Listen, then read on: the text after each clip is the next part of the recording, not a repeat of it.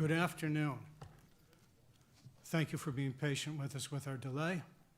Welcome to the Mott Community College Board of Trustees regular meeting for Monday, June 26, 2023, 12 p.m. Actually, it's 12:06 this afternoon.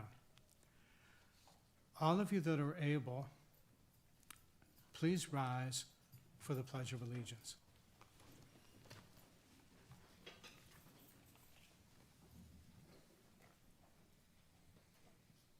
I pledge allegiance to the flag of the United States of America and to the republic for which it stands, one nation, under God, indivisible, with liberty and justice for all.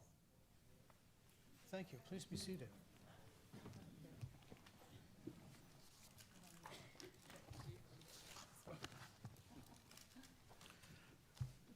Trustees, are there any additions to the agenda?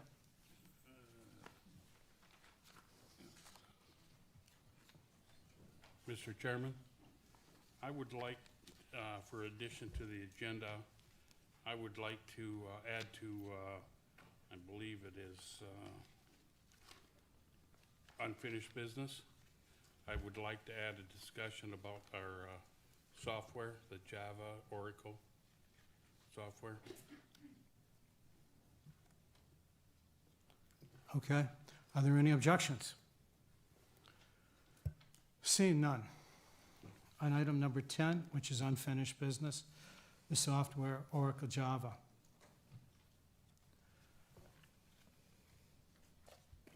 Mr.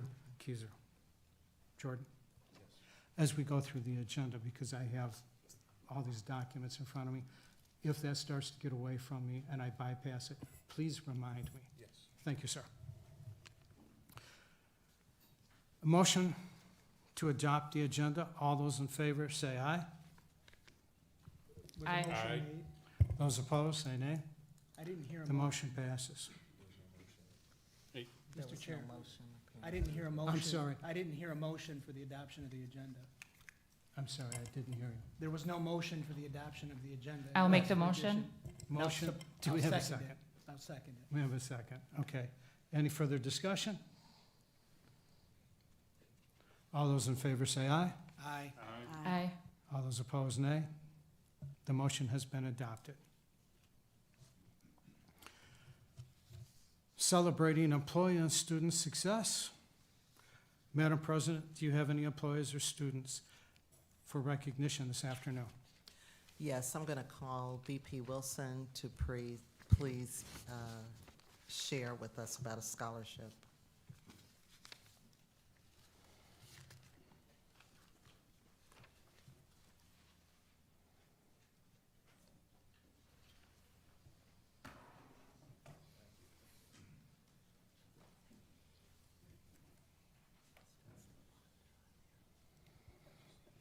Okay, thank you, Dr. Beverly. Mr. Chair. We can't hear you. How about now? Yes? Yes. Okay, thank you, Dr. Beverly. Mr. Chair, members of the board, I have two individuals I'd like to recognize today. The first is a student who received a National Federation of the Blind scholarship. Her name is Felicia Bradford, and if you'd allow me, I'd like to read a little bit about Felicia. MCC student Felicia Bradford was a recipient of one of 30 national scholarship winners from the National Federation of the Blind. Bradford is in the social work tech program here at MCC and wants to help young people overcome problems they face on a daily basis. Bradford will receive her scholarship at the NFB National Convention taking place in Houston in July. The NFB annual scholarship program is the largest of its kind in the nation. Each year, the NFB awards more than $250,000 in scholarships to blind scholars across 50 states and the District of Columbia and Puerto Rico in recognition of their efforts and professional aspirations. Is Felicia here? No. Okay. Please recognize Felicia. Thank you. Next, can I have John Calderwood join me at the desk? It's not really a dais. But,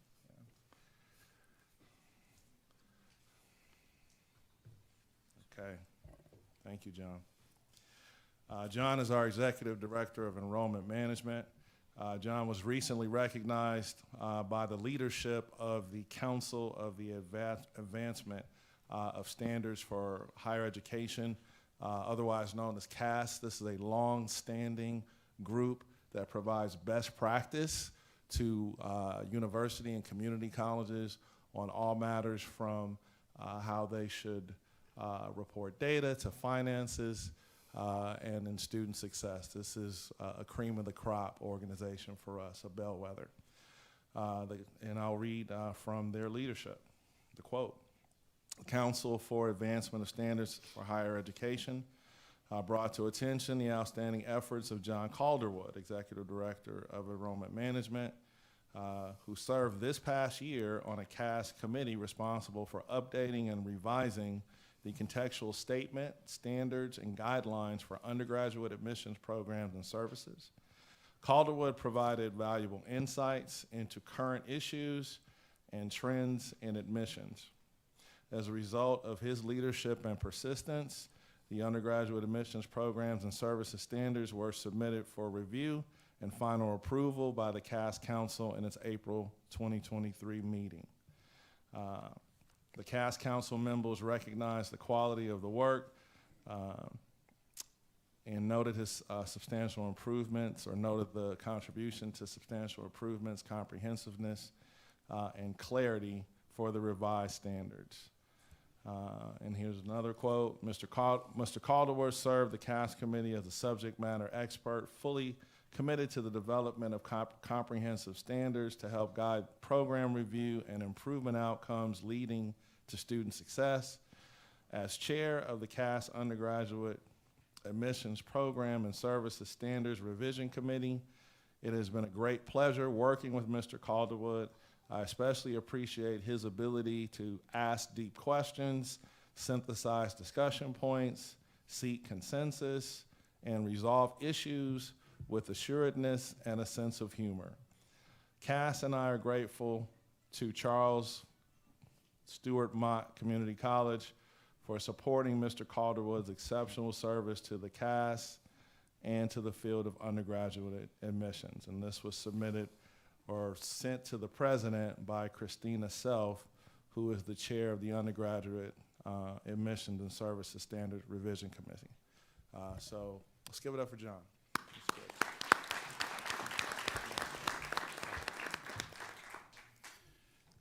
Thank you, appreciate it. It was a great year. We had a chance, the revisions, the standards were almost 10 years old. So there was a lot to work through, including things like, if you're familiar, Varsity Blues scandal, along with a lot of updates on ethics, including some recent Supreme Court decisions that are still pending. So these were national standards, but it was a great team to work with. Opportunity, met with folks of all across the country. So it was a great time, great project, and glad I could help. Thank you. Now we have Associate Vice President Matthews, who will be sharing some accolades from his area.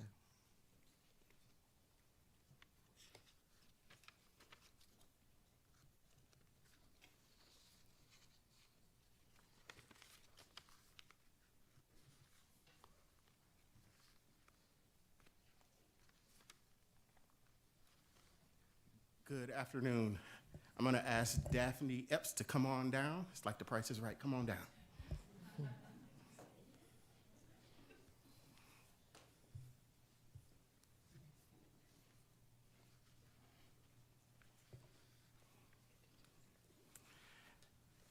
Daphne Epps, the Director of Youth Services, served as a guest panelist for the Credit Builders Alliance Conference. The 10th annual conference took place in Washington, D.C. on June the 8th. The Credit Builders Alliance led the creation of a toolkit this year to support youth in understanding how to build credit. We were fortunate that Daphne and Gail Epps had a chance to help shape the toolkit, but Daphne joined the panel to discuss youth and the importance of understanding how to build credit and how to maintain credit. And so we like to say kudos to Daphne for representing the college and for finding multiple ways to invest in the success of young people in our community.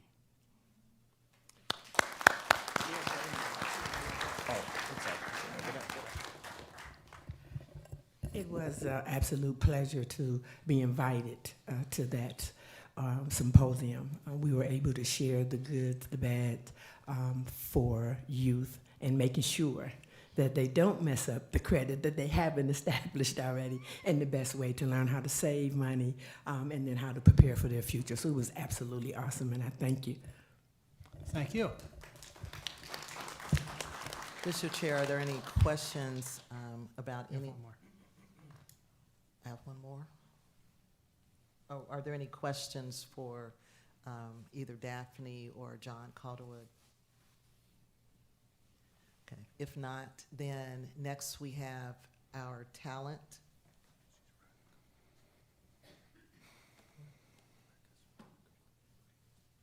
Oh, okay. So Sherry, then, would you like to introduce the new persons who have joined the college?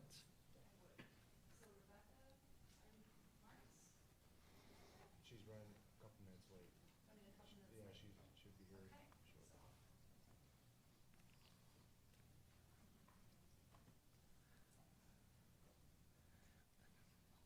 So is Jennifer Cronkite? I know she was outside. Okay. Why don't Jennifer you- Cronkright, if you'd like to come to the table. And I believe, I'm going by Risberry Rice, and Michelle Nelson. Dr. Nelson. Dr. Nelson's not here.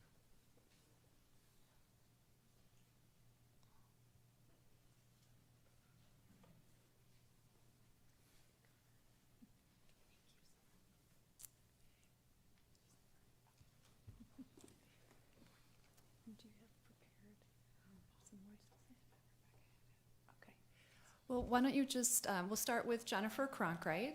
And if you could just mention your title and how you got to know Mott and tell us a little bit about yourself. Okay. So my name is Jennifer Cronkright. I am a staff assistant 3 for the technology division.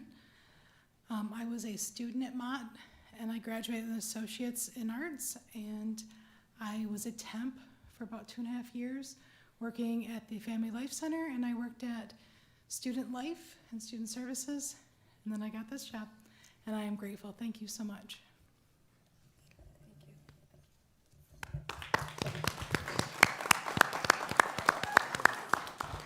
And Reese? My name is Reese Berry. I'm a senior network engineer for Information Technology Services. I graduated from U of M Flint and was previously a network administrator there before moving on to JD Power. And then I was looking to get back into higher education, so I came here to Mott as a senior network engineer.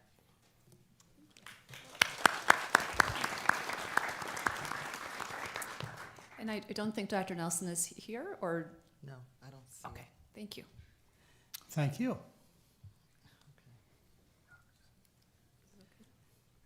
Well, I was just going to say welcome. We're so happy that you have joined the college, and we're looking for great things to come from your tenure with us. So we're glad you're here. Thank you. So that concludes our recognitions today. Okay. Do we have any special presentations today, Madam President? We do. We're going to begin with a presentation about the Community College Act, of which community colleges were chartered in Michigan. We have with us 2 stalwart individuals in the community college legacy of Michigan. We have Dr. Daniel Phelan, who is the president of Jackson College. He has been the president since 2001, and he is the chair of the board for the Center for Community College Student Engagement. He's also on the board of directors for the League for Innovation in Community Colleges. He's on the board of directors for the American Council on Education, and he's on the board of directors for Phi Theta Kappa International Honor Society. He's also notably a past chairman of the board of directors for the American Association of Community Colleges. He will be joined by attorney Robert Proctor, who served from 1979 to 2002 with the Michigan Department of Civil Service. He retired from there after serving in many different facets of that entity. He now is, since 2002, has been in private practice as an arbitrator and a mediator. He's also one of our long-term trustees for the community colleges, where he serves at Lansing Community College. He has served as the chair of the board, the secretary, treasurer. He's been a member of several committees as well. And he's also led for the Association of Community College Trustees, the Diversity Committee. And he's been a member of the board of directors for ACCT. He will, July 1, take the reins as the chair for the Michigan Community College Association. And he has also served as the chair of the legislative committee as well in previous years. So they are going to share a presentation about the act that was requested by our board chair. Thank you and welcome. Good afternoon, everyone. It's a pleasure to be with you today. I don't see Trustee Proctor on yet, so I'm sure he'll be joining us here shortly. But I'll go ahead and begin if that's all right. We have prepared a presentation for your consideration, so if we can get that to come up. We've entitled this "Effective Governance in the Law." We did so because we wanted to be able to provide a broad context for how federal law interacts with state law, how that interacts with board duties and responsibilities. And so in terms of what we'll intend to cover today, I'll just indicate we need to move to the next slide, which we need to right now. Topics we want to share with you include the kind of a level set of where we are with regard to governance and how the law interfaces with board duty and responsibility. And then we'll talk a little bit about the board's particular focus in light of a very complex environment. I also created this thing I call the legal hierarchy to kind of give some sense about the legal standing of various laws, policies, and procedures and how that interacts with running and governing. And then also a particular dive into Michigan statutes and how that sits against the state constitution and individual operations at campuses. And then we'll dive in a little bit deeper with regard to policies and bylaws and some of those tools and how they all interact. And then, of course, we've set some time aside for being able to respond to particular questions that you have. So that having been said, I'd like to move on to the next slide then and move into the level setting phase. So the next slide actually puts out what I think is some of the best research out there by Chait, Ryan, and Taylor, and you can advance to the next slide. This is really a basis for understanding, ideally, optimally, how should colleges and boards work together. And I think Chait does a nice way of outlining how it can go from the low far left-hand corner, which is the worst of all possible situations, where neither there is a governance engagement nor an engagement by the CEO. In some cases, like in the lower right-hand corner, you see where the board is highly engaged and has, as a CEO, a weaker CEO. On the far left top column, top left, you see governance by observation. That is really the structure wherein you have a strong president, but a very weak board. All of these three, the top left, the bottom left, and the bottom right, represent lesser positions for governance, for optimum governance. And what we have found through the research, and Chait and Ryan and Taylor have done a good job in analyzing this, And that is to say that really governance is a responsibility of both the CEO and the board working in a constructive, committed partnership and relationship to really advance the organization, both operationally and in terms of governance. And so they call that governance as leadership. So optimally, that's where research and experience certainly bears out where we want to be able to go. So from here, let's move on to talk about level setting with regard to governance and how we define that. We'll move to the next slide. Actually, you can move to the this one. What is governance? And then let's just work with a governing or governance definition, which I've codified here for you. And that is some really high points that I want to mention. That is, the board expresses its priorities in writing through adopted policies.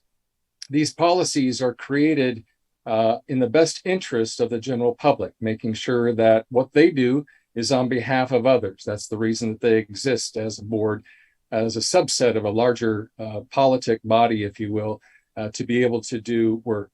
These policies then are administered by the board itself and is providing direction to their sole employee, which is the executive. From there, let's talk about executive or effective governance. And I've done a fair bit of research related to effective governance, and we can move on to the next slide, if you will. What is effective governance and what does that mean? Again, this is based on research. I've visited hundreds of community colleges and participated in a wide variety of meetings and online observations. You can advance the next slide, please. So really what I have found, there are some really clear markers about what is governance in an effective way. And the tenets that I see over and over again is that they work with purpose. There's clarity between the responsibilities of the board and clarity of responsibilities around the CEO's duties. Grounded with the rest of that is the fact that there is high trust between board members among themselves and an incredible trust between the board and the CEO. There's commitment to the work, there's commitment to each other, and there's commitment to the purpose of serving others. This is an important idea, which I continue to see played out in the most effective community colleges. In fact, I call it a covenant that exists between the board and the CEO that really focuses on a binding commitment, a strong relationship between the board and the CEO. So that's the basis that I work from. I've also found that boards are all over the place in terms of how this is effectuated. I tried to find some research to give me some guidance about what was the state of play? What do things look like across the country? And I couldn't find one. And so I created a continuum of sorts that I have used to be able to make sense for me anyway, and thinking about how boards are doing and provide some aspirational opportunity for discussion among individual boards. And so to that end, I offer the following slide, which is a kind of a takeoff of Maslow's hierarchy of needs. What I found is that the boards, many boards fail to get a sense of where they are in terms of their efficacy, their fitness for use, their overall achievement, their efficacy in the work. And so I created what are really 3 tiers of levels of functioning based on the board's ability to engage in the work of service to the community, its engagement with the community, its fiduciary responsibilities, its desire to be something better. But what I have found is that just like Maslow's hierarchy of needs, as you move up to self-actualization, you get better and stronger as an individual, but a crisis individually can bring you back down. Say, for example, that I would find out I had cancer today. If I'm highly actualized, I would fall down because I need to attend to my basic needs. The same is true with this governance hierarchy with regard to community colleges. Colleges continue to advance and advance and advance and moving toward highly effective, but if something significant happens, if there's a turnover in the president, say, for example, there's some financial issue or calamity, or there's a fire or something, they begin to move down. And so really this is a continuum of effectiveness, if you will, for boards, and I call that the governance hierarchy. And I often work with boards in trying to figure out where are we now and have a really honest assessment of that, and then putting a plan in place about how we can move higher. From here, let's move on to the next slide and talk about what I have found to be a board's principal focus. This is expressed by its policies, and over again in the research and as practically applied, I found that policies are the primary driver by which the institution is advanced. And the board really declares its priorities, not only through policies, but how is the agenda structured, and what are the accountabilities, and to whom do those accountabilities go? Oftentimes, I find that the most effective boards are really focused on matters of consequence versus what is incidental. Those items that are absolutely essential in the service of the public and to be able to provide for the growth and development of individual human beings. And so many times I've come across board agendas, for example, that tend to get bogged down in a report here, information, rather than focusing on really the essential of how the institution is doing in terms of serving students, providing for completion, academic advancement, and those kinds of things. So those are the principal areas. More broadly stated, this really comes under the idea of what is the fiduciary responsibility of the board. If you want to go to the next slide, please. Many people think that the idea of fiduciary responsibility of a board is all about money. Well, it's part of it, but it's not all of it.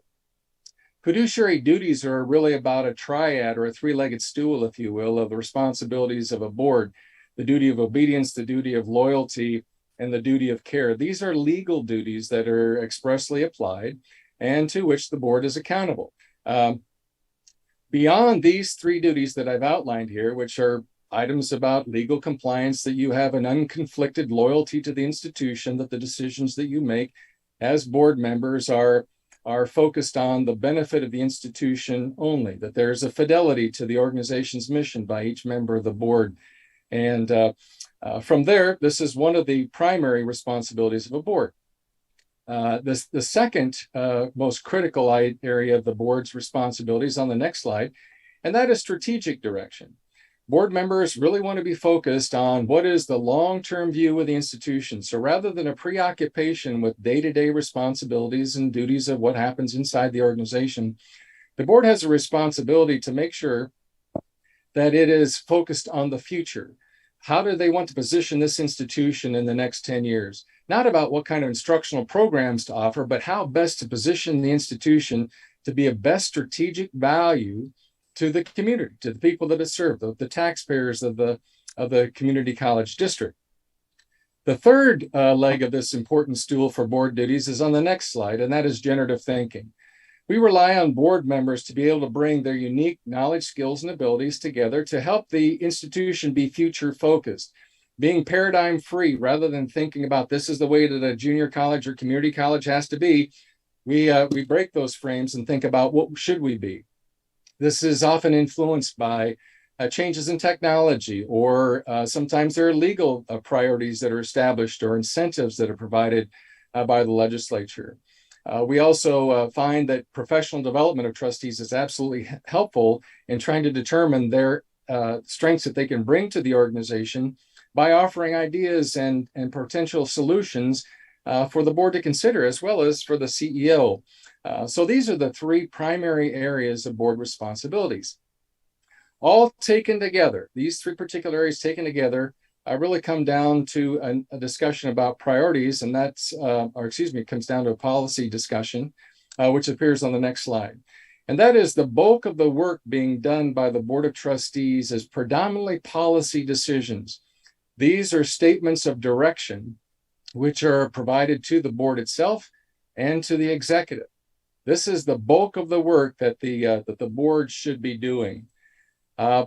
Going on further here with the excellence in governance that I've also found, modified and including and expanding upon this a bit about policy, these are other areas that I have found the boards that I've studied to be practically engaged in. So they really appreciate a wide variety of viewpoints. They have a bias for action. They are unconfused about the roles and responsibility of, say, the CEO and the board. They're very clear about that. So these are many kinds of the skills that I have seen by effective boards as I've visited across the country. Taken a bit further, on the next slide, I wanted to talk about the creation of high-level purpose and direction. As I think about what those policies should be drilling in on, it's about mission and purpose and the attendant outcomes that are expected in service of others. There's also a particular responsibility that the board has to its general population, the people that it represents. I would say that this second arrow is probably the least understood and the least used by boards that I have engaged with across the country. that they tend to defer this to the president, or they tend to defer it to listening to individuals who come and approach the board on a particular day or a particular concern or comment that they want to make. But this is probably one of, in addition to the selection of the president, a key connection to the broad populace is critically important and probably the least done by boards. And so the most effective boards do this amazingly well. I've mentioned previously about the fact that they're future focused, and they're also focused to making sure that they are making good decisions on behalf of others through this governance practice. So just trying to drill in a little bit further on these. There's also some clarity with regard to effective boards and the role of the board chair. And that appears on the next slide. The most effective boards that I have found are really focused on a structure with the board chair who is first among equals. That the board chair is kind of the chief governance officer, if you will, but still first among equals, responsible for making sure that compliance is moving forward legally, that the achievement of the policies and the monitoring of the president is being achieved. That said, the board chair has no more authority than any other individual board member. The authority of the board and the chief the board chair only comes when the board has made a decision as a body politic. Once the majority decision has been made, then that is the action that is given to the individual executive. Individual comments from individual board members are simply advice. They are not action to the board. And finally, the most effective boards that I found have an understanding of board holism, meaning that the board does its work together as a collaborative, and that the decisions that the board is making is a decision of the entire board. Generally, the board chair speaks on behalf of the board, and the CEO speaks on behalf of the institution. One other concluding point with regard to level setting is that about strategic planning. And what I have found also with other boards that are highly effective is that sometimes there's a bit of confusion about whose strategic plan is it. And the way that I like to clarify that with boards is that the board really does its strategic leadership by listening to its general public, the individuals for whom they are representing in board meetings and the policies that they develop. Their creation of policies is really, if you want to think of it this way, that is their statement of their strategic agenda, their strategic direction for the institution, their strategic leadership. Those policies are codified in writing, and it is a responsibility of the CEO to make sure that they carry those out. To do so, the executive, the chief executive officer, often generates a strategic plan. This tends to be the internal document. This is an operating document. This is a document that the CEO uses to work with faculty, staff, and administration to be able to effectuate the mission and purpose and the policies of the board. And this has been a very important differentiation. Sometimes you'll see boards that want to approve the strategic plan as kind of a leading document, and that is really not being practiced with the most highly effective boards. Highly effective boards are very clear about their responsibility setting strategic direction through policy, and it's the executive's responsibility to have a strategic plan to communicate to the institution about how to carry that out, creating a timeline for completion and specific outcomes.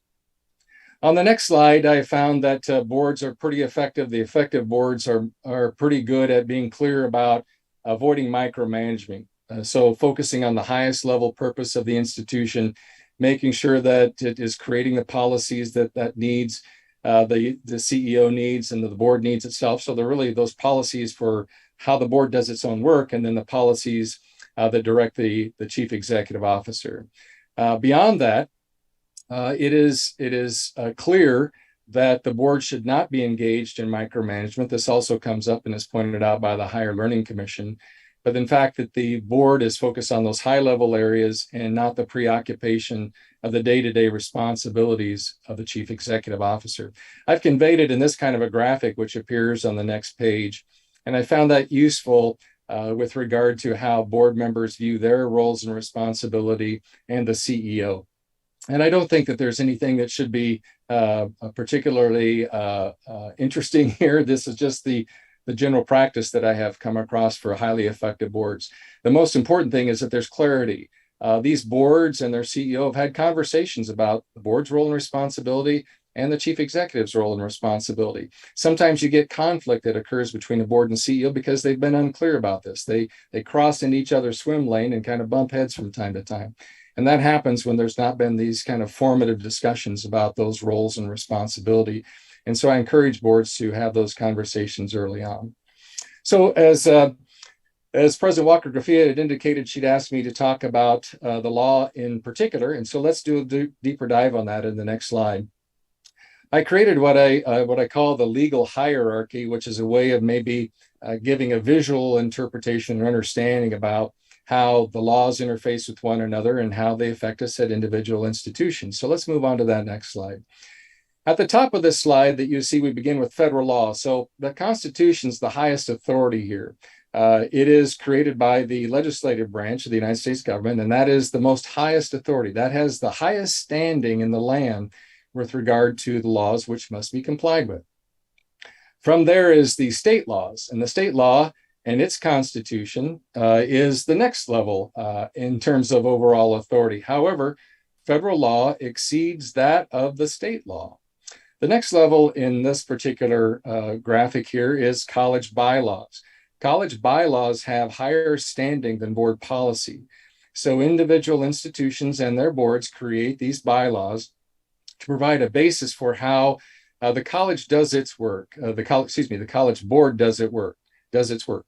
You might want to think of the bylaws as being the college's constitution. So you have a federal constitution, the state constitution, and think of the bylaws as being the board's constitution about its structure, the way the board operates, the nature of the meetings, the officers of the board, how board members are replaced, when meetings are held, where they're being held, the nature of the agenda, what governing doctrine is the board using, those kinds of things. And then the next standing behind college bylaws are board policies. These are the practical tools that the board uses to be able to create action for the board itself, or action and direction to the CEO to undertake specific work in achievement of the board's mission. And then the lowest level of responsibility in this hierarchy is the college administrative policies. These college administrative policies, and below them sometimes procedures, are the bailiwick of the president. This is not the responsibility of the board. In fact, this would be considered an overreach of the board to engage in college administrative policies, and certainly engaging in any kind of procedural methodology. And so it is absolutely important that you understand, in looking at this graphic, that the hierarchy represents who has the highest authority. So college bylaws can be overturned or directed by state law. Board policies are absolutely subordinate to the bylaws of the board. And then administrative policies are below that weight of, if you will, legal weight, directive weight of board policies. So let's move into the next slide, which will lead us into a discussion of actual statutes and how this all happens at the state level. So let's move into the following slide. So to understand the structure in the state of Michigan, and I see Trustee Proctor has joined us, so feel free to jump in anytime, Trustee Proctor. So in the state of Michigan, there is a state constitution, as I pointed out in the previous graphic. And in this constitution, it actually talks about the creation of community and junior colleges, and it directs the legislature. So at the highest level, the state constitution directs the legislature to actually create a community college system. So here you have the state constitution directing the legislature to create community colleges, if it would so choose. So the Constitution is higher than statutes. So in terms of authority, the state's Constitution is higher than the Community College Act or Community College statutes. So on the second check mark you see, this is the governing authority that was created by the state legislature, Community College Act of 1966. This is the governing authority at the state level.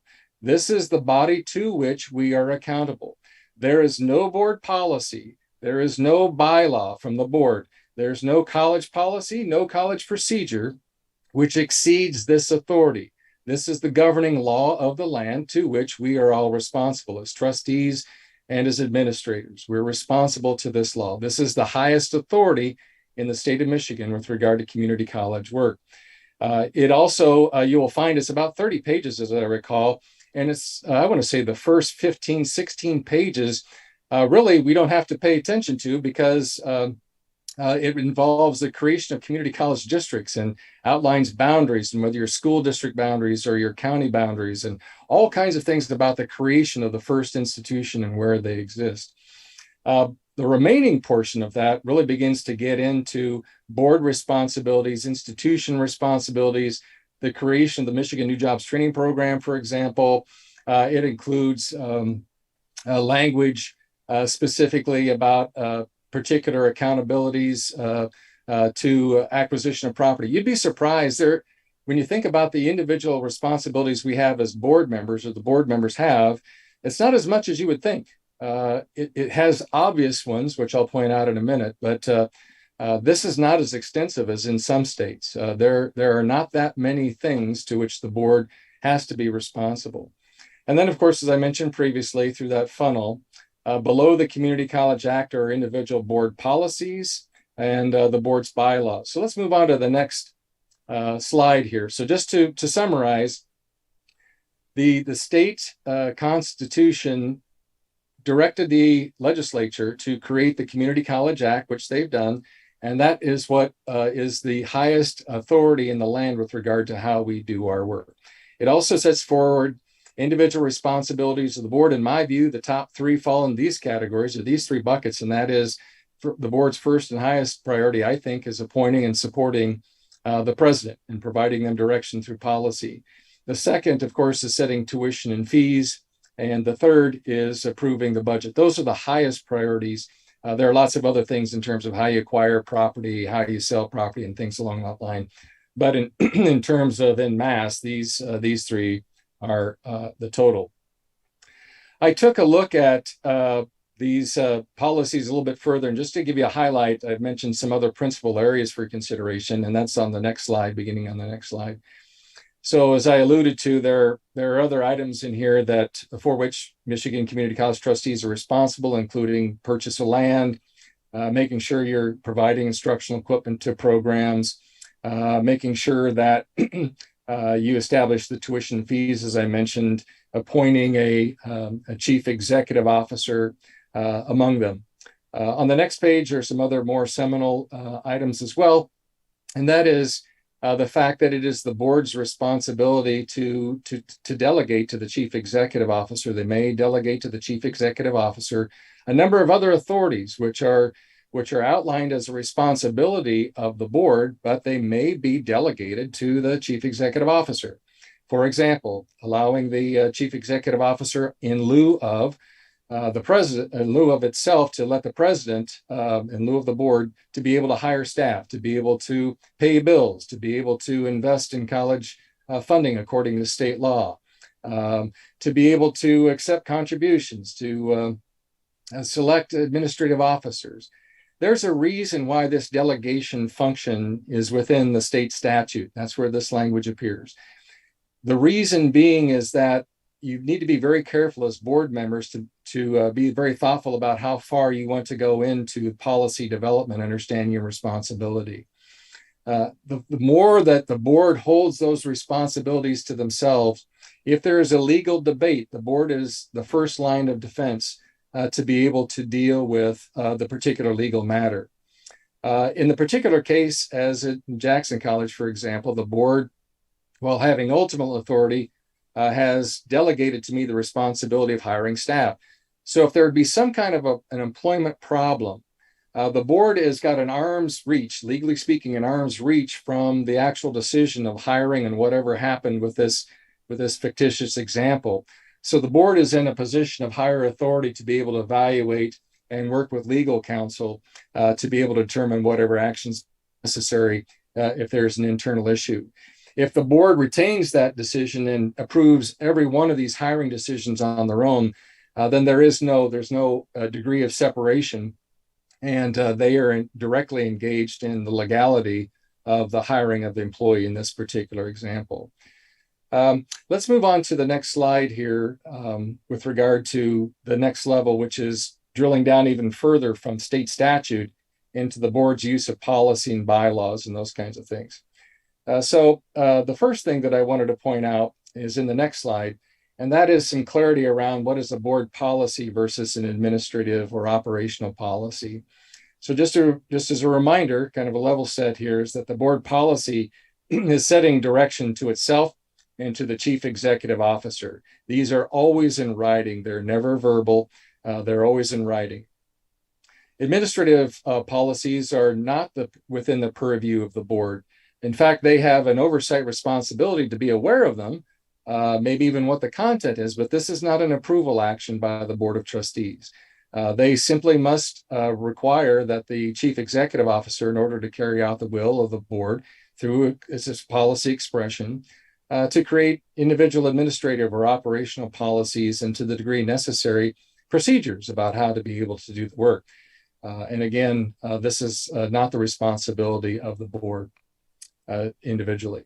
I took a look at your webpage, for example, on the next slide. And if I were to make a recommendation to the board after reviewing this, I would recommend that you might want to take a closer look at the structure of your bylaws and your policies. A couple of things that I noticed is, first and foremost, bylaws are not a policy. They are a separate legal document. They have higher standing than board policy, so they should not be considered a policy. In reviewing the bylaws, for example, there are a number of items in there that you don't need to have. Generally thinking you wanted to have your bylaws pretty lean, they need to be the basics of what you need to have, and I'll talk about those in just a moment, but nothing more. Individual policies, as I noticed throughout the rest of this listing, with regard to state statute and what you're required to do, there are a number of elements that actually appear in your board policies that are really operational in nature. So I would encourage you, if you were to take a recommendation, I would offer that there are a number of policies here that are really administrative and should be separated out and become the purview and responsibility of the chief executive officer. And the board be really clear about what its policies are relevant to its requirement according to the general public, which has elected them, what the requirements are with regard to state statute, and anything else that they want to hold to themselves. The balance of it and anything that even looks like operational should really be delegated and apart, separate from board policy. I've actually worked with boards which have 200, 300, 400 policies. There's no reasonable possibility that board members can stay on top of 200 or 400 policies. You just can't. It requires technical expertise and understanding and regular knowledge, and they're updating all the time. To the degree that the board is approving operational policies, the board takes on at that point legal responsibility to ensure that they are carried out to the fullest letter of the law. So take financial aid, for example. If there are board policies which are very prescriptive about how financial aid should be carried out, if there's a failure in that regard and that there's a fine associated with it, the board is legally responsible for the failure of that financial aid policy. Again, the idea here is to focus on those policies to the board level, which meet statutory requirements, to meet the will of the board as it understands what the public direction is, and put the rest operationally so that if there is a violation, in this particular case with financial aid, the board has legal standing back away from that and can direct the president toward resolution. Let's move into bylaws because I opened up that topic a little bit. And again, this has higher standing down from statute. This has higher standing than policy. So as I mentioned previously, the way I like to think about it is the board's own constitution, but they do have legal standing. They are legally binding. So what you say here, you must comply with. Failure to do so represents a legal liability to the board. These are always written down, and they provide specific components which are necessary for the board to follow. Move to the next slide, if you would, please. So generally, the bylaws should outline the board's general power, its structure, and procedures. You want to make sure you take great care in considering what's in there. This is generally why I recommend that keep them pretty lean, because laws are always changing, and increasingly there's what I think is a increase in litigiousness in our society. So people are always looking about, is the board doing what it says it will do? And given a legal standing of bylaws, people will be looking at whether you're doing what you say you're going to do, about how you've constructed, how you've constitutionalized, you will, your board. So on the next slide are some key points I'd recommend about bylaws as you would review them. And again, this is a recommendation that you spend some time looking at your own bylaws. They should be reviewed at least annually. I would recommend that you also think about what absolutely has to be in these bylaws. On the next slide, I'll give you an example of that. But they do represent a legal responsibility of the board, and they're an essential component of the governance process. You can use it for putting in, as I mentioned, types of when you're going to have your meetings, how many retreats you might have, whether you're following Robert's Rules of Order for small groups or something like that. So on the next slide, I'll give you some common elements that you might want to look for. Excuse me. I really encourage boards to try to stay to these 8. You can see what they are, how you handle membership, how are individuals elected, how often you're meeting, the board structure, the agenda. These are the kinds of things that you would like to have in there. I would caution you against having more than this, and the leaner, the better. There are lots of examples out there that you can take a look at as well, but I would recommend a reduction from what I saw in your overall bylaws. There's also another legal standing that exists in addition to state statute and bylaws and board policy, and that's accreditation. That appears on the next slide. Accreditation is really the result of federal law and state law and a regional accreditor. In this particular case, the Higher Learning Commission. It's the largest of the regional accreditors, located in Chicago, Illinois. And this is the basis by which we communicate to our Higher Learning Commission partners, who then communicate to the federal government that our students are eligible to receive federal financial aid, for example, that we are a high quality institution, that institutions can receive our students in knowing that they have received a top quality education, that there are principles and practices that are followed that have been outlined by the Higher Learning Commission. The commission is comprised of presidents and staff and business leaders and executives who are providing counsel about the best principles of governing and operating and teaching and evaluation. This entire process is very similar to the medical community. They themselves have medical accreditors, which are comprised of doctors and CEOs that work together to talk about the best principles and practices of the medical community. But this is in higher education. The Higher Learning Commission has 5 criteria that are established there for you to take a look at. The one that I really wanted to zero in today deals with board responsibilities, and that's called Criterion 2, dealing with integrity, ethical, and responsible conduct. If you drill down further into that, Criterion 2 has 4 subcomponents. I've highlighted a couple of them that deal specifically with the boards. The first one talks about the fact that the board has policies and processes that it follows, and that it also has a very fair and ethical behavior in terms of how it governs, how it works as a board, how it treats the administration, and works with faculty and staff. The second one under this particular criterion, item C, deals also with the governing board. In this particular case, it talks about the fact that the board is autonomous to be able to make the best decisions for the best interests of the institution and the people that it is charged with serving. This is to say that there's no undue influence provided by anyone to direct the board to do anything other than what it is to follow in terms of the state statute, federal law, its own governing policies and bylaws. If you want to move to the next slide, I drill into Criterion 2 a little bit further because it includes a number of items worth mentioning and speak to legal responsibilities the board has. So under integrity and ethical responsibility, and this one dealing with autonomous authority that the board has in doing its work on behalf of others, the first subcomponent is the board has to be trained and knowledgeable. So being invested in professional development is a responsibility that the board has. This is the work of the board, making sure that you are aware of your fundamental fiduciary responsibility, the duty of care, the duty of loyalty, the duty of obedience. The second one has to deal with the fact that the board does its work reflected on priorities to enhance the institution according to its mission, values, and beliefs and purpose that is provided. The third is that the board has a reasonable responsibility to review the work of the institution and making sure that it's aware of the internal and external constituencies during its decision making. So as it's deliberating what to do, being mindful of the people that's there to serve and also mindful of the employees who work there. The fourth component on this accreditation component is that the board is independent of undue influence. So whether it be donors, elected officials, political parties, ownership interests, the board is free and unfettered from any of those elements as it does its work. This is a requirement of the Higher Learning Commission. And then lastly, the board governs on a very high level, and in fact delegates the day-to-day management of the institution to the chief executive officer.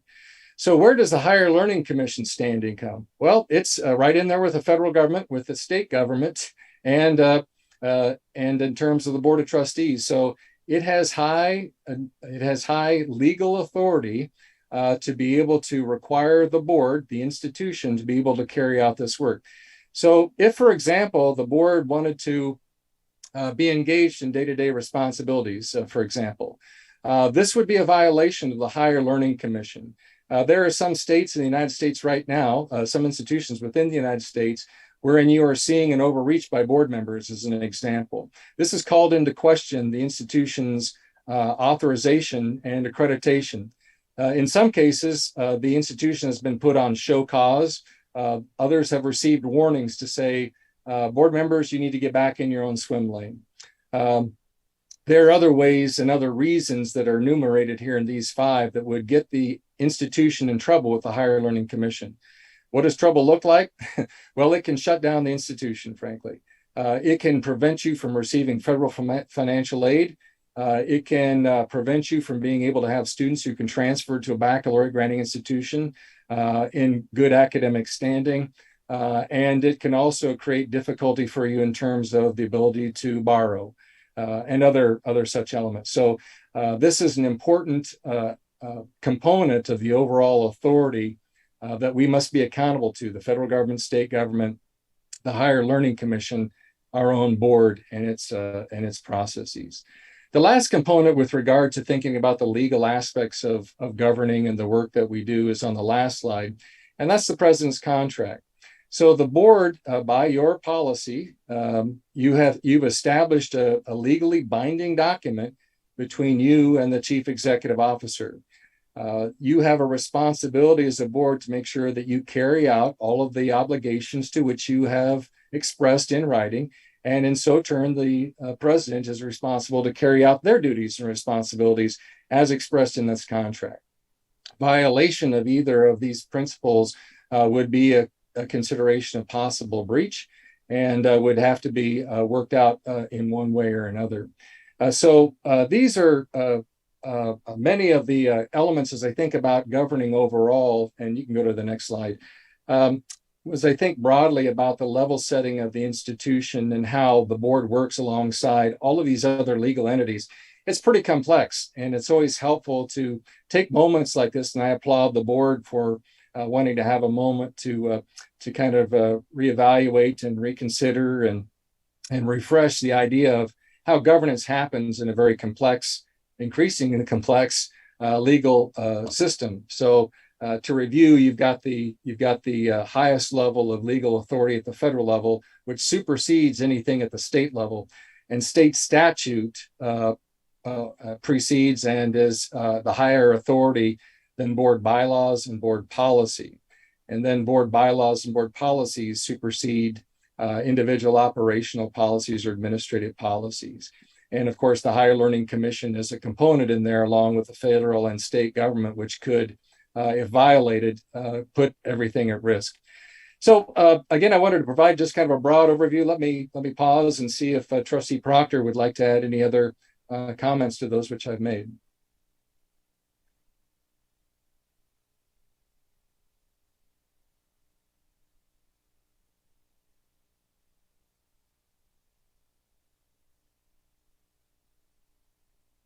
Looks like you might be having some difficulty in connecting. But if he were here, I'm sure they would be very germane and very thoughtful comments. But maybe he can join us a moment. So I appreciate the opportunity to join with you today. And again, I think it's very important that boards take time to kind of refresh and give consideration to how it exists, the work that it does, and it's part of its ongoing professional development, and I applaud you for doing it.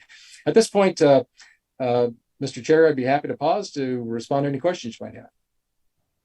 Thank you very much, Daniel. Board members, are there any other questions for him? Any questions? Thank you very much, sir. We'll see you in Traverse City in July. That sounds good. Yeah, we'll see you there. Thank you so much for your time.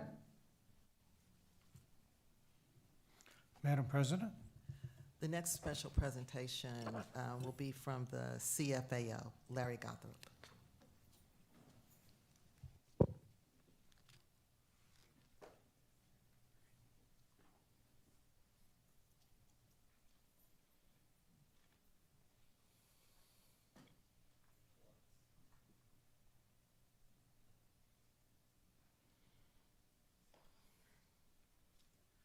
Thank you, Dr. Beverly.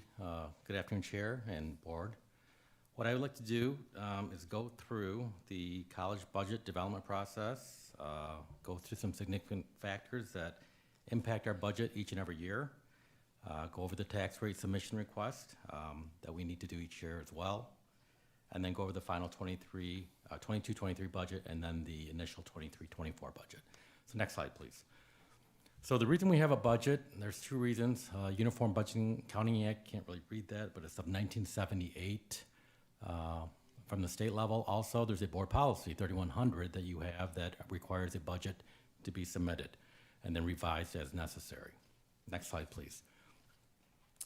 So the budget process, this is takes a considerable amount of time. It is not done in a vacuum. There are several people who are involved. So we start in April, we release the budgets to the cost center managers.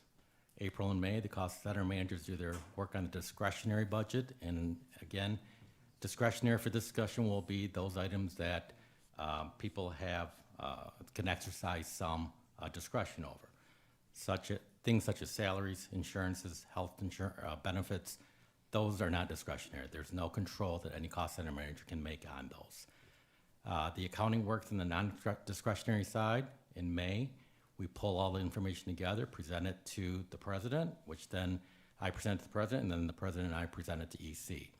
Then we take it to the committees, which we did last week, and then to the full board for approval at this meeting. Next slide, please. So who's involved? As you can see, we had 5 budget meetings this year. That's pretty standard. We can't do them all at once. There's too many people involved. We started on April 25th, ended on May 2nd. And the people that are listed there are the cost center managers. So those are the ones that are responsible in the department's divisions that are responsible for their budget development. Next slide, please. So in these meetings, we go over several things and any questions that may arise from year to year, and especially when we have new people coming in that role, they have not worked with budgets or the software. We have to spend more time, and also Nicole makes herself available, and Renee, to go over any questions they may have. But keep in mind, one of the most important things is to understand what each line item is, what goes into it. That's important for the proper budgeting on that line item, but also for financial reporting. If we don't get the right line items in the right categories, then the financial statements could also be off. Comparing the budget to last year, we do load a 3-year average in the budget. The past 3 years of expenses average. That works for the most part. Sometimes it doesn't, especially in times when we have a new cost that comes up. It could be a license. Obviously, that license going forward, if we load it next year, that amount divided by 3 is not going to come up with the amount that we need. So there are exceptions, and we ask them to look at those as well. Overall increases, if there's an overall increase requested, then that has to go through the EC member. That EC member then brings it to the full cabinet. EC is executive cabinet.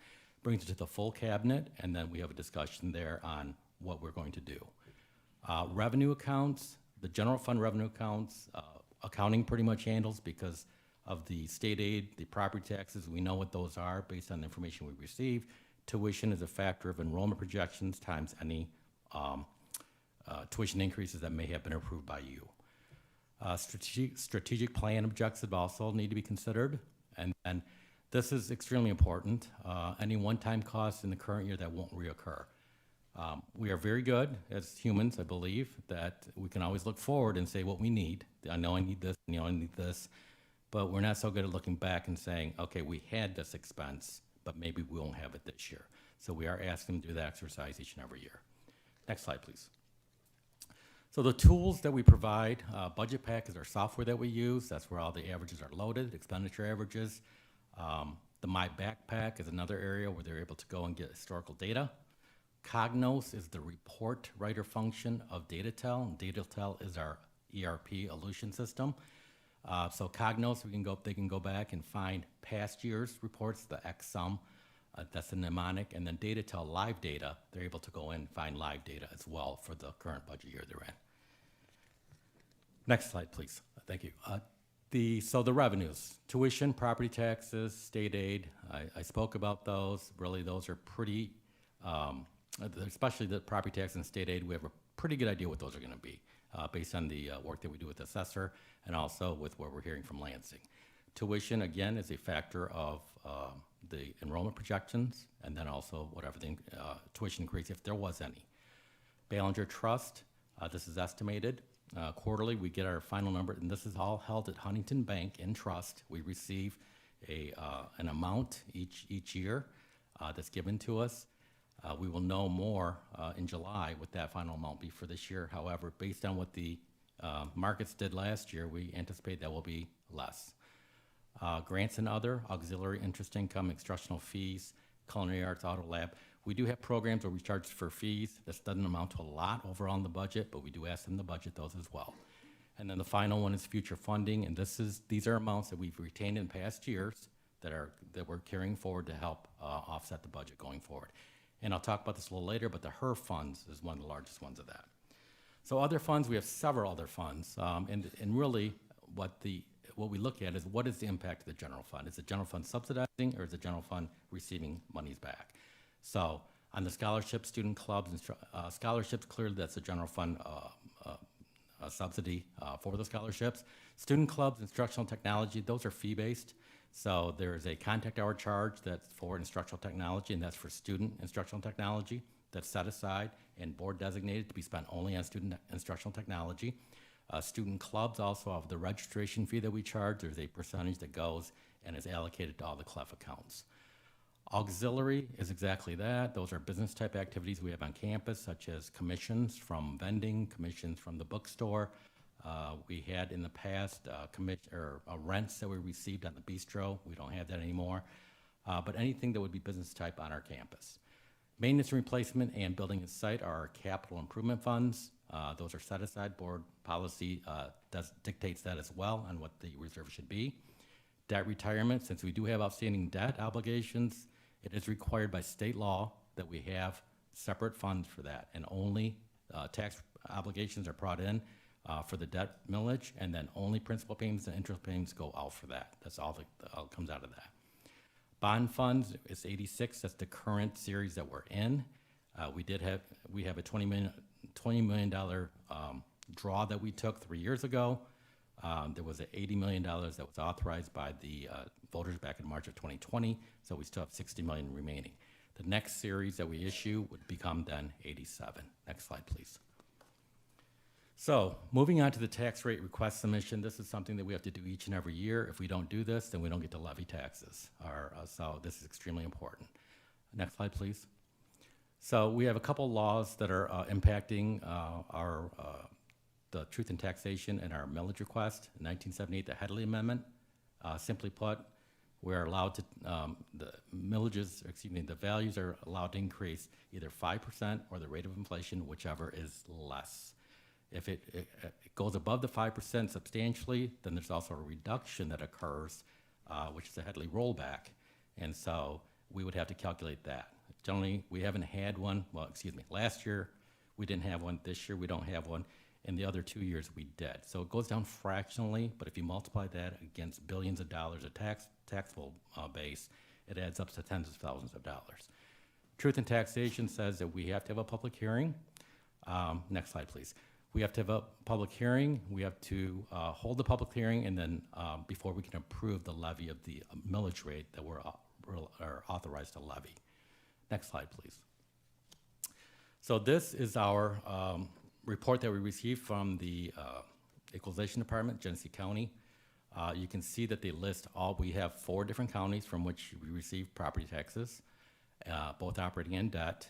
And you can see the taxable value as of 5/30/22, losses, additions, taxable value of 5/22/2023. The big number, the one that really determines whether we have to roll back or not is that MRF. So if that MRF is below 1, then we have to do a rollback calculation. This year was 1, so we'll be able to levy the same as we did in the past on the operations. Next slide, please. So other property tax revenue options, this comes up every so often. I just like to go over this once a year, is that there is a Headley override option. That means that we go to the voters and say, we would like to override the Headley rollback by allowing us to levy a millage in excess of what we're authorized to levy. And the reason we would do that is so that additional millage calculation, or the additional millage that we're levying, can actually go back into the calculation for the override and get us back to where we're allowed to levy. So we were authorized to levy 2.04 mils between the voted and the perpetual. We're at 1.9486. So it's not a lot less. Again, it's hundreds of percents, but again, against billions of dollars in tax revenue or tax base, it's a lot of money in each and every year. So why wouldn't we do it? Well, we haven't tried it. Other community colleges have tried this. None have been successful. This has been very common in K-12s. K-12s have done it and been successful, but no community college has. The reason for that is that most people see this as a tax increase. They're going to see it as we pay more, regardless of how we explain it. We're only levying what we can, but since the Headley amendment is in place, that rolled it back. So it is it's a very difficult thing to try to get across that it's not a tax increase, because what people see is, well, I'm sending you more money, so how can that be? So that's generally how that happens. The other thing is Lapeer annexation. There is in the Community College Act, we're allowed to annex another area that's not currently a community college district. So Lapeer, we have a site out there, and we've had it out there for several years. We have tried to go, this is prior to me when I came in 2007, attempted this at least twice, both times it was defeated. We did bring this up again. This was brought up a couple years ago. We had conversations with some preliminary discussions with the people there, including the state senator out there that may have been interested in maybe just doing the city. But when we met, they just were not in a position to want to support it. So that's how that ended. Next slide, please. So some significant things, expenditures, I should say, that we have in our budget. I mean, we have people, right? We have to have people to run the college. So what you see here is in 23-24, the very bottom line I want to bring your attention to first is the total board-approved FTE. FTE is full-time equivalents. So the board has authorized 466 positions. As you can see, going now back up, you can see the breakout by department. Office of the President and Direct Reports, 176.8. Academic Affairs, 175.85. Student Success, 63.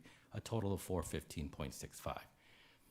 Okay, so Larry, you're probably thinking, how am I getting 0.85 and 0.80 and partial positions like that? So we do have employees who work, if they're not one full-time employee, they could be budgeted at a half, 3/4, 0.25, depending on what the needs of the college are. So each year, those people who are fractional FTEs may work less than what they were budgeted, may work more than they were budgeted. So HR does a look back and determines what they work for that year, and then we budget that going forward. So you can see that there's 50.35 remaining unplanned, unfunded vacancies. Next slide, please. So other significant expenditures, I talked about this when I was talking about discretionary and non-discretionary. The fringes are non-discretionary. Health insurance, we have a hard cap, meaning that we have a set limit that the state sets that lets us know how much you can pay for health insurance. Retirement, we have 2, MIPSers, Michigan Public School Employee Retirement System, and ORP, Optional Retirement Plan. Both of those are also fixed. So the MIPSers that the Office of Retirement Services sends us each year how much that percentage is going to be for those that are participating. We have no control in it. We have no say in it. They tell us how much it is. ORP is 11%. It's been 11% since I've been here. And the MIPSers, by and large, we have a significant more people that are in MIPSers than ORP because the Office of Retirement Services requires, unless there's a carve-out for that position, they have to be in MIPSers. So people can't just automatically self-select. Other expenditures we have to run the college is utilities and insurance, licenses, permits, supplies, bad debts, required transfers, scholarships, Perkins badge, copiers, library books. Each and every year we have those. And then contracted services other than contracted personnel. So think of our maintenance, any sort of maintenance contracts, deferred maintenance contracts that we have to do each and every year, repairs that we may have done that we need help, emergency repairs, pipes break. There's various things that go on throughout the year. And then also some professional services such as we may need help if there's this in the past year, payroll. We had to get some help in our payroll department, so we had to hire Forelli to come in and help us with that. So between those, everything I've just discussed, it's about 94% of our budget each and every year. Next slide, please, and then next slide. So today, what you have before you is the final 22-23 budget. You have the millage authorization, the operating and the debt, and then the original 23-24 budget. Next slide, please. The final budget for 22-23 looks like this. On the revenue side, there's about a $3.7 million overall upward amendment, 4.47%. Tuition and fees, $745,000 more than we anticipated in February. And that's largely due to our summer enrollment. Our summer enrollment was much higher than we anticipated, about $550,000. State aid, $2.7 million. It would have been nice if that was unrestricted state aid, but it was not. It was the UAAL pass-through, meaning that we received it and we turned around and gave it right back to the Office of Retirement Services for the underfunded pension obligations. Grants and others, $240,000, and those were transfers from other funds that we had. Next slide, please. The expenditures in the 22-23 general fund budget, upward amended by $3.7 million, 4.44%. So what we can see is salaries and fringes are up $3 million. So 1.5% lump sum that we had budgeted for last year's budget year, or the budget year we're ending, and then that $2.7 million that we had to turn around and give to ORS. So that's where you see the increase there. Contracted services, $341,000 increase. There was a 1.5% lump sum in that as well, and then the open position backfill for the positions that were open. Materials and supplies, $341,000 increase, academic building and ground supplies, and inflation. And we saw this trending this way all year. Operations and communications, the same thing, $101,000 increase, licensing and advertising offset by reduction in our contingency, meaning we have a contingency that we set up each and every budget year for things that we do not know about. It's a conservative approach to make sure that we try to account for things that are unforeseen. So if we don't spend it, then we bring it back as a savings to the general fund. Next slide, please. So you can see here in summary that the 22-23 final budget looks like this: 87.3 roughly million in revenue transfers, 86.5 million roughly in expenditures, $882,000 overall surplus, a $250,000 budget increase in net assets in the general fund, and then the final surplus of $632,000. This brings our net assets ending to be budgeted at just under 13.1 million, or 16.4%, and that is within the 10 to 20% of our expenditure budget, according to board policy. Next slide, please. The reserves, I went over the 01, the general fund already in the first column. 72 and 78 are our capital project funds, maintenance replacement and building and site. You can see it's 1 to 3% of college depreciated assets for each one of those. Keep in mind that changes each and every year because we assets depreciate, they are disposed of, we bring new assets on. So the way it stands right now, we're at $6.7 million. The $400,000 that's needed to fully fund to the 3% in this current year in 72 will be made this year. Also keep in mind that $6.7 million, it is a lot of money. It really is. I'm not saying it's not. But if it wasn't for our bond funds and having those bonds, this would have to be minimum 6 to 7 times more. just to account for the deferred maintenance that we have going on each and every year. Next slide, please. So the 23-24 budgets, next slide. We have board policies, the budget adoption, 3100, the 3920 and 3930 speak to savings or reserves, and then the compensation philosophy, 5100, and that is that total compensation benefits should not exceed 77% of the total operating budget, which is just the general fund. Next slide, please. So our primary funding source, state aid, tuition, and property taxes. The three-legged stool, you've heard this before, I'm sure, and that has not changed. I will go into a little bit more later about there is a little change going on between tuition and our other, but I'll get into that later. Next slide, please. So looking at the pie chart and looking at 99-2000, and that year we used because it was pretty much equal as a percentage, right? 37% state aid, tuition 32, taxes 26, and then other at 5, and that's mainly the Ballinger Trust and auxiliary income. Fast forward to current year that we're budgeting, starting July 1, tuition 37, taxes 28, state aid 21. So significant changes that we see in percentages of funding for the college. State aid has gone down considerably. We're more reliant on tuition, and the other has gone up. The other, outside of just the Ballinger Trust income and auxiliary, and also interest this year, we're going to a substantial amount of interest due to that MILAF, Mission Liquid Asset Fund that we invested in February. We also have HER funding or future funding that we've gotten from past years that we're bringing into the current budget. And when we went through the past 2 years, when the HER funding came in the 3 different tranches, the first one was the first tranche was extremely limited in what we can spend on heavy direct pandemic-related expenditures. As the other two came through, it became more of, because we had a substantial decline in enrollment, obviously that's dollars to us, that's tuition dollars, they allowed us to use that to offset those revenue losses. So we were able to retain those. We're knowing full well that potentially it was going to take longer than this time to stabilize our enrollment and increase it. So we were able to retain it knowing that we might need to use it in future years. So that's what we have going on. So what we need to do going forward is take the 14% reduction, reduce that, and put it back in the tuition and get the tuition revenues back up. Next slide, please. So just as a little history here on our revenue sources, and you'll see this slide again later, but in 2009-2010, we had $23.3 million in general operating property tax revenues to help support the college.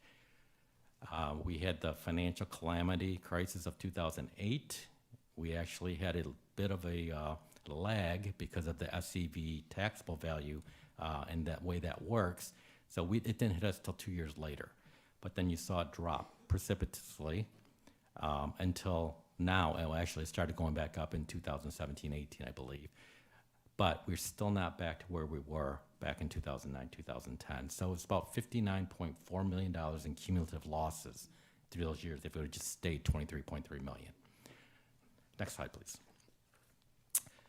Another thing to consider is that total percentage of our total funding, property tax and state aid. I think everybody knows, but I'll say it anyway. What we charge in tuition does not cover the cost to run the college. Never has. That's not the formula. Formula was tuition, property taxes, state aid was what runs the college. So back in June of 2000, that year that we ended, you can see that we had 63% of our subsidized amounts from property tax and state aid was going toward operations of the college. Now we're at 49%. So as that erodes and goes away, we clearly become more reliant on tuition. We clearly become more reliant on balancing the budget through budget cuts as well as tuition, and having to rely on tuition to help offset what we lost in the other two sources. Next slide, please. As I mentioned previously, Board Policy 5100 speaks to salaries and benefits as being a percentage, 77%, no more than 77% of our operating budget. In the blue is our W-2 wages, the people that are W-2 employees. So you can see that we're well within the 77%, under 77% looking at the blue. However, when Dr. Beverly came, when she was going through trying to understand the budget and what we were doing, we recognized that there was a lot of people that was hired, especially when we had that increase in 2008-9. We had a huge increase in enrollment in those years that we knew that was going to last. But there was a lot of temporary contracted people brought on, temporary help. So if you look in 2014 and 15, on the other side, it's 83, 84%. So we were above the 77% board policy if we were going to add those people in, which they should because they were doing college employee work. So you can see that's been righted, and now we're at including. So anytime that I tell you it's 77% and I present a number for you that we're in compliance, it's including all contracted personnel as well. So you can see we're at 76% currently. Next slide, please. So the 23-24 general fund budget looks like this. Has changes, tuition and fees, a $341,000 increase. Keep in mind, we have budgeted a 4% decrease in enrollment and contact hours to be conservative. There was a 4.5% tuition increase that was passed by the board in April. So those two combined are a slight increase of $341,000. Property taxes, state aid, a $1 million increase. So our property tax values are still increasing, even no rollback on the Headley this year. So we are anticipating a 4.5% increase on those values and the amounts that we receive, and then a 3% anticipated increase from the state. The lost revenue, this is the HERF dollars that I was talking about before. So we were able to bring in $2.2 million in last year's budget in HERF, lost revenue. That is gone. That grant is over as of this Friday, June 30th, is the last day of that. So we do not have that anymore. However, we were able to retain a significant portion of those HERF dollars that we can bring back in through the future funding. So we restored the $2.2 million we lost last budget year and into this budget year from savings from the past budget years. Next slide, please. Expenditures, salaries and fringes, $490,000 decrease. Open positions are restored. What that means is that each and every budget year, we look at the beginning and say, these are the approved positions that have been authorized, and we budget for those. We put them in the budget. So it also includes the 2% across the board pay increase for this year. The contracted services are down $728,000. Open position pool, again, those two work hand in hand. The contracted services budgets, we zero those out for the contracted personnel because we don't know what those are going to be in the future. So if we have people leave or we have to use a contracted person to fill that position, we use that salary that was budgeted in the salaries and fringes and move it over to contracted services. So we clear that out. Materials and supplies, $170,000 decrease. And then really the significant expense driver this year for us is the utilities and insurance. So our insurance costs went up significantly, and then our utilities are also going to be up significantly. And this is all inflation driven. Next slide, please.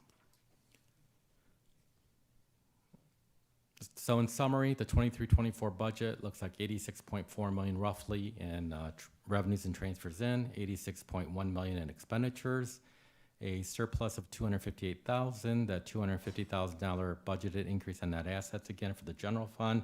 If we subtract that, it leaves us $8,614, about a break-even budget, and that would bring our net asset percentage to 16.2%, still within the 10 to 20% of the expenditure budget. For board policy. Next slide, please. So reserve balances, just going back, looking at 2020 going forward, you can see the general fund and the contributions made to the general fund, and then the maintenance and replacement, the building and site funds, which I spoke before, the $6.7 million, those will be at the 3% as well, the cap on both of those. So we have, and this is partially due in the general fund to the change from 5 to 10% of expenditures was an old board policy, and that got changed to 10 to 20%. So we did make some improvements and some progress on getting that significantly increased. Next slide. So the other funds I talked about, the minor funds, the smaller funds, designated fund, there's $2.8 million revenue, scholarships, student enrichment. You can see those that are up there. The auxiliary enterprise fund, $520,000 revenue budget. So this is, again, what is the impact of the general fund? Is it costing, or is it subsidizing, or is it receiving? And in the auxiliary, there's $181,000 budgeted. Net, I'm gonna call it profit supplements coming back. Next slide, please. Debt retirement fund, again, we're required by law to keep these monies separate in a separate bank account. And also the millage, there is no rollback on a debt millage. There's no Headley rollback on that. That is calculated each and every year depending on, hello? Okay, what we have in outstanding debt and in principal and interest payments. And that's calculated by PFM, who is our bond consultants, and they help us each year calculate that. So it's at 0.6 mils this year. It was 0.72. The reason for that is that we did not issue a series of bonds. We had the pandemic. We had a lag on being able to get things done. So these other items, and these will be coming up. We have some capital needs on campus, infrastructure and such, that we're going to have to address coming up. So that will probably inch back up again.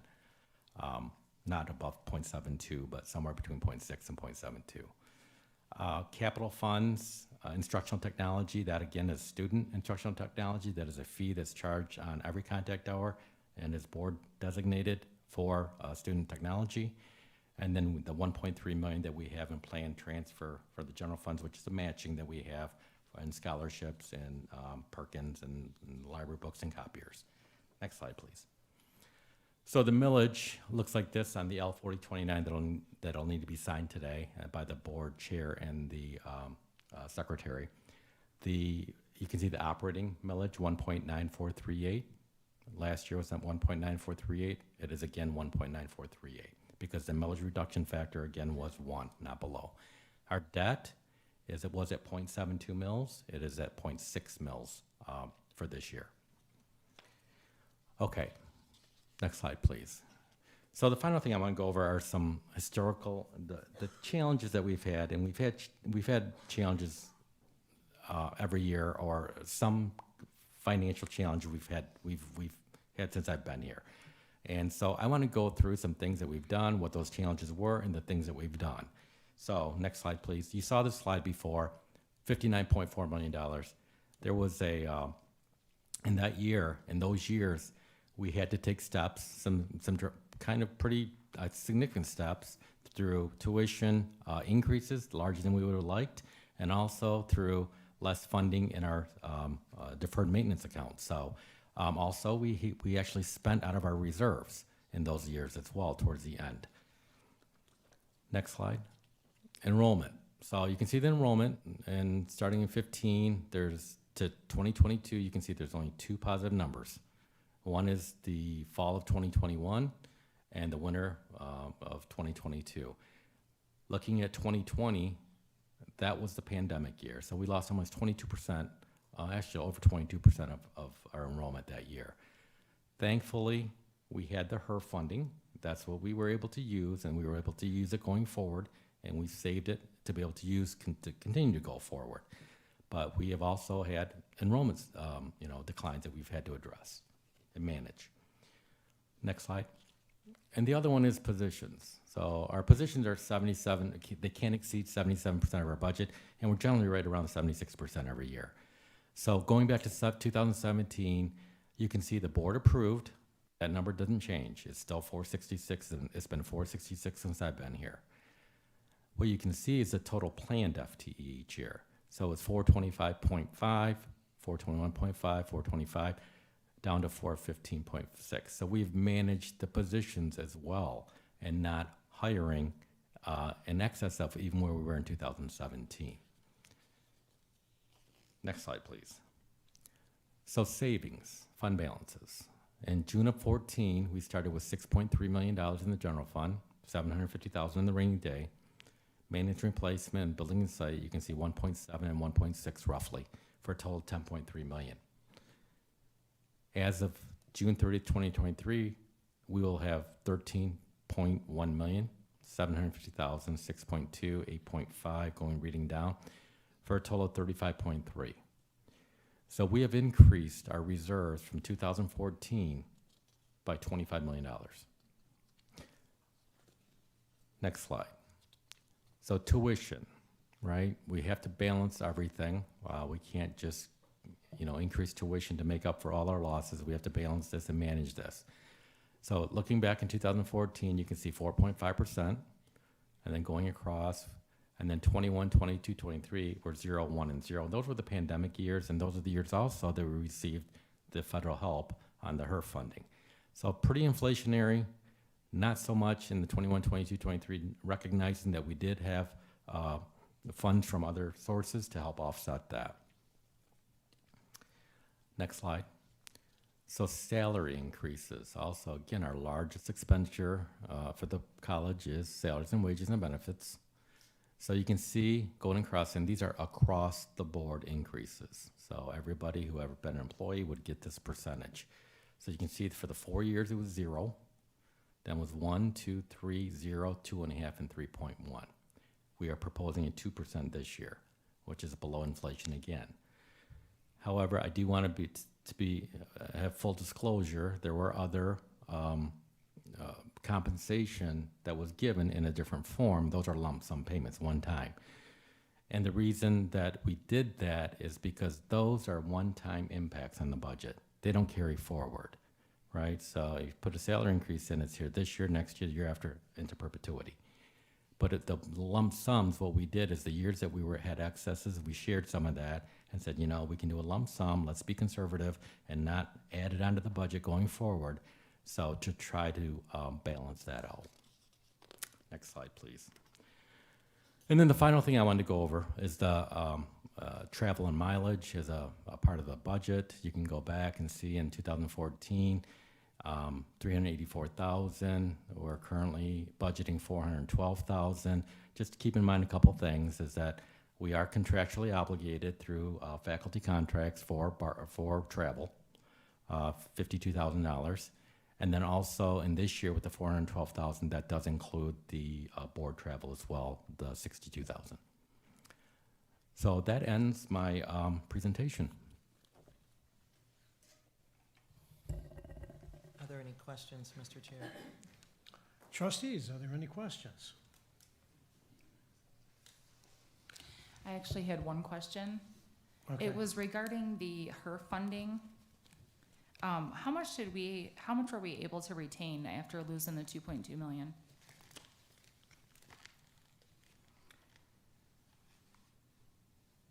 The future funding reserve, we have 8.5.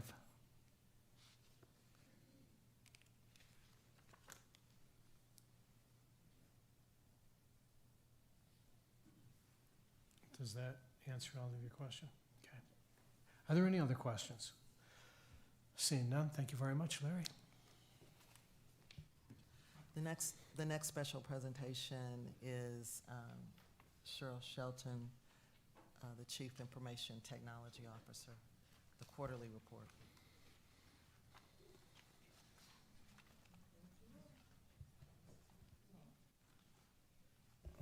Okay, we're back. All right, good afternoon.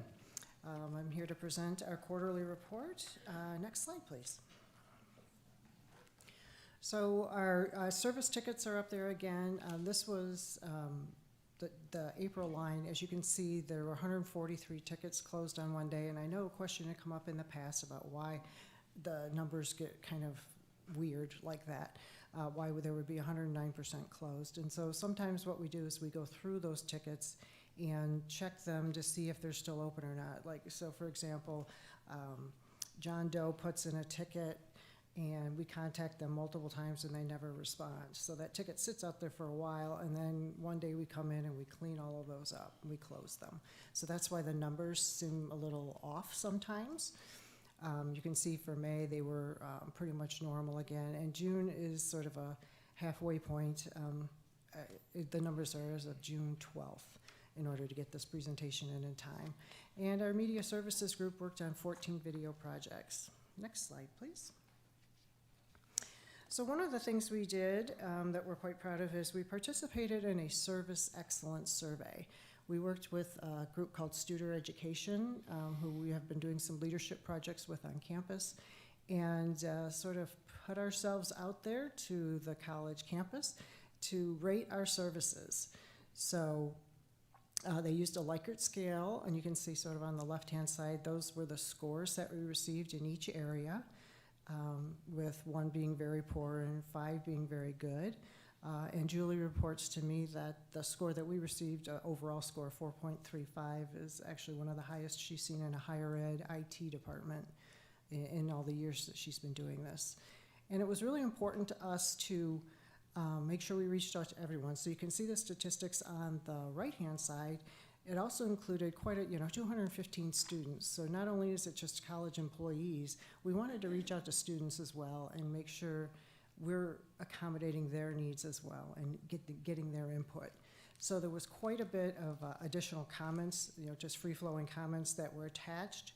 We went through this with our staff in May, and next week we are meeting to kind of set some goals based off some of the feedback that we received on how we can improve our services, things that we should probably tweak or do differently, and things we don't want to touch because they seem to be working well. So, we got quite a bit out of this survey, and I was really proud of the staff for the rating that they received and for putting themselves out there to, who knows, when you do these surveys, you never know what you're going to get. Next slide, please.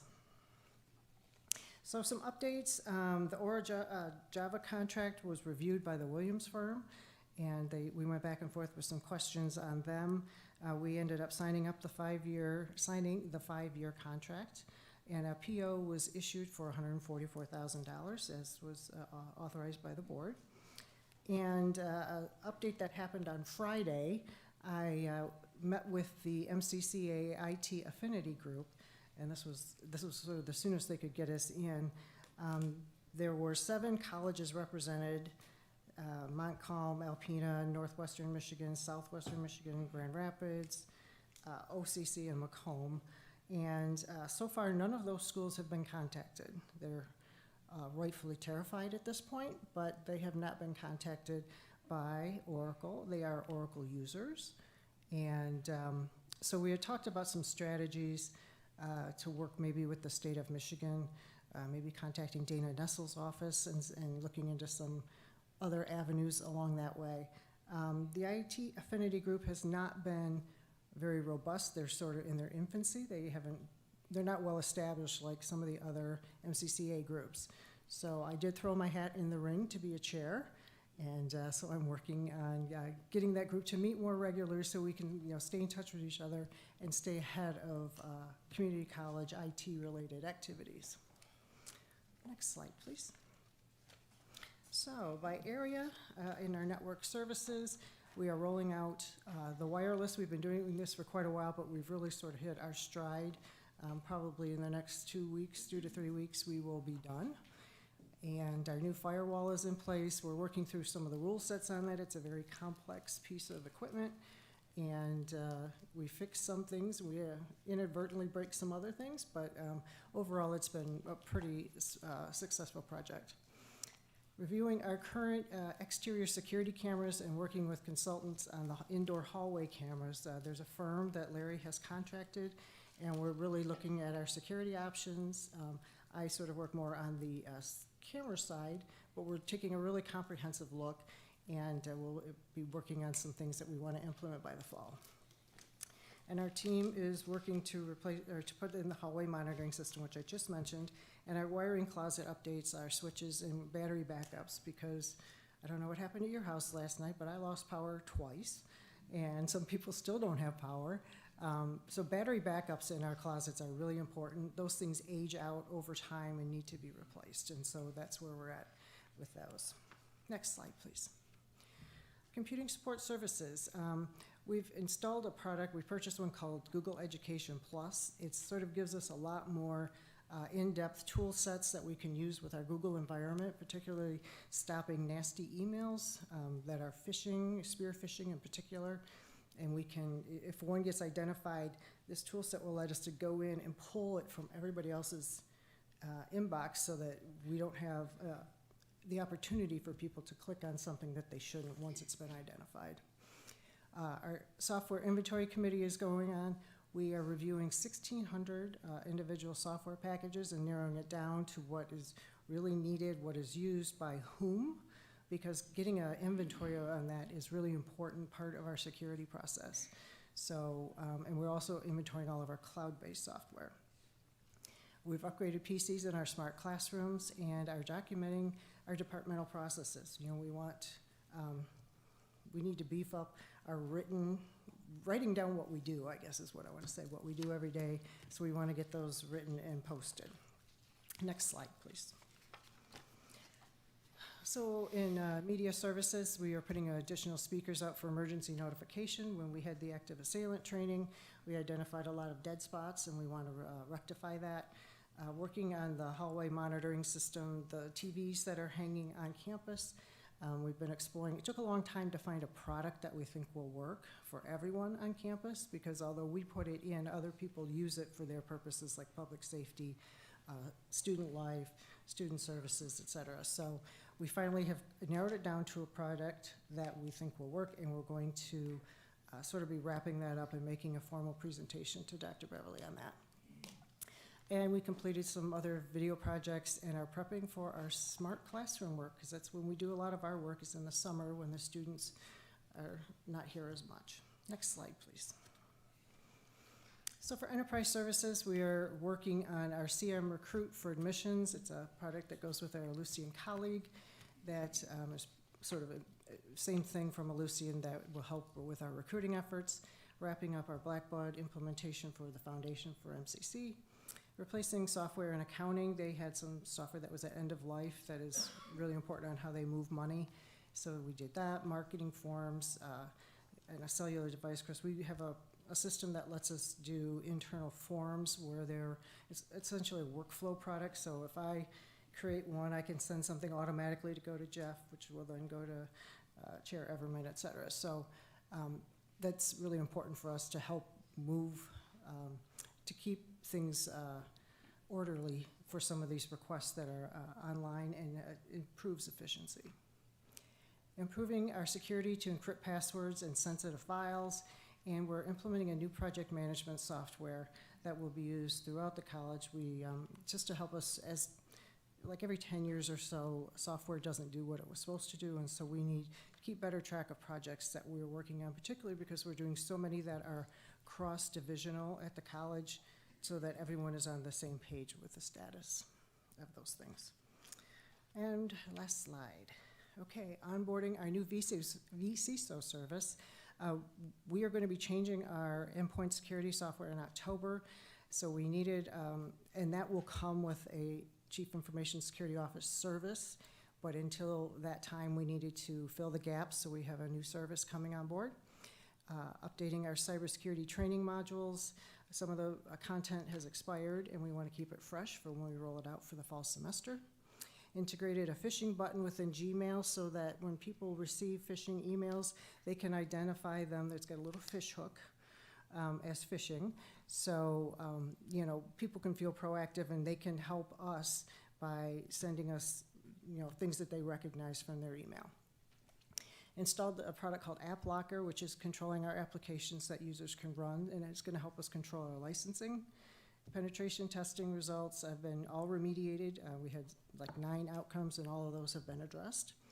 And last but not least, we worked on a GLBA policy that has become a requirement for community colleges, so we got that accomplished. And that is all I have, Madam President. Are there any questions, Mr. Chair? Trustees, are there any questions? Mr. Chair, I had requested under unfinished business for the Oracle Java that you had talked about. We can handle that right here, and I just have a couple questions, and we could bypass the unfinished business. It's up to you. Are you prepared to discuss the contract? Sure. Okay. Go ahead. Okay, well, when we talked, we had virtually no time to approve this. but we did with the stipulation that we were gonna be notified after an attorney was consulted about this. Okay. And I don't know about the other trustees.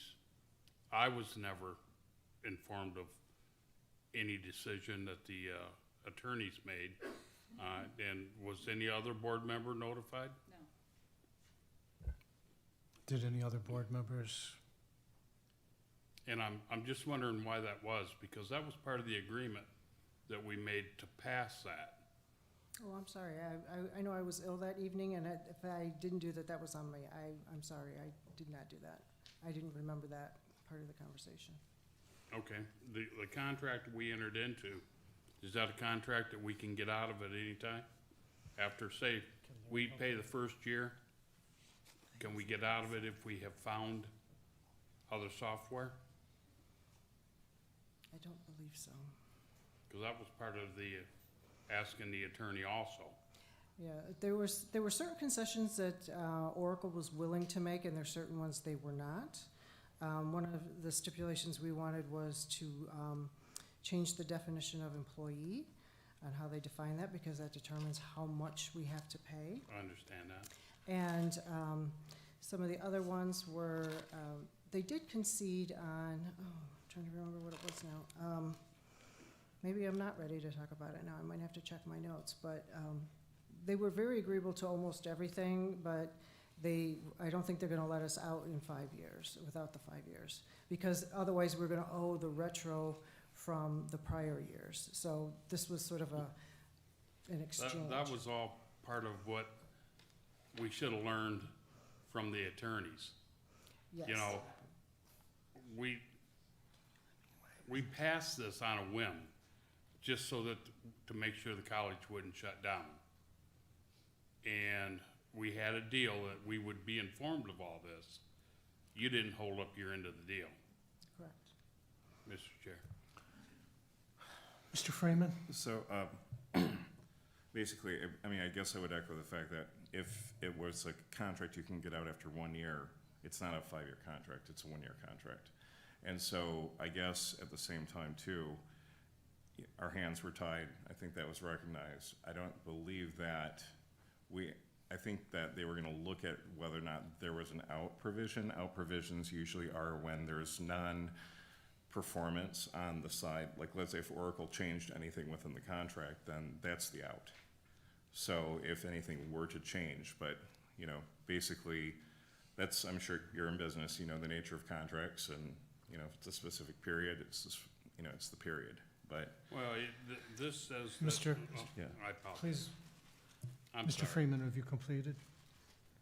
Okay, now, Wait, this says we signed a 5-year contract, so we're bound for 5 years on this. Am I correct in assuming that? he wouldn't know, but I believe, Larry, if you could come up, you might be able to help assist with this. Sure, but Cheryl can. Cheryl could Yeah. probably. Yeah, Answer that. Larry wasn't really. If Larry has anything to do with this and he can help us at all, it's appreciated. So if you can answer all the questions, fine, but if you need backup for other information, I'm offering to make sure that you get anyone you need to help. Okay, thank you. Mr. Chair, I have a question as well. Wendy? Turn your mic off. This was a big debate that day. We were there for hours. Somebody inadvertently clicked on something, and now it cost us $744,000. Mr. Freeman, you and I had went back and forth on if we were going to vote for this, and I clearly wanted to make sure that the college wasn't going to shut down. And we all, the ones that voted for this, had said, we will say yes if, and Jordan, you and I go over the meeting minutes together, and you had even put it in there in bold letters. And you had said in there that if we vote yes, before we vote yes, because this was on the spot, we had no time for anything, we wanted to hear from an attorney. We wanted to know that there's not any in-between things, black and white, so we're not gonna get stuck with this again I mean, because this is almost $1 million that we're getting paid for someone's mistake, and then it was left on us to vote for this. Obviously, I want to move the college in the right direction, and I wanted to keep it open, and I didn't want the staff to suffer or the students. But we did say in there that if before we do anything, that you guys were to report back to us, so we felt safe with our vote, and then move forward. Nothing. I have heard nothing. That's my stance. Thank you. Mr. Freeman? What, can you read back the specific what was the motion? I'm sorry? The motion that we voted on, can we have that read back? Mr. Ke-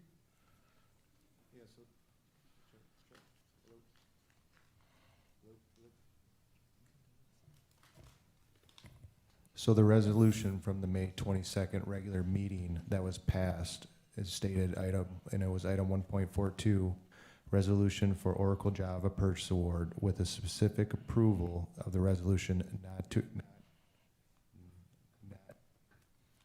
not to exceed $144,000 per year for a total of 5 years and to be reviewed by an attorney to stay within the requirement. So I guess by the resolution, I guess that's a further articulation, but it was reviewed by an attorney. So the letter of the law or the motion was followed. It's just the further I guess the question was about having some sort of report or feedback from the attorney. Through the chair. Just a minute. You concluded, Mr. Freeman? That was it. Okay. Now, Wendy? Through the chair. Exactly what you just said, yes. But we had said, if this attorney would have came back and said, wait, guys, don't do it, there's nothing we could do, my vote would have been no, right? So that's why we had said, we want to hear from the attorney first. So we felt safe moving forward so this wouldn't happen again. And therefore my vote was yes. That's the point I'm trying to make.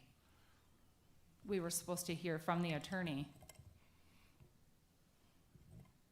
Thank you.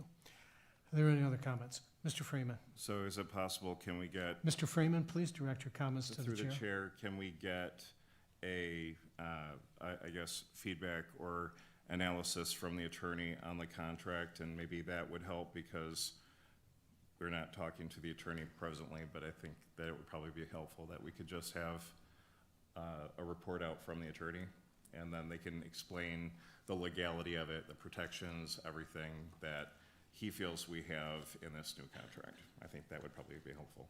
Mr. Chair. Yeah. Through the chair. Just a moment. Madam President, we can get the attorney to attend to, not at this time, not at this short notice, but can you? Yes, but I've been trying to get into the conversation, to interject, but I've not been recognized. Okay. Please pause for a moment, Wendy, and we're going to hear from the president.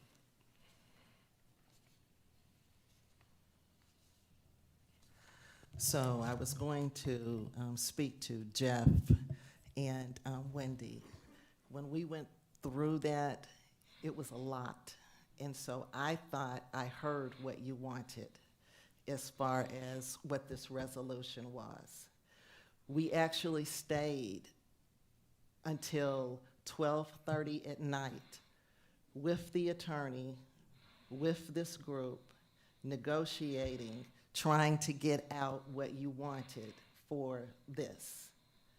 It was literally 12:30, it was 12:30 at night that we went, going back and forth with these people. And so when we were finally done and the attorney had said, this was, okay, because the three of us were on the line, Larry, Cheryl, and myself, with the company, with the attorney. We had to do it, or we were going to go into the point of not being able to have the service anymore.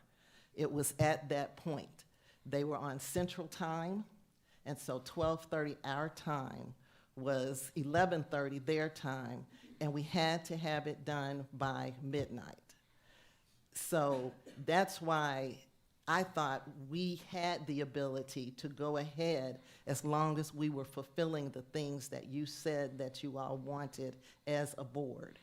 And we did all of that. Subsequently, the attorney did write out, you know, what his thoughts were about that contract. And so I can easily give that to you all. I apologize. There was, like I said, a lot going on that night, going back and forth. And I was going by this motion that had been made of what we were doing. If I knew that we were supposed to get back, it would have been 12:30 at night, to be perfectly honest, that we would have been calling, trying to get all of you together, because that was when we finally got it done. So I apologize. Thank you, Madam President. When did you have? No, I appreciate you, Dr. Beverly, for you guys staying that late. You guys can call me anytime, you know that. But I rewatched the meeting. I always rewatch the meeting so I can learn from it. And we did state in there that moving forward, we would vote yes, but we wanted to hear from the attorneys. That's all I'm saying. It's just a lack of communication. We've been wondering when we were going to hear something, and did we sign up for it? I mean, we didn't know anything. Thank you. Mr. Comments Chair. from any other trustee? Mr. Chair. Yes. Again, Dr. Beverly, thank you for staying late to do that. It was just a misunderstanding evidently at the meeting. It's water under the bridge. If we could see what the attorney said, everybody's happy. So, Will do. yeah. Okay, thank you. I'm impressed you got an attorney to show up that late. Yeah, we did. Well, we had done it all day. It's not like it was, we went all day with those negotiations, so that was how long it took. Have we concluded with Cheryl's report now? Any other questions? I just had one more question. On the phishing, I had just recently got an email from somebody from the Mott Middle College. Do you guys recognize that from the ISD? Does Mott recognize that email? Or will it pop up with the big yellow saying it's phishing, even though I know who it was? Is that something I wouldn't report? You know, phishing will only come across, I mean, that's sort of for you to decide, but no, we do recognize Mott Middle College. They are a partner with us. And if it seems like they're asking you for something out of the ordinary, Which one? their email could have been compromised, and then you would use the phishing button to report that. Okay, because it did pop up and it said that MCC does not recognize this person. I saved it. I saved it so I can show you. But it was a big yellow block that popped up on my email, and I knew who it was because I was on my way to Mott Middle College dropping something off anyways. So that's why I didn't report it. But I just wanted to, I didn't know if Mott recognized the ISD emails, or will it always pop up? I get those on occasion myself, and they're people who I interact with regularly, so I'm not sure why it decides to do that sometimes. Thank you very much. Before we go further, Madam President, I would like to take a 5-minute recess so we can reset a couple of things. So we're in recess for 5 minutes from now. Thank you.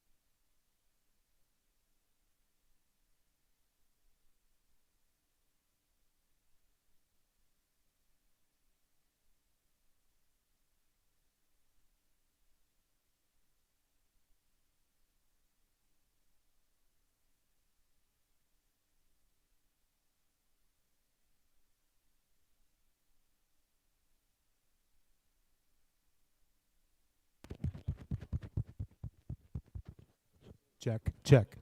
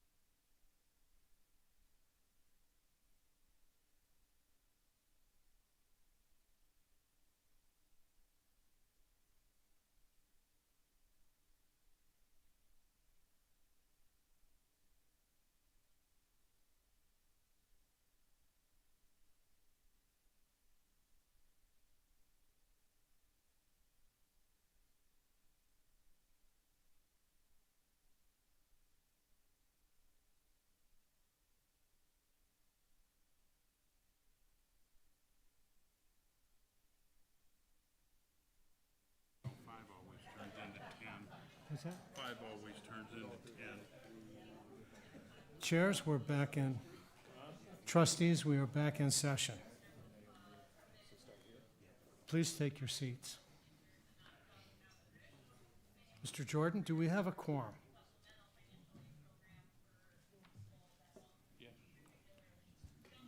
Yes, we do. Roll call vote. Okay. Our next item on the agenda, we're going to move to item 12 on the agenda because we have a gentleman that's going to have to be leaving. So under administrative reports, we're going to move to have them speak because they're going to have to leave soon. Thank you, Mr. Chair, for allowing us to change the agenda around so that our own Doug Ross can be here and share the exciting news that we have at the college. This segment is about enrollment, and so this is the enrollment update for, well, you know what I'm saying. So go ahead, Jason.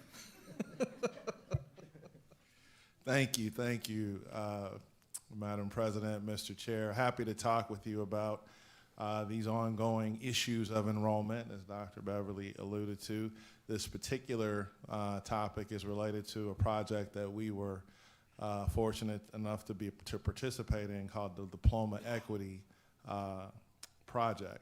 With me is Dr. Sonia Walker, Director of Strategic Projects, and Doug Ross, founder of the Diploma Equity Project, who we're very appreciative for being involved. Next slide.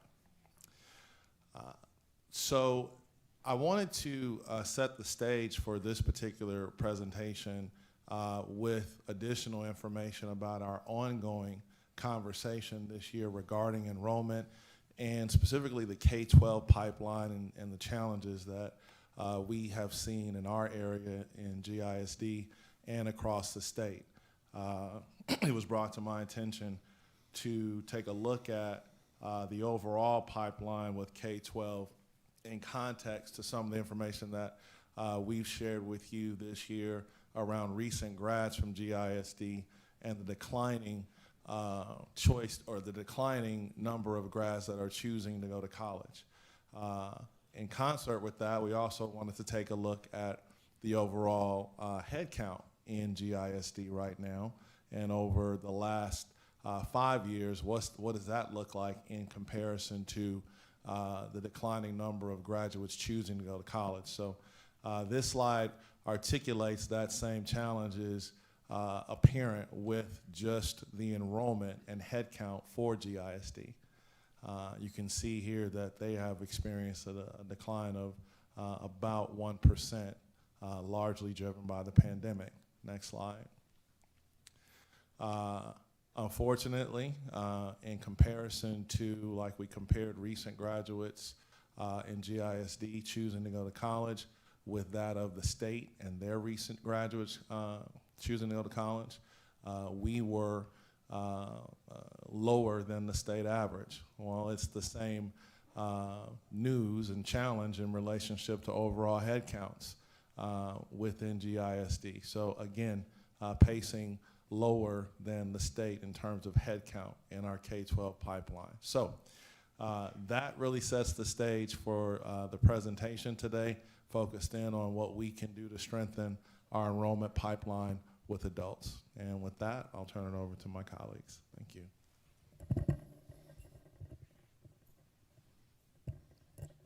Well, Mr. Chairman, thank you for the flexibility, members of the board.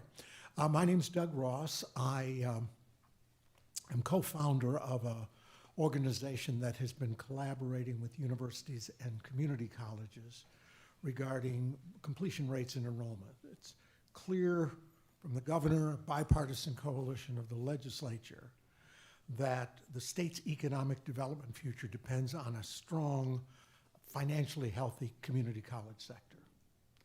And what we've been seeing for a number of reasons, like those just mentioned, enrollment's been under great pressure for community colleges. It's dropped generally over the last 4 years or so, about 20% statewide, and Mott being no exception. So the sense has been for community colleges to be financially viable longer term, they need to do a couple of things. They need to dramatically increase completion rates in order to be able to actually sell more credit hours for every student they have. And right now, the 4-year completion rate for adults in Michigan, for community colleges, those over 25, is 25%. That's the amount of time that Reconnect will fund tuition for an adult coming to community college. So moving from 25 to 50% in terms of completion means a huge amount of additional persistence and increases revenue significantly. The second focus has been adults. If the 18-year-old pool is decreasing, and that's just demographic fact at this point, that's even getting worse because the birth rate fell rather sharply at the beginning of the Great Recession of 2008, 2009. And those children that weren't born would have become 18 years old over the next few years. So second is, with that decline, the place where there's potential to add students is the adult market, which is the reason bipartisan coalition, business, labor, Democrats, Republicans, governor, legislature passed Reconnect. So the challenge is then, how do we go about increasing completion rates? The legislature funded a new entity called the Center for Adult College Success a year ago, with the idea of saying to them, your charge as a nonprofit outside of the state is to collaborate with those that are interested in really doing something substantial about adult completion and eventually about adult attraction and enrollment. The center put out a call and said, who's ready to go first? Dr. Beverly raised her hand and said, Mott needs this. We're ready to collaborate and go.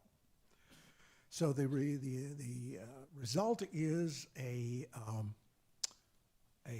collaboration to figure out how to boost adult completion rates.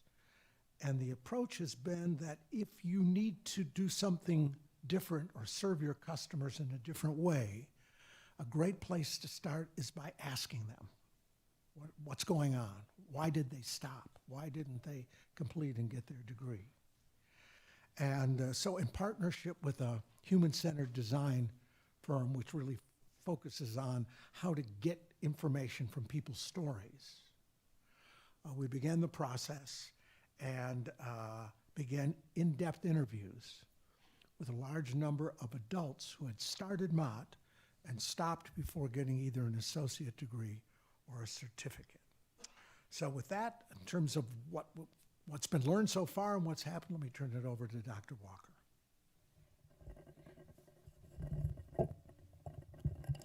Thank you, Doug. I'll just say pass the mic. Thank you. Next slide. As been alluded already, in terms of the challenges, it's imperative that we find ways to improve adult success and enrollment at the college. As been stated, we see that high school graduates entering college is a decline. But one of the other things I want to make mention of is that we also see a great opportunity, and that opportunity is the adult market, where we see that 27% of Genesee County adults over 25 with some college but no degree. And so our goal is to double that completion rate, as Doug mentioned. Next slide. As he said, we conducted 20 in-depth interviews with adult students who stopped out and completed. And there's nothing better to hear from the students. And I want to just take a moment, if I have time, just to share stories of 2 of the students that we interviewed. This way, it'll give you a better understanding and a feel for what we were hearing and learning from these adults. The first student is Brooke. The first student is on the right. Brooke is a 31-year-old woman. Her parents were professionals, and her family moved a lot. As she would say, my parents were chasing their dreams. In high school, Brooke encountered health problems, and she fell behind. So she dropped out and earned her GED. She became a store manager at the age of 20, continuing her career for several years. Brooke encountered a series of life circumstances, physical and mental health challenges. She decided she wanted to accomplish something positive. So as a result, she enrolled in Mott in 2008 as a full-time student with both online face-to-face classes. She paid for funding out of her pocket and with loans.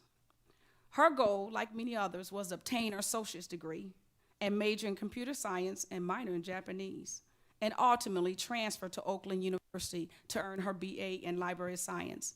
As you can see here, she had a plan for her life. Interestingly, Brooke was part of the TRIO program that provided her with a dedicated counselor with whom she met biweekly. However, she never mentioned her emotional challenges because, in her words, the counselor was not a psychologist or a mental health professional. Brooke did not explain why she did not utilize her TRIO counselor to connect to mental health resources on campus. After her first or second semester, her personal issues were too overwhelming and she stopped out. She reported receiving emails offering ways to re-enroll, but the most important, no one reached out to understand what happened and why she left, or to identify what would it take for her to resume her studies here at Mott. So she tried Mott again in 2021. Brooke attempted to re-enroll but found the required paperwork and especially medical records documenting varying reasons and stopped out. So she discontinued her efforts. When asked what could Mott do to better serve adult students, Brooke offered the following: work more aggressively to inform students about available mental health resources, let adults with disabilities know they are welcome and supported at Mott, and provide flexible ways to earn credit via face-to-face, online, or hybrid. Now, this is Brooke's 3rd attempt at Mott. Brooke indicated she is considering returning to Mott in the fall 2023 or the winter 2024. She remained interested in working towards an associate degree. At the time of our call, she has not taken any actions to re-enroll, and Brooke was a student who has stopped out from us. The second student on the left is Sherelle, a completer. One of our team members described Sherelle's student experience as a house of cards because she had to carefully balance the obligations of parenting, work, and school. Many of the students we interviewed experienced competing demands for their time and energy, but Sherelle was able to succeed, in part because of an encouraging and accommodating employer. We can't anticipate this, though, for all of our students. Sherelle came to Mott at the age of 25 to complete her GED through Workforce and Economic Development. She already had 2 small children. She grew up in a home that did not prioritize educational attainment, and this was a familiar narrative from our interviews as well. But she wanted to improve her situation.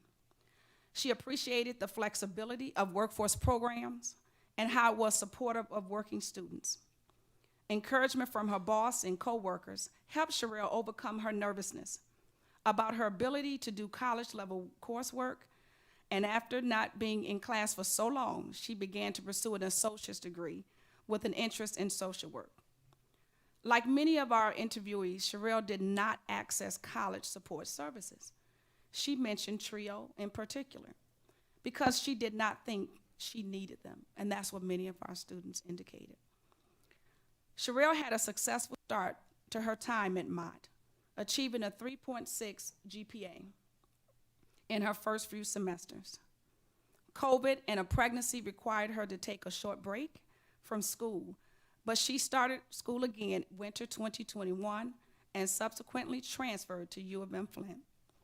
Sherelle is a great example of how our students who succeed need additional support to come from somewhere. In Sherelle's case, it came from an encouraging and supportive workplace. But we can't count on this for all our students, as I said earlier. What we can count on is our ability to deliver high-quality services. We need to figure out how to help students feel deserving and match them with the services that facilitate their success. Next slide. We began this process with a core group of 5 appointed by our president, Dr. Beverly, to conduct a qualitative study focusing on adults 25 and over. As mentioned earlier, we did in-depth interviews with Mott students who stopped out and completed in the past 5 years. Also mentioned earlier, our goal is to redesign a student support and delivery system for adults to double the completion rate.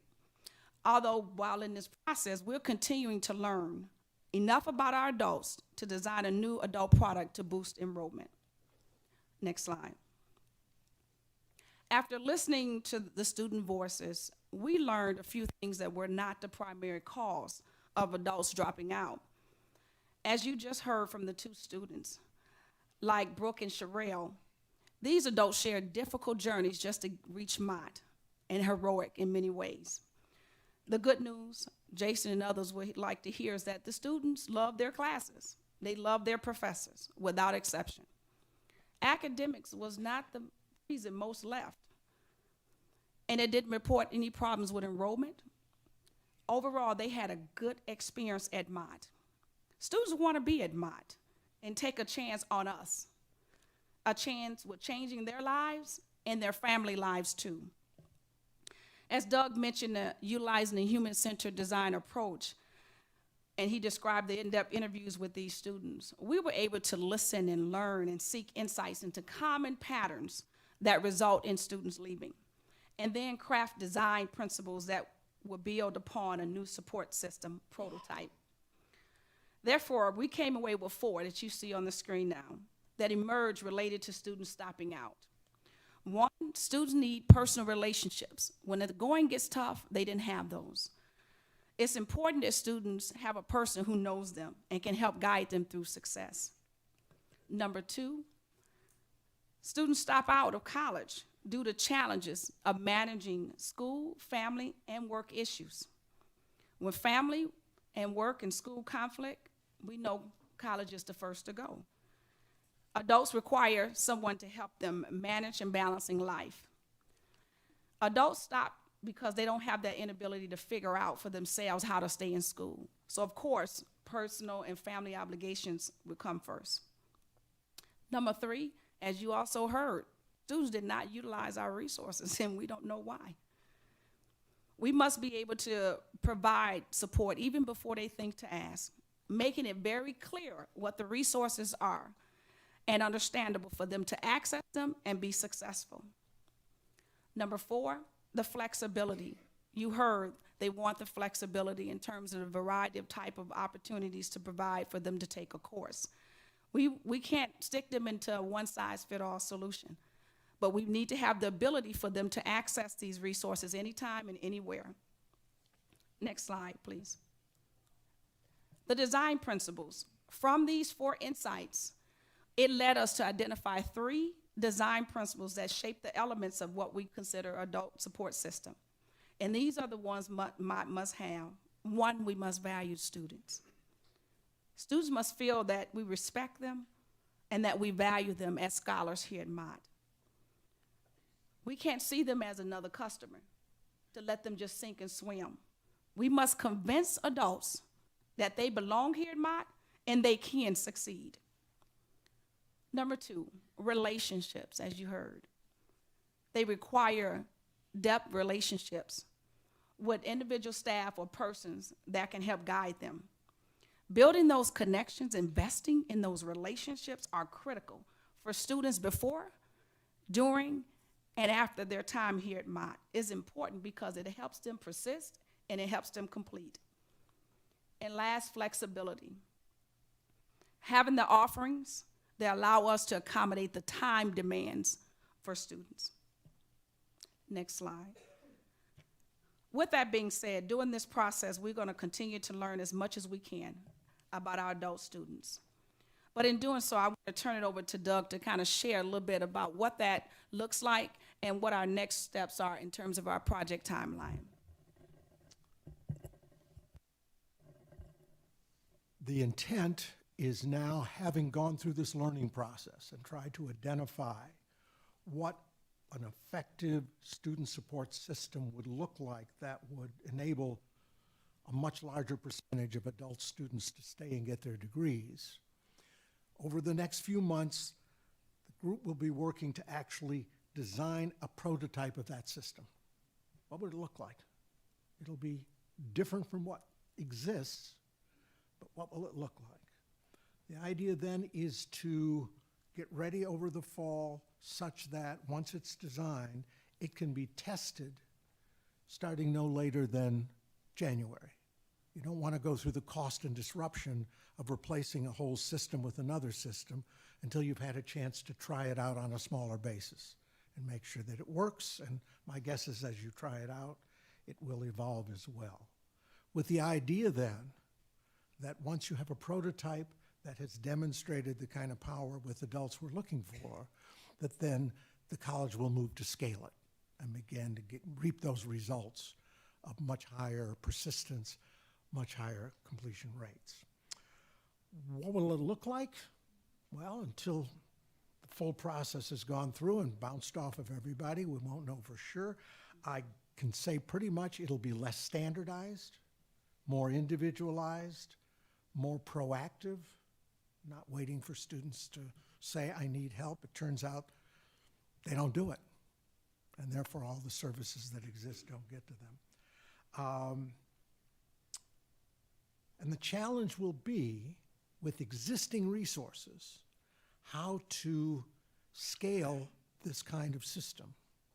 And it will not be simple, and yet it will be those colleges that figure out how to do this that will be the ones that will prevail ultimately. And Mott, I think, is off to a, given all the schools we work with, is off to a really strong start. So, thank you. Madam President? So, Mr. Chair, I just want to add that we were the first community college to raise our hand, but this isn't the first time this process has been used in the state. When we vetted this before we decided that we would enter into this, we were introduced to the process being used to revamp DSHS as well, and the reason why it's more relational now is because it went through this same process. They also went through at Oakland University on a different topic, increasing their diverse enrollment. And so they are 2 years ahead of us, I believe, something like that, a year ahead of us. And so they're very complimentary of the process and have shown their outcomes of working this way to create a standard plan to increase your enrollment. Are there any questions? Yes, you use the phrase DHS. What does it stand for, so people that don't know would be aware? Yeah, the partners we're working with, this group called Sevilla, was asked by the Department of Health and Human Services in Lansing to take a look at this whole issue of when people somehow lose their, in this case, their food stamps, what's the process for regaining them? And so they went out and they interviewed, like we did with students, recipients who had lost theirs. They interviewed staff. We also interviewed staff who provide these different services at the university, at the college, to get their input.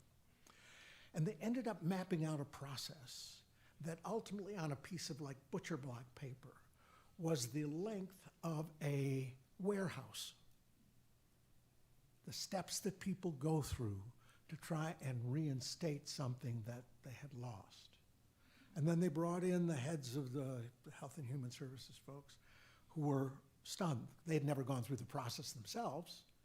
They had no idea how daunting it was. And that led to a process of beginning to reinvent the whole way they help people qualify and determine whether they qualify or they don't. And they've been working with different kinds of public services across the country and with different state governments. So it's a powerful process. Thank you. Trustees, do you have any questions? Thank you very much. Thank you. Good luck on your day. Now, Madam President, we need to go back to, I believe Mr. Wayhill is making the next presentation. Yes, AVP Wayhill.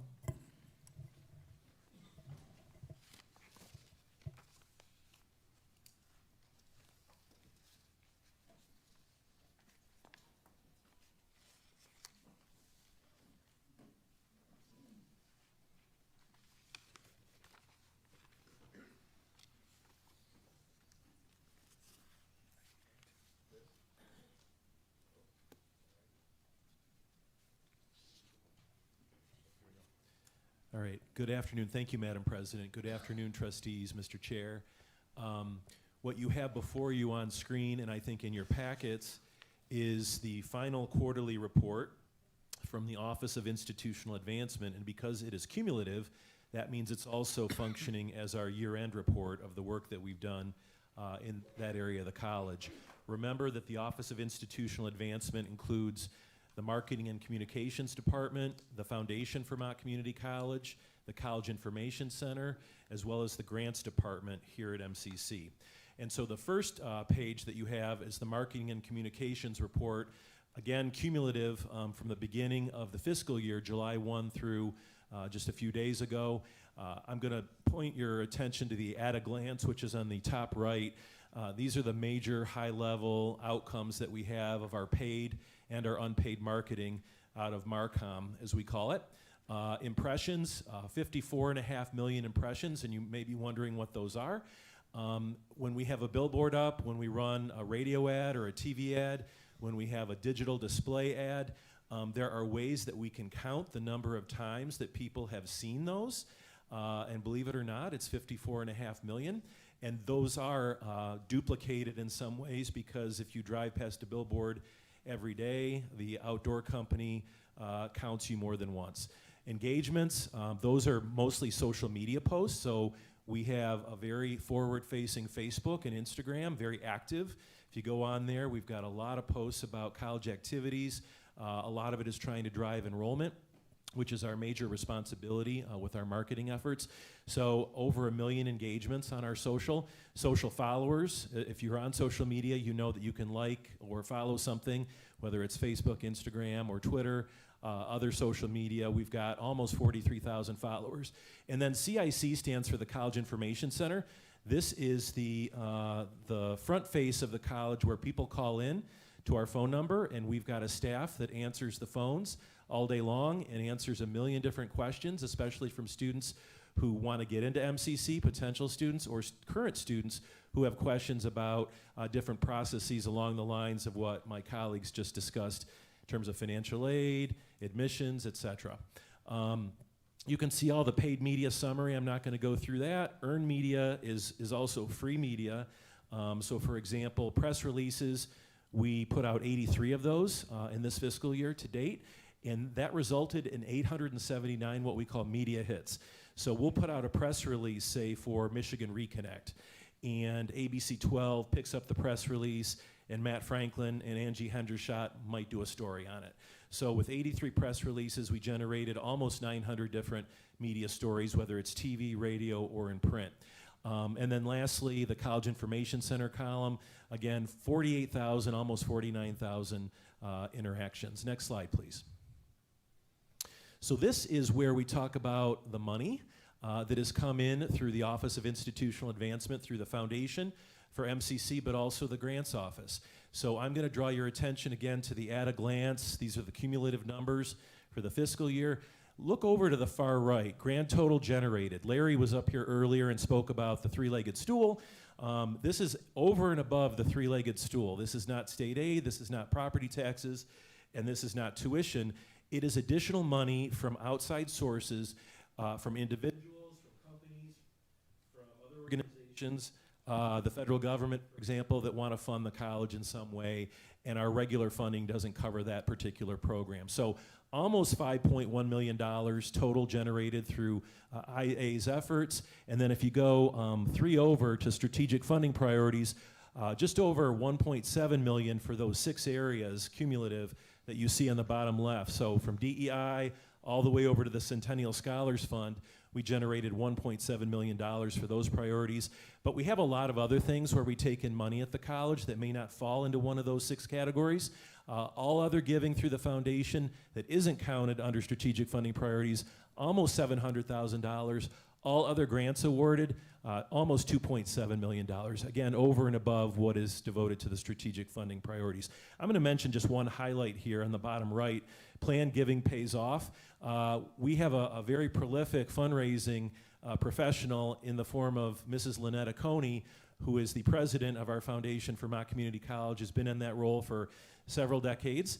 And she meets with donors on an ongoing basis, and those individuals may give a one-time gift right in the moment. Here's $1,000, here's $50,000, here's $100,000. Other times, people want to plan gift with Lynetta. So they'll meet over lunch, talk about adding the Foundation for Mott Community College into their estate plans as a planned gift, and when they ultimately pass away, we're the recipient of their philanthropy. So in this case, in the last quarter, we had a $214,000 check come into us because of a planned gift that Lynetta had worked out and arranged for some time ago. Next slide, please. I understand there was some question, I think it was from the chair, perhaps, about the volunteer members that are working on the Centennial Celebration Committee. This event and its planning is headquartered under the Office of Institutional Advancement. I'm the chair. We have internal folks that are volunteering their time from all across divisions, all across the college, staff and faculty. But we also have community members as well who are volunteering their time. So for example, Judge Tom Yotis, I don't know where he's at on this list, he might have fell below, but Judge Tom Yotis is one of the honorary co-chairs. Your colleague Art Reyes, Trustee Reyes is an honorary co-chair, community member. The Shaws, Julius and Joanne from the Coffee Beanery, and former Judge Ramona Roberts is also a community member. Your former colleague Ann Figueroa, you can see her name, she's a volunteer and just helped us out with the Centennial Mile event, the second one that we've had. Wanted to also share this because these people are the worker bees. I'm chairing it and I'm trying to drive the ship, like you know, a cruise ship, if you will, but these are the worker bees who get the job done day in and day out. And anything that you see coming through on this calendar for the Centennial is driven by these folks. So I told them at their last meeting that it's our privilege to be here at this moment at Mott Community College to help celebrate this milestone, this 100th anniversary, because of all the history that came before us. And they're very happy to be working on this. Next slide, please. Also a question about how we've been promoting Michigan Reconnect was passed through to me. So this is just the last year, 2022 and 2023. The summary, I'll point out that there's a mix of paid marketing and what we would call earned or free media. And this is not only being done by the Office of Institutional Advancement. Please know that we have one piece of it, but the admissions and enrollment and workforce and economic development staffs are also working on this. I'm not going to go through all the tactics. They're very individual. This is slide 1 of this, and then if you would advance it to the next slide, this is the end of it. So A lot's going on with Michigan Reconnect. This is one of many funding programs for students who want to come back. There are others that we've been helping to promote in addition to this one. So with that, my report is completed. Back to you, Madam President. So will you please send those 2 items to all the board, since we didn't have time to get them into the packet? Absolutely. Thank you. Any questions from the board members? Yes, I have one. I jotted this down while you were talking, but I want to ask why we haven't, I'm sorry, can you hear me now? I want to know why we haven't marketed the Reconnect program from 25 and older can go free. Because I've had many, many people that I've approached him and tried to let everyone know, and I haven't had one person that I've asked knew about it.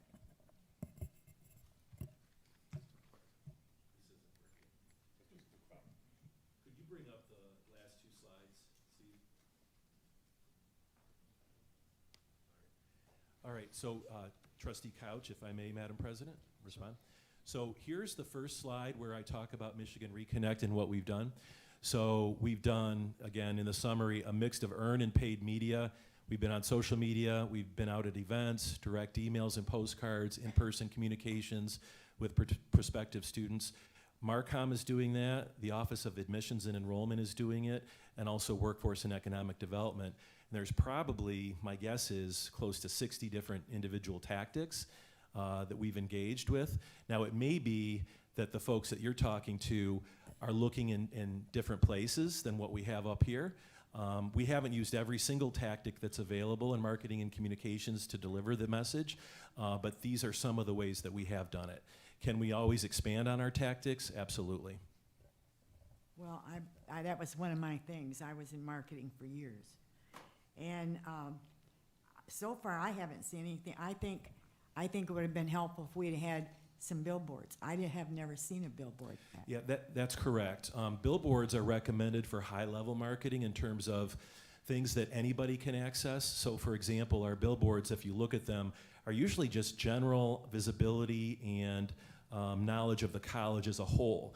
Because Michigan Reconnect is a very unique population and it's 25 and up, what we've been doing with these tactics is presenting the information about Michigan Reconnect in a very targeted way to the people that would qualify for it. So we can certainly consider billboards going forward, but one reason that we haven't done those is they're quite expensive compared to some of these more targeted tactics, and they don't allow us to necessarily get in front of people, say ages 25 to 65, I think is our age range for Michigan Reconnect through targeted social. Thank you. You're welcome. Are there any other questions? Any other questions? Thank you very much. Thank you. That concludes the special presentations, Mr. Chair. Thank you. Mr. Secretary, are there any communications from the public? There are, Mr. Chair. Are these communications or are they letters to us? This is a letter from the city of Grand Blanc dated May 18th, 2023. And it is signed by the city clerk of Grand Blanc, Mary Hopkins. Dear board, please accept this letter that the city of Grand Blanc has established a commercial rehabilitation district under the provision of PA 210 of 2005 as amended of the Public Acts of the state of Michigan. In addition, we are notifying you that the city of Grand Blanc has received an application from CGB Development Corporation, 206, 210, 216, and 138 Reed Road, Grand Blanc, Michigan, for abatement of property in accordance with the provisions of PA 210 of 2005 as amended. The city of Grand Blanc will hold a public hearing regarding the disapproval of the application for CGB Development Corporation on Wednesday, June 14th, 2023, at 7 p.m. at City of Grand Blanc City Hall, City County Chambers, 203 East Grand Blanc Road, Grand Blanc, Michigan, 48439. If you wish to submit a statement regarding the above reference request, Please submit that information prior to 5 p.m. on the date of the hearing. Please contact me or Wendy Jean Buer at ... if you have any questions. Sincerely, Mary Hopkins. Just to be sure, that was June 14th when their meeting took place? The hearing was, Pardon? the hearing was June 14th, yes. Did we send anyone? Yes, we always give those to the facilities area to staff. Do they have a report for us on that?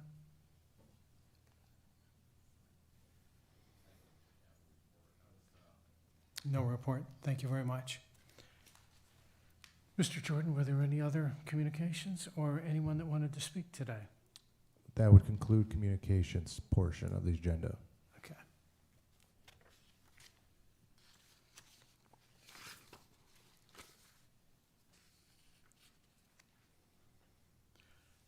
We're now moving to the approval of the minutes. Are there any corrections? Yes. We have a public comment, though. You have a public comment? Okay, I thought I'd ask. Before you read it? All Before right. you read it?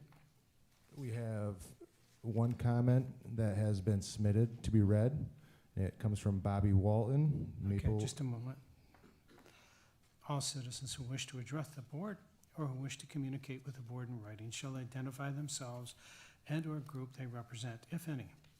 They must also state their reasons for addressing the board. Citizens addressing the board shall be limited to 5 minutes and making their remarks unless their time is increased or decreased by consent of the board. A brief supporting the remarks made by the citizen may be distributed to the board for its consideration. The board may limit the number of persons wishing to address the board on the same subject to 3. Please bring forward the letter from Bobby Walton, did you say? Mrs. Bobby Walton. Thank you. Out of Davison. And she writes, Dr. Beverly Walker Griffia is the first female and black president in Mott's College's 100 years after being hired in 2014. Dr. Beverly was named CEO of the Year on April 3rd of this year by the American Association of Community Colleges. I don't recall hearing this Board of Trustees mentioning it or recognizing Dr. Walker Griffia for this honor. What I have heard and what I do hear is the 4 leaders on this board are intent on firing the president. Shame on you. You are wasting every good resource you inherited with your intent on firing the president. You need to show good leadership and good management. Our community deserves this. We must preserve the educational excellence that comes with diversity. Diversity within the student body, the faculty and staff, diversity in the thinking and study of our lives together. Because no matter how you slice it, the study in this institution as well as others can be distilled down to the impact on how we live together in peace and diversity. Dr. Beverly epitomizes the value of diversity in our educational programs and institutions. She must remain as the president of Mott Community College. Now my second concern. This institution has been under the leadership of 4 members of the Board of Trustees who violated the Open Meetings Act to assume that leadership. The force of 4 then went forward and fired the board attorney, leaving the board with no legal advice when faced with a decision on what to do about a contract conflict that came up at a May meeting. The board has no legal support or resource due to very poor management delivered by leadership of this board. I have asked questions about this decision to fire Amber Brennan, and I am doing my own research to determine how it came about. I'm not satisfied with the answer given by the chair when he asked for details that would justify Attorney Brennan's being fired. I have a copy of the record of this investigation. It consists of 2 complaints against Attorney Brennan and her written response denying the accusation. The 2 complaints were filed by Connie Green of Davison and a person I believe is imaginary. The name used was Stacy Adams. The complaint was similar to that filed by Ms. Green. 1 month ago, I sent a message to the Gmail address on the Adams complaint. I asked Ms. Adams for more information about her concerns for Mott Community College. I have not received an answer. I will add that Ms. Green, who is a real person, is a political cohort of the son of one member of this board. Last week, I sent a letter to each of the 9 Stacy Adams registered voters in the state of Michigan asking if there were the person registering a complaint about the board attorney for the Mott College Board of Trustees. Only one Stacy Adams lives anywhere near Flint, and that is in Lake Orion and Oakland County. If I do not hear from the real Stacey Adams, I will conclude that this person is fictional and is a product of the work of someone working to corrupt this board. Mott College deserves better. The residents of our county who have worked to build up the academic excellence and the reputation and influence of Mott College in Michigan deserve better. I am calling on leadership of this board to change your direction or face the judgment of your peers and your community. I am leading a door-to-door campaign to educate our voters on issues of concern in our county. The Board of Trustees of Mott College and the power of the voters to shape this board will be a large part of my campaign. And that would be it. That concludes all of the, That concludes public comments for today, yes. thank you very much.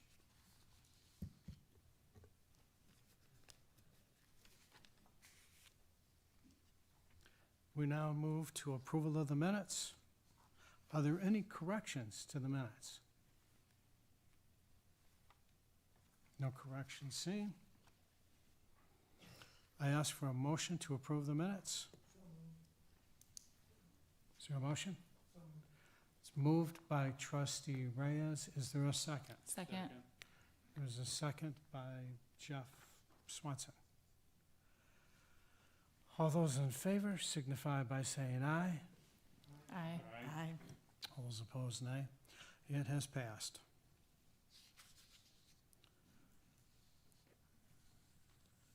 I am now going to move to the informational reports. And Jeff, would you give the finance report, finance audit report? Mr. Chair, there was no meeting this month for the Financial Committee. Okay. And Wendy, will you give a report from the, We had met on June 21st at 4 p.m. and there are copies of the agenda if you'd like to see them as soon as you walk in on the right-hand side. thank you. John Daly's not here this day. Is there anyone that can give the MCCA Board of Directors report? Madam President? I'll be honest, I'm not prepared. I will say that we met at Ferris, and we heard about their new centers, that one will be right here. We already have a partnership with Ferris, so it's just an extension of the campus that's already here. We talked about the various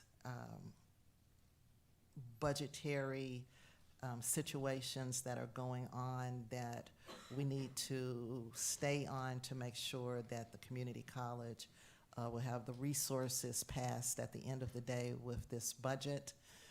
And I'll be honest, that's off the top of my head what I can remember. So. Okay, thank you very much. Mhm. The ACCT report, Mr. Reyes? The ACCT Board of Directors met via Zoom to get budget information from the CFO in preparation for our July retreat. And that's it. Okay. I'll go back. I have one more Yes. thing I just remembered, and it's going to be piecemeal. Madam President? What I was saying is it's going to be piecemeal because, like I said, I wasn't prepared to do this, but there is the Michigan Business Organization that will have a report coming out about community colleges and their effectiveness. And so you will be getting probably from Board Trustee Daly our response of what from the community colleges of that article. So, Thank you. mhm.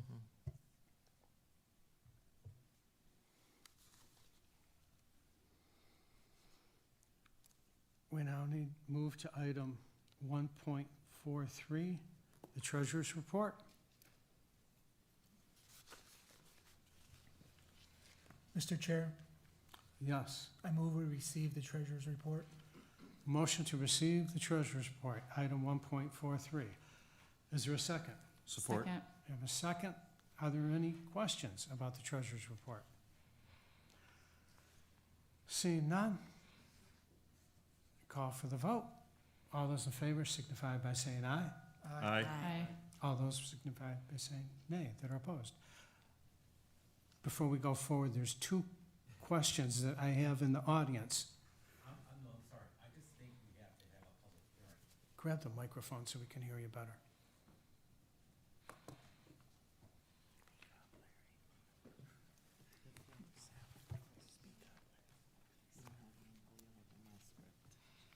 I'm sorry, but matter of procedure, I believe we have to have a public hearing on our. Okay. Yes, thank you. All right. The treasurer's report, we can go ahead and conclude, but we're going to jump back and we're going to do the hearing. Jordan, do you have any paperwork for me on this?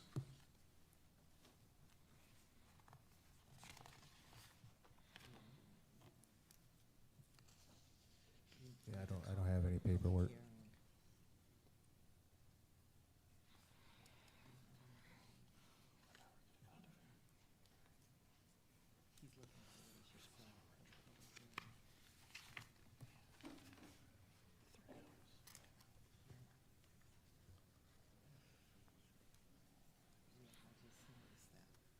He doesn't have anything. What's that? He does.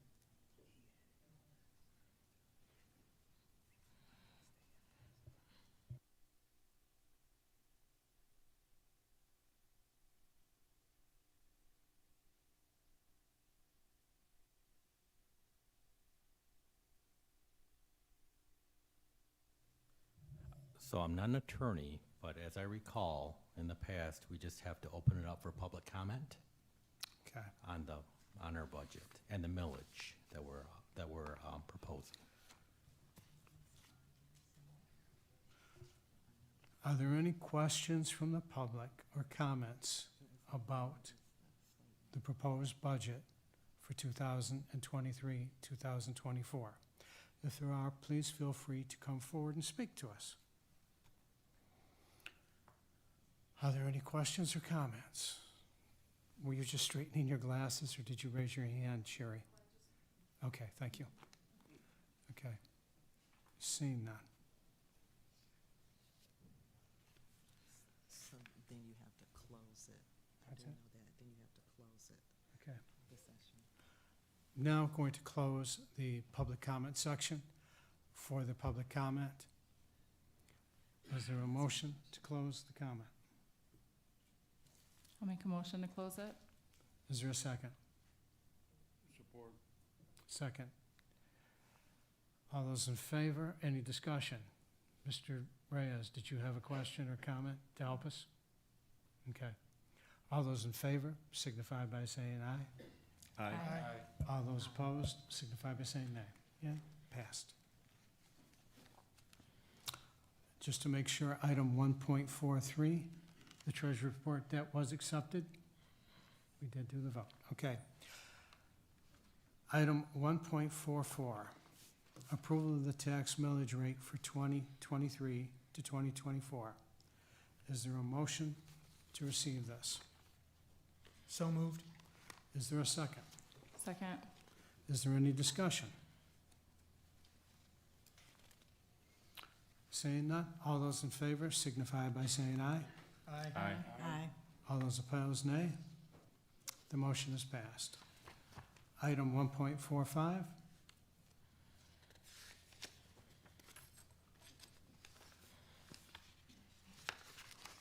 Mr. Chair, Yes, Mr. Reyes. are you looking for a motion on 145?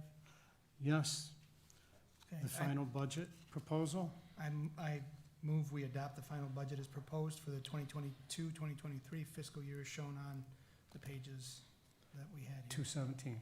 217. Is there a second? Second. Is there any discussion? All those in favor signify by saying aye. Aye. Aye. Aye. All those opposed signify by saying nay. The motion is passed. Item 1.45. 4-7? 4-6 doesn't show up in my official agenda that I was given. So item 1.46, initial budget for adoption. Is there a motion to approve the initial budget for item 1.46? I'll make the motion. Second. We have a second. Any discussion? All those in favor of item 1.46 signify by saying aye. Aye. All those opposed signify by saying nay. The motion is passed. Item 1.47, approval of professional and technical contract. Is there a motion to approve the contract? So moved. There's a motion to approve. Is there a second? Support. Support. Is there any discussion? Mr. Chair? Yes. Pardon me? Oh, thank you, Mom. I received this, we went over this on Saturday morning, and, you know, a couple days isn't enough to go over this. And I understand, and Dr. Beverly and I talked about why we weren't allowed to have it, and that's fine. But not having a chance to go in to read it all, and the fact that there was mistakes found in the copy that I was shown,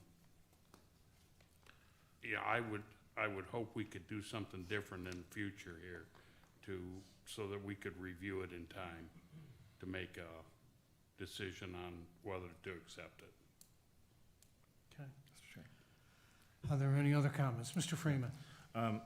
So, through the chair, during our committee meeting, we actually went through both of these last Wednesday in nauseating detail. We were provided every bit of information on this. We were given an explanation, not just, we did a physical review of the entire contract, as well as we had a summary page provided to us as well. I understand that you didn't have, your meeting, you didn't have quorum, I believe. So you didn't have that, and that might have been an opportunity for you to have the access to the same presentation. But we actually did get a very thorough analysis of the collective bargaining, what had taken place, and what the results were. That appears to have been both agreed upon by union and the administration as well. So. And this goes for a supervisory managerial contract, although I believe they were still in the process. They had until, like, I think, was it Friday, to provide their responses to it as well. Explain it. During, MS, John Michael? That was it. Okay. I was just worried because the mistakes that were found. One of them was we were given the 32% pay increase in the one, I forget which one it was at, but, you know, and that had to be in the copy that you went over in depth. Sure. I did provide feedback. I did catch, Okay. during the presentation, I did actually catch things, and we had noted that as well. So, because we did go through everything, and I caught some very minor things as well, so, and that was provided to them. So. Are there any other questions or comments regarding the contract? Seeing none. The approval of 1.47, the professional technicals contract. So moved. And there's a second, Second. and we've had discussion. All those in favor signify by saying aye. Aye. All those signify by saying nay that are opposed. The motion passed. The contract has passed. Item 1.48, approval of the supervisor and manager collective bargaining agreement. Is there a motion to approve the contract? I'll make the motion. Second. Motion, who was the second? Over here. Art? Okay, are there any questions? Any discussion at all? Yes. Madam Trustee, Couch? Mr. Chair, I'd like to read it first. I'd like to have an actual copy of it and read it first. Okay. Mr. Freeman. Through the chair to Trustee Couch, you were not in attendance at the meeting, unfortunately, where we did actually go through everything in it. So that would have been your opportunity to do that. So you just weren't in attendance, so it's really not the fault of the administration, so. Well, I would, excuse me, Mr. may I reply? Mrs. Couch. Well, Through the chair, Mrs. Couch. I would like to see a written copy of that contract.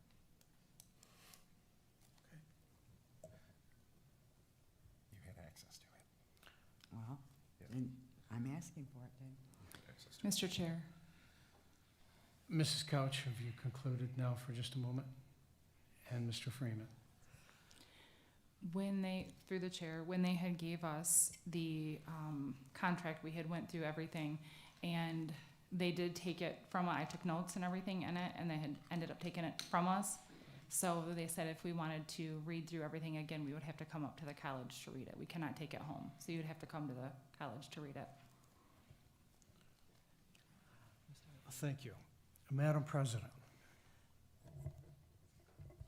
Mr. Chair, I was just going to share that Jordan did send out, I believe, texts, made phone calls to have other meetings to go through both the budget and the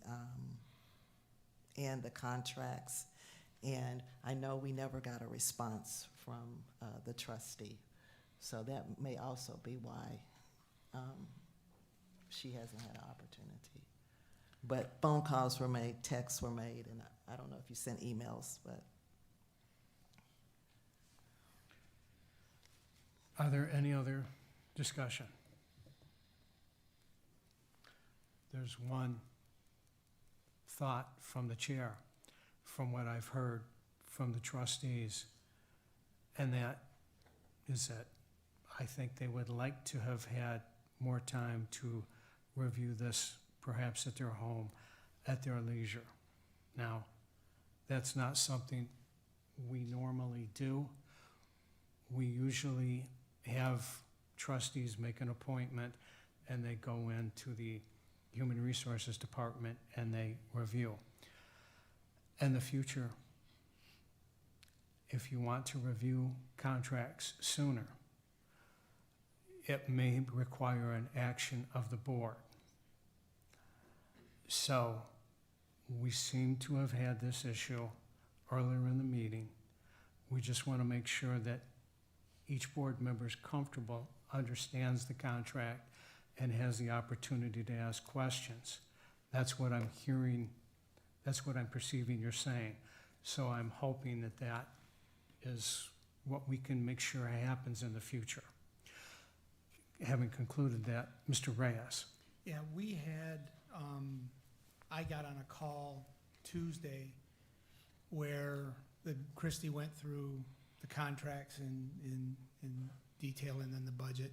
And then there was also a meeting that was called for Thursday, or the opportunity was for Thursday, and we had committee meetings on Wednesday.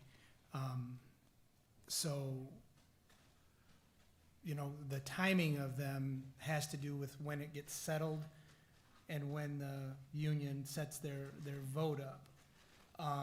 And if we delay in, and I'm glad that, I mean, we haven't and are shown that we're going to, but provisions of the contract are on a time-sensitive basis. So I think they gave us as much, well, we had as much time as the union members did in reading through the contract or seeing the contract, and we had opportunities to, in the same time frame that the union membership had before they made their decision. And the reason it come to us is because both the unions voted to approve. So I think that the system that we have in place is sufficient, because if there were further questions, and I was shared, the screen was shared on, I had it on my phone, so I didn't see the mistake that you guys caught. But we can go in and do that, and that just takes a little bit of effort on the part of the trustee, the individuals. So I really don't think that we need action to have it sent to our home, because I just don't think, I think that the system is working okay, the way that it is. Thank you for your comment. Are there any other comments regarding this at this time? Seeing none. All those in favor of approving the contract? 1.48, approve of the supervisor and manager contract, please signify by saying aye. Aye. Aye. All those opposed? The ayes have it. 1.49. This is the approval of our agenda for this coming year, not the agenda, the meeting dates. Are there any changes or corrections that need to be made at this time? Well, first I've got to say, is there a motion to accept it? I'll make So the moved. motion. Is there a second? Second. Is there any corrections or changes from any board members? Seeing none. All those in favor signify by saying aye. Aye. All those opposed, nay. The motion is passed. Item 1.50, the appointment of the Michigan Community College Association Board of Directors representative. I have been contacted by John Daly, who wishes to continue in his position as the director. And I have also heard from Wendy Wolcott, who has also expressed an interest at being the alternative trustee. I see on our motion that President wishes to be a director to the MCCA Board of Directors. I guess I should officially ask you, you do want to do that? I'm automatically, and I'm the past chair. I want to make sure. So, yeah, I I'm don't automatically. want somebody to say, oh, we didn't do that. I want to make sure you wanted it. Okay. I don't have a choice, so, yes. Okay. Is there anyone else that wanted to be nominated for either one of these positions? Having seen none, motion to approve item 1.50. All those in favor of the two candidates? John Daly as the trustee director and Wendy as the alternate trustee director. So moved. Support, or second? Any further discussion? All those in favor signify by saying aye. Aye. Aye. Aye. All those opposed, nay. It's passed, and we will notify trustee Daly. Item 1.51, American Association of Community College. We have had, the only person that has asked is myself. So I'm asking that I be appointed as the trustee representative. And the alternative I would like to have is Art Reyes. For which one are we doing now? We are doing 1.51, which is the American Association of Community College Representative, the AACC. And the trustee representative would be myself. And the alternate, should we do it, I would like to have you as our alternate, Art. Okay, are you gonna open it up for further nomination? Pardon? Are you opening it up for further nominations? If you would like to make further nominations, we can, but would you like to be the alternate? Yeah, I can be the alternate. I Okay, accept that, but okay. Do we have anyone else that would like to be nominated for that? I would. Mr. Freeman, you'd like to be nominated? Yes. For which position? For the representative. Okay. So we have Everman and Freeman. Do we have any other nominations? Do we have any nominations for the, and then for the alternate, which we have Art there? Is there anyone else that would like to be nominated for that? How many alternates are there? One, and in this, for this one. And we're going to vote on these individually. So all those in favor, we're now, if there's no other nominations, there's no other nominations. We'll now have the vote. All those in favor of trustee Everman as the representative and a roll call vote. Mr. Reyes? No. Okay. Mr. Freeman? No. Mrs. Couch? Yes.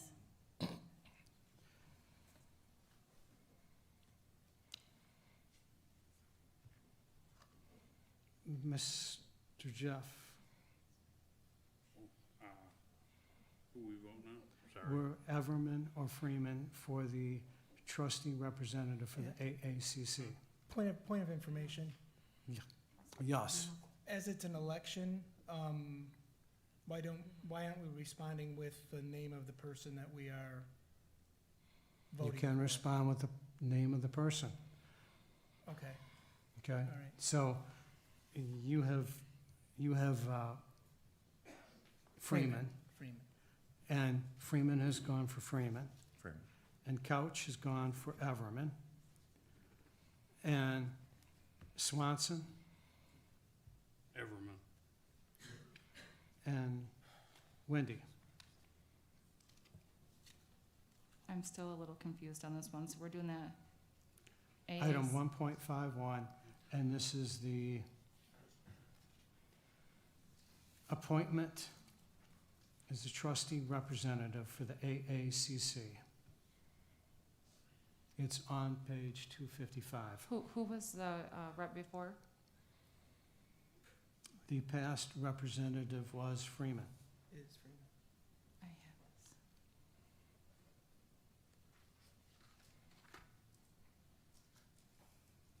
Okay. Wendy? I think Andy. Okay. So the votes, 3 Everman, 2 Freeman. You have to vote. Pardon? You have to vote. I can't hear you. You have to vote. Pardon? And I vote for myself. So 4-2, I get it.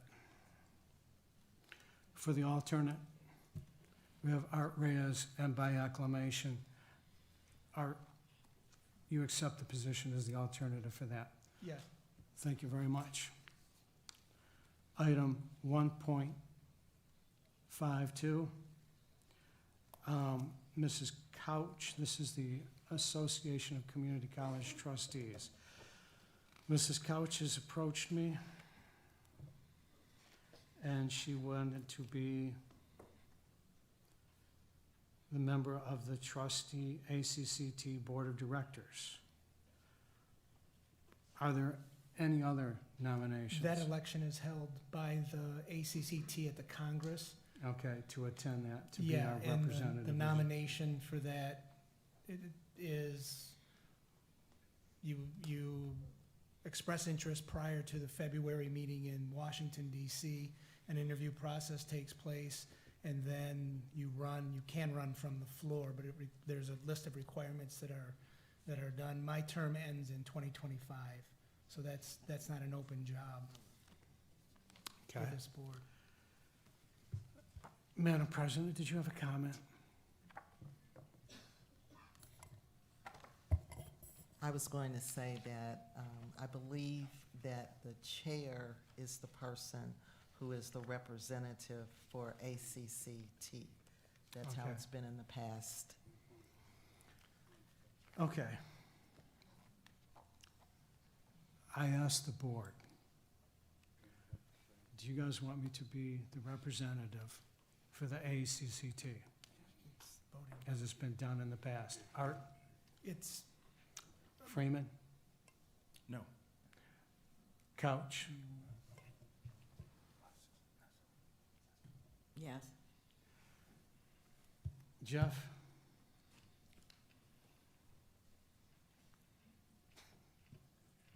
I'm sorry, we're voting on, Whether or not you want me to be the representative totally of the board confused for the ACCT. My vote is no.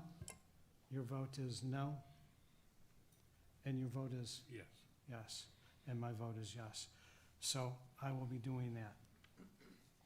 For the alternate of that, I hadn't heard from anybody. Sue had requested, but Michael Freeman, would you be the alternative for that? No. Okay. Mrs. Couch, would you be the alternative for that since you had asked for the other position? Yes, okay. So apparently it's 3-3. What? Apparently the vote is 3-3. So he's ACCT. 3. 3-3. It was 3 yes and 3 no. And I voted for it, so That's only I 6. get, there's, It's 3-3 regardless. It's only 6 people here. There's not a Okay. 7th person here. okay.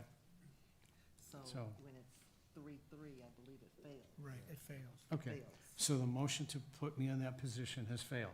Right. Very good. Okay. Is there another nomination for that position? Yes, Mr. Reyes. I nominate trustee Freeman. Mr. Freeman, do you accept that nomination? I do. Okay. We now have another person.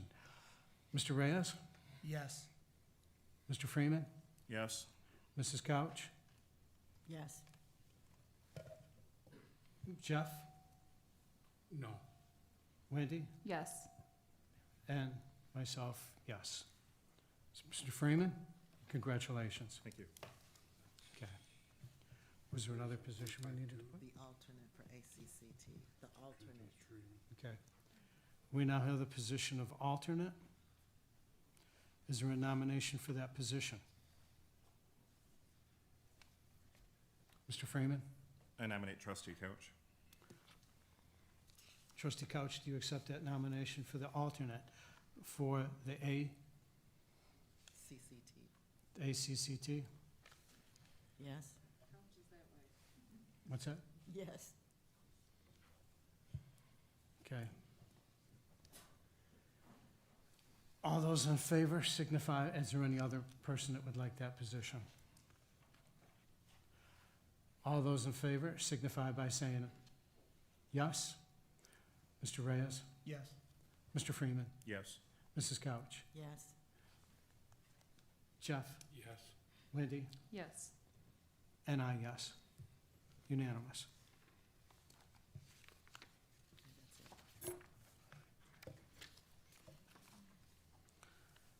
We now have the president's report. Yes. Ooh. We did that It's already, not. didn't we? He said there's a 1.53. What's that? He said there's a 1.53. There's one more what? 1.53 and 1.54. Ah, yes. Item 1.53, approval of secretary designee. Is there a motion for a secretary designee?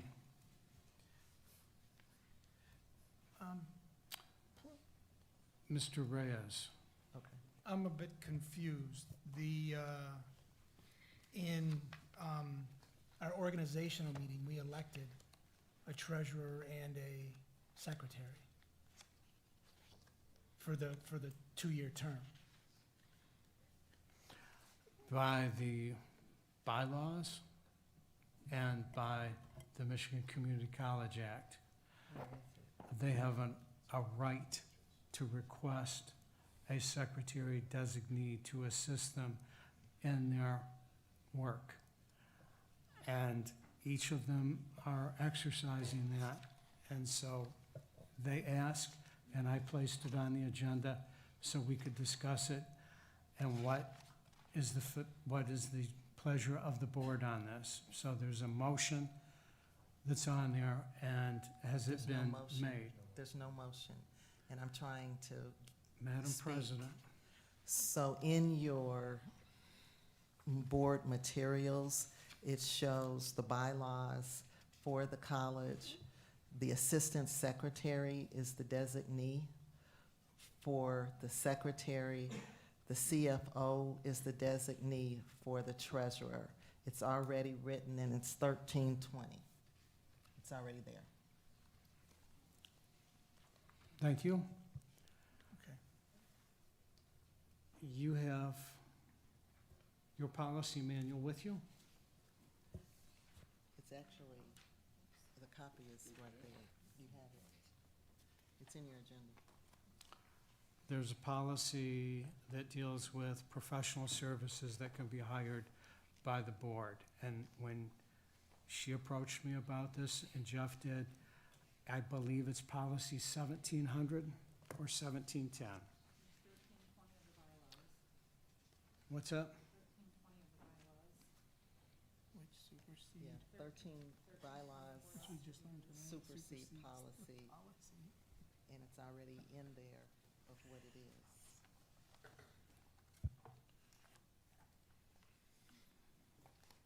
Do you know what page this is? Okay, well, tell them where to look at it in their book. Do you have When it? you look at item 1.53 on page 257, the following 2 pages will have the the bylaws 1320. I And then believe it's, they're and then it's working repeated with- for item 1.54 as well. I believe when they approached me and asked me to put this on there, they went under professional services, which is either policy 1700 or 1710. And bylaws supersede policy. It's the flavor, well. Do you have anything to back up what you want? Make sure your microphone is on and speak into it. Community College Act 331 of 1966. I have that one. 1320, board officer duties.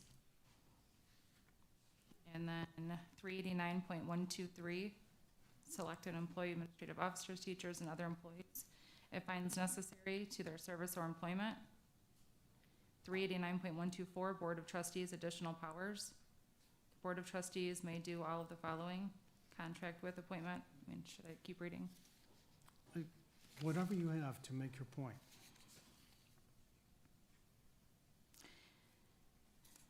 Contract with employee and suitable person as chief executive officers at community college.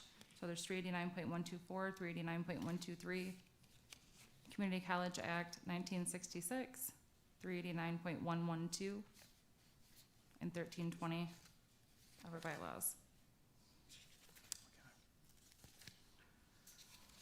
Okay.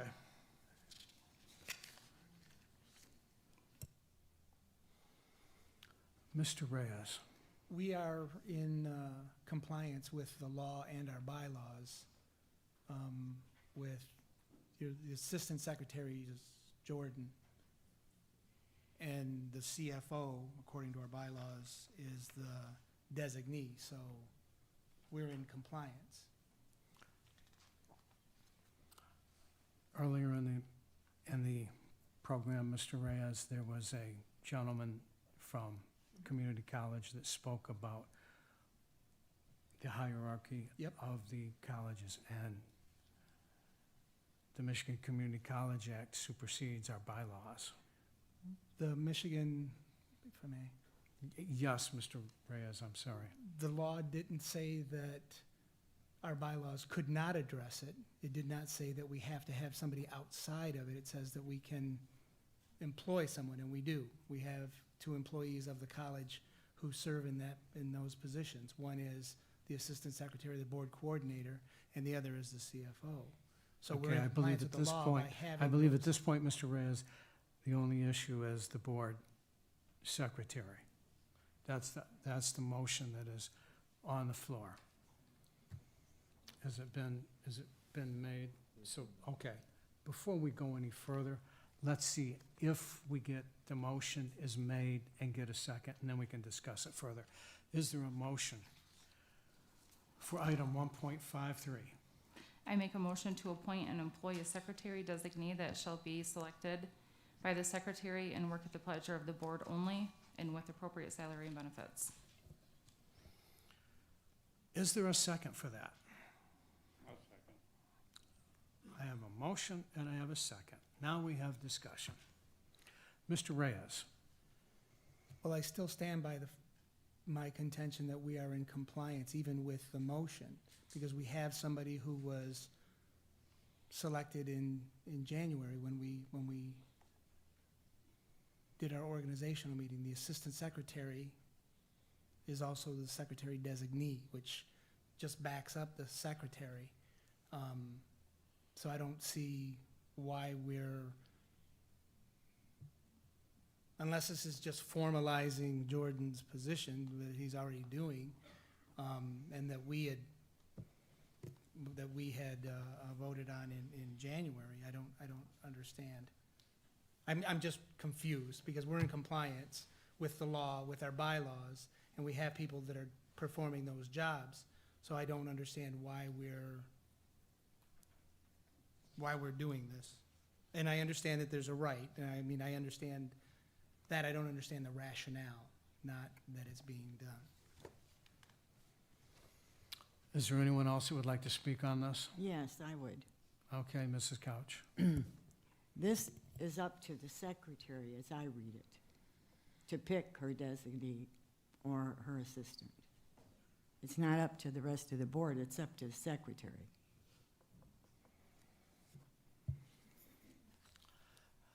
Is there anyone else?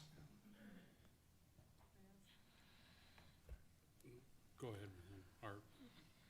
Art has spoken first, and I'm going to let everybody speak once before we go back and do the second one. So please, Mr. Swanson, if you have something to say. Well, I think that she's just looking for help, a little bit of help, and we're not to my motion yet, but as I was just looking for a little help on the audit, on things that I should look for. That's the next. That's another thing, but I think she's just looking for help. Is there anybody else who would like to speak for the first time? So Mr. Freeman. is it the intention then to hire somebody, like we have to pay for another position for another person?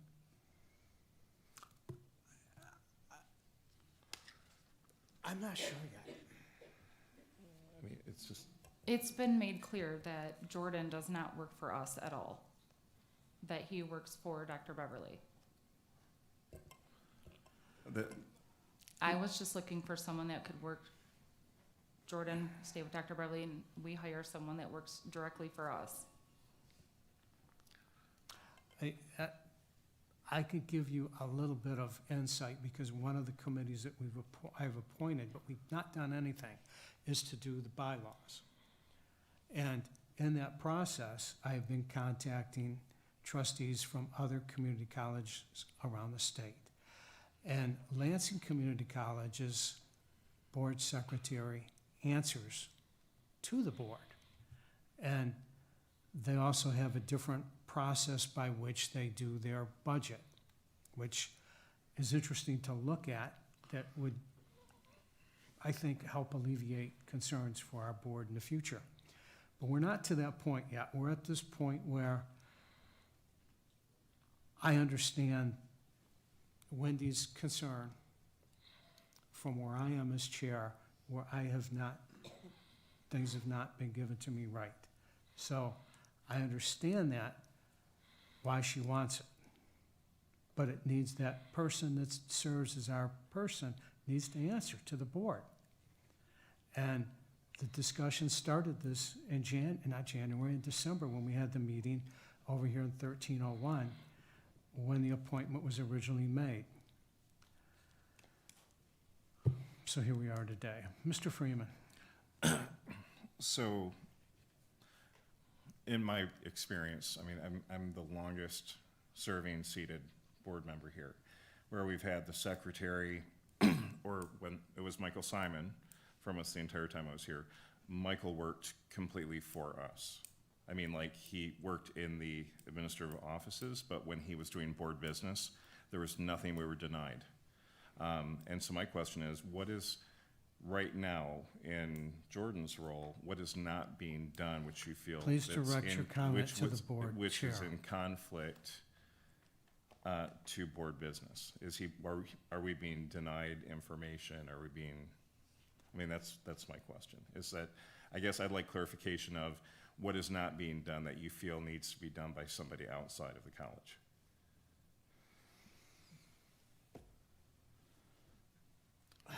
This is yours. Wendy? Jordan does a great job. When I call him or ask questions, and many people have brought this up to me, absolutely everything, no matter what it is. I mean, I called for Andy's phone number the other day, and everything has to be gone through Dr. Beverly, no matter what it is. And I just wanted somebody that will work directly with the board, and then he work with Dr. Beverly. There's more than that. I just gave you an example. Any other comments from board members? Just a moment, and we'll see if anybody says anything. Yes, Just a second, I have a comment. and then we'll let you speak. Okay, Alright. Madam President. Madam President. Oh, I thought you were going. Couch, did you have a No. comment? You just said Madam President. Okay. Yes, you did, that's true. Okay, when I have, every time that I've ever spoke to Jordan on the telephone or whatever, and I've asked him a question or told him what, or said something to him, he would always tell me he'd have to check with the president. So, Thank you. Any other trustee comments, questions? Madam President. So trustee Walcott, yes, he did say that he was in error. He didn't have to check with me. Andy has it. I believe that you can give your phone number out to other trustees. I think he has that. Oh, you don't have that? No, anybody that wants then- my contact information can request it. Okay, so then that's why it happened, so. I thought it was open, but, and it was the same, when you don't have that, then we just want to make sure it's done right, so. So it wasn't that he could just give it to you. There any other questions, comments, anything you guys, before we vote on this? This is a roll call vote. Signify by saying aye if you want to pass this, and nay if you do not. Mr. Reyes, No. Mr. Freeman, No. Mrs. Couch, yes. yes. Mr. Swanson, Aye. Wendy, Yes.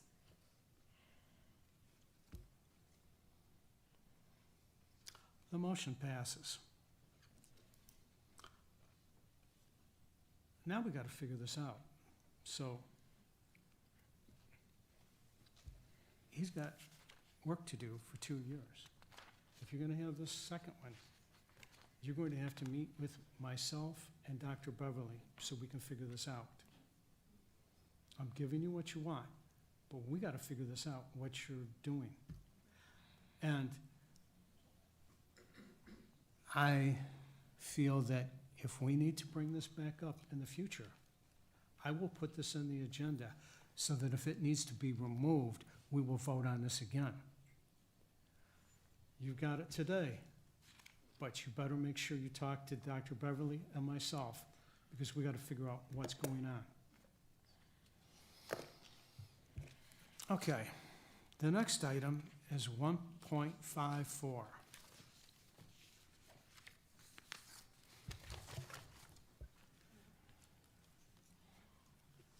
Is there a motion to accept item 1.54? Mr. Chair, I make the motion that we can hire a CPA or a financial analyst to assist myself, the audit committee, and the board with any of the financial matters. Okay, is there a second? I second. Before we start discussion from the board, Chair is going to say, we have a chief financial officer, we have auditors that audit the books. So let's find out and make the case. Mr. Freeman, you look like you wanted to say something. Yeah, there again, we do hire a CPA, or we hire an auditing firm that is an independent entity outside of the college that they're the ones who, they meet with us. And then we receive the audit from them. We're the first line, and they explain any sort of material deficiencies, anything that they find within the audit. So in my estimation, we already do contract that service out. That explains the financials, and I believe that any sort of information or reports that the board wants run, like let's say if it were travel expenses related to board members, I'm sure that our financial staff on campus would give us a full detail of that. So I don't know that necessarily where there is the concern about the secretary activity. We do actually have a lot of independent outside advice and information coming to us. So I just questioned why we would incur the additional expense of another staff member to do this. Thank you. Is there any other comments? Mr. Chair, I'm new to being a treasurer, and I wanted just advice. Larry does a fantastic job, and I trust him, but I'm at the point to where I'm not sure exactly what to ask for, and I just wanted a little advice from somebody outside the school of what I need to look at. The cost is going to be minimal.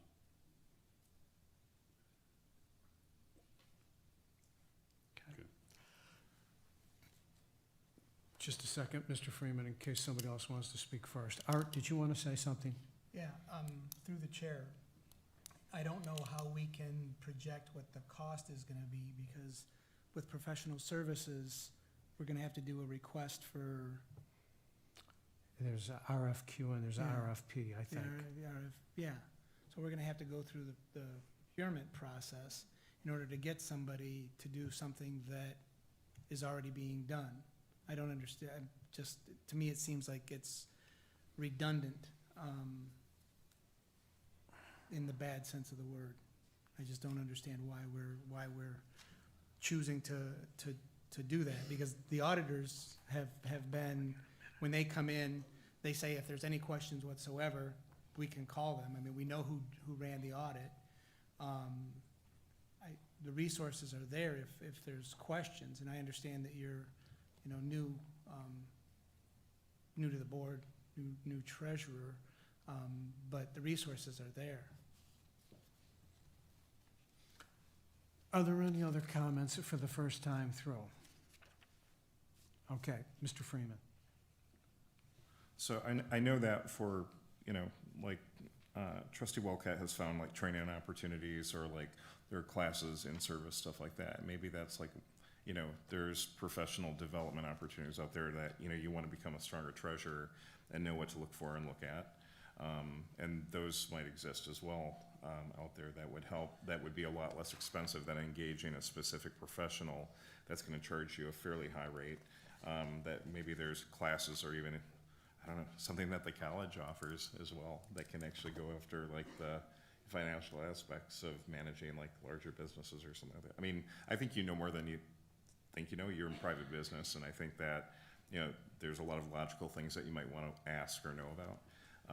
But I just think from a cost perspective and about how much money that we as a board are actually spending, I just wonder about the necessity. Is it critical, or is it just something that is, superfluous? So. Thank you. Are there any other comments from board members? Mr. Chair. Mrs. Couch, did you have a comment? No. Okay. Mr. Chair. Yes. I do. Okay. I understand what you're saying. I was just looking for a little help here, and really, I didn't know where to look. Okay? If it's gonna ruffle everybody's feathers, I'll remove that motion. I don't want any animosity here with anybody. No. I know that Larry works for the school. Okay? No, Larry does not work for the school. He's He's an independent He's contractor. contracted by the school. He's an independent contractor. You're contracted by the school.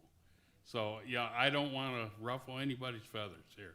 If there's other places to find this, I will find it. And Larry is going to give me the auditor name and number, correct? I will contact them and talk with them. Larry, could you come up? I'm going to ask Larry come up, and while he's doing that, Dr. Beverly has an insight for us. Right, I just wanted to clarify, it sounds like you're not trying to get a treasurer's designee per se, you're just trying to get help to understand what questions to ask at different points during the year when things are occurring. That is correct. So that would be probably professional services that wouldn't be 1320, it would be the 1700. 1700. Right. So that would be something, you know, that could be done if the board voted to do it.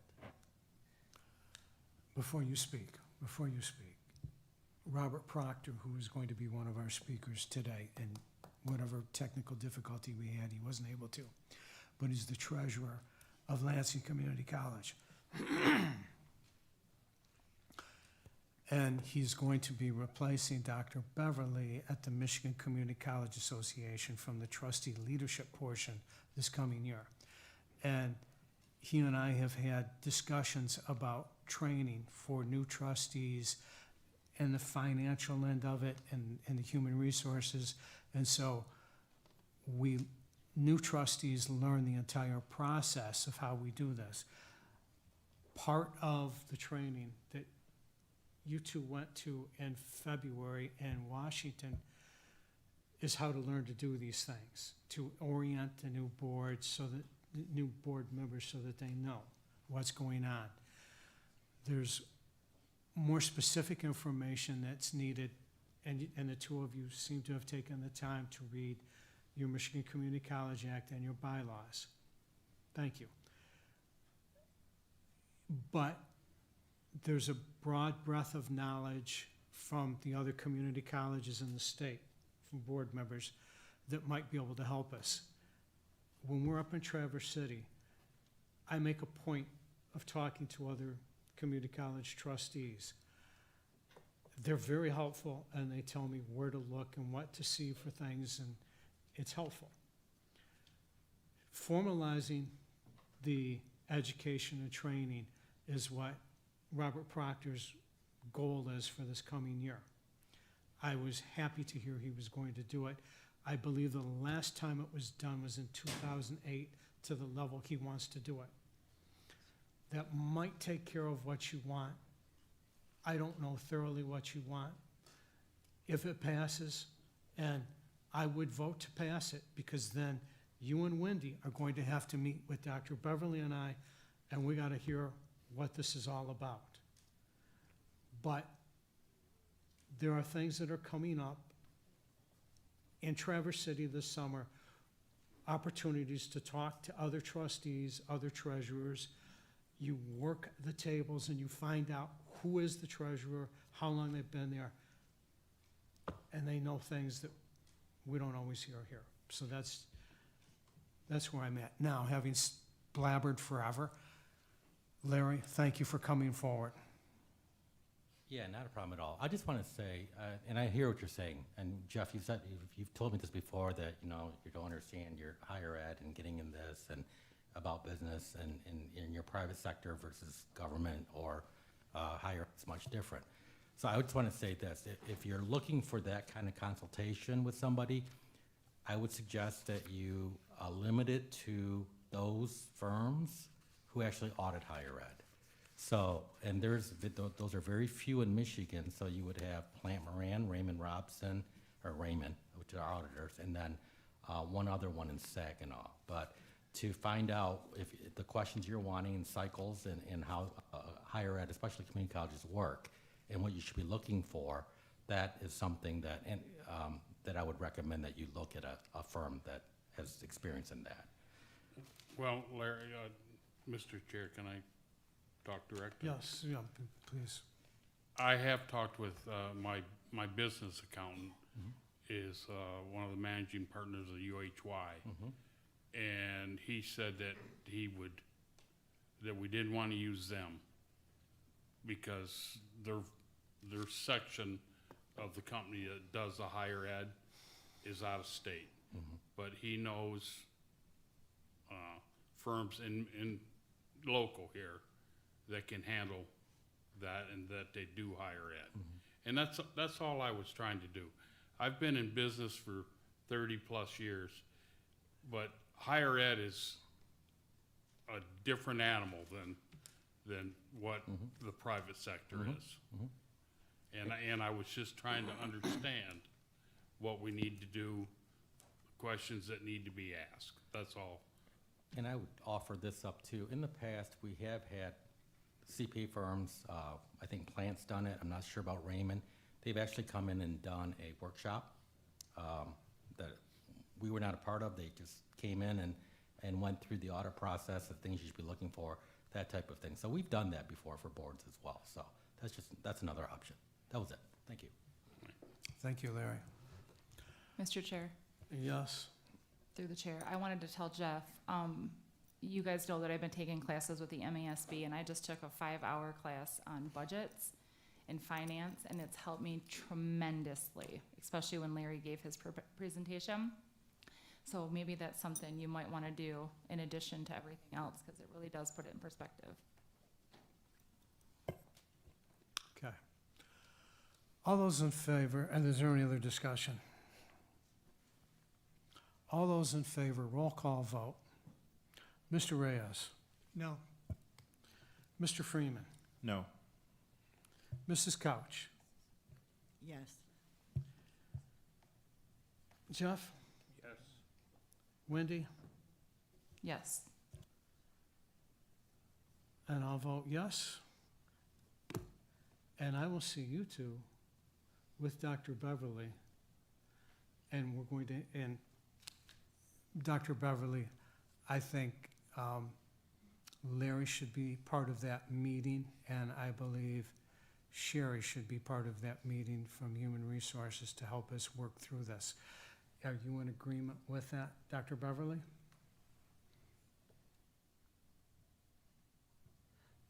That's fine. I guess I need some clarity, though, Yes, we all do. what the role will be for the employees now. And so, you know, it sounds like they're no longer the treasurer designee, they're no longer the secretary designee. So does that mean that we stop giving reports and, you know, all the things that we do? So I'm that asking that you and I get together and figure this out, and if it's after this meeting, fine, but we need to get this figured out, and then we'll meet with these people, and then find out if we need to go forward or something else. So. Okay, we I need just to need talk. clarification. We need to So- talk, because I need to figure it out too. Next item on the agenda is the president's report.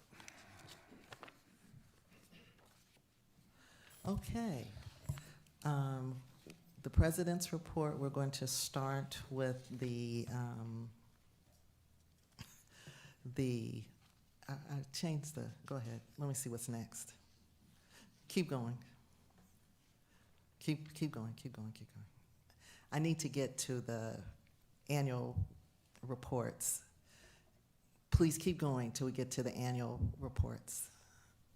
And Jason, if you'll go ahead and come down with your folks. Keep going, we've already done the enrollment. Keep going, we've already done this.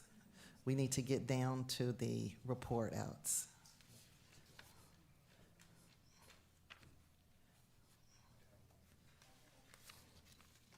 There it is right there, annual year division accomplishments. Okay. So all of the divisions are here to give their annual year accomplishments. I think we have plenty of seats on the first row. Do you need to take another? Is it okay if they take another one? Oh, Chris, you're bringing one. Okay, thank you.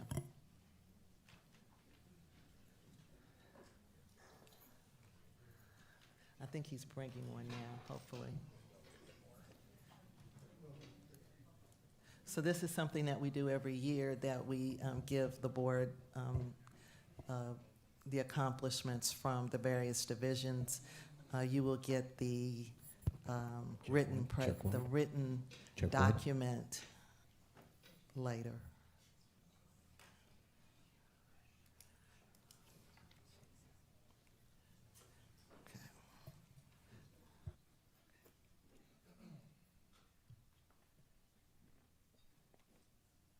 Thank you, Jason.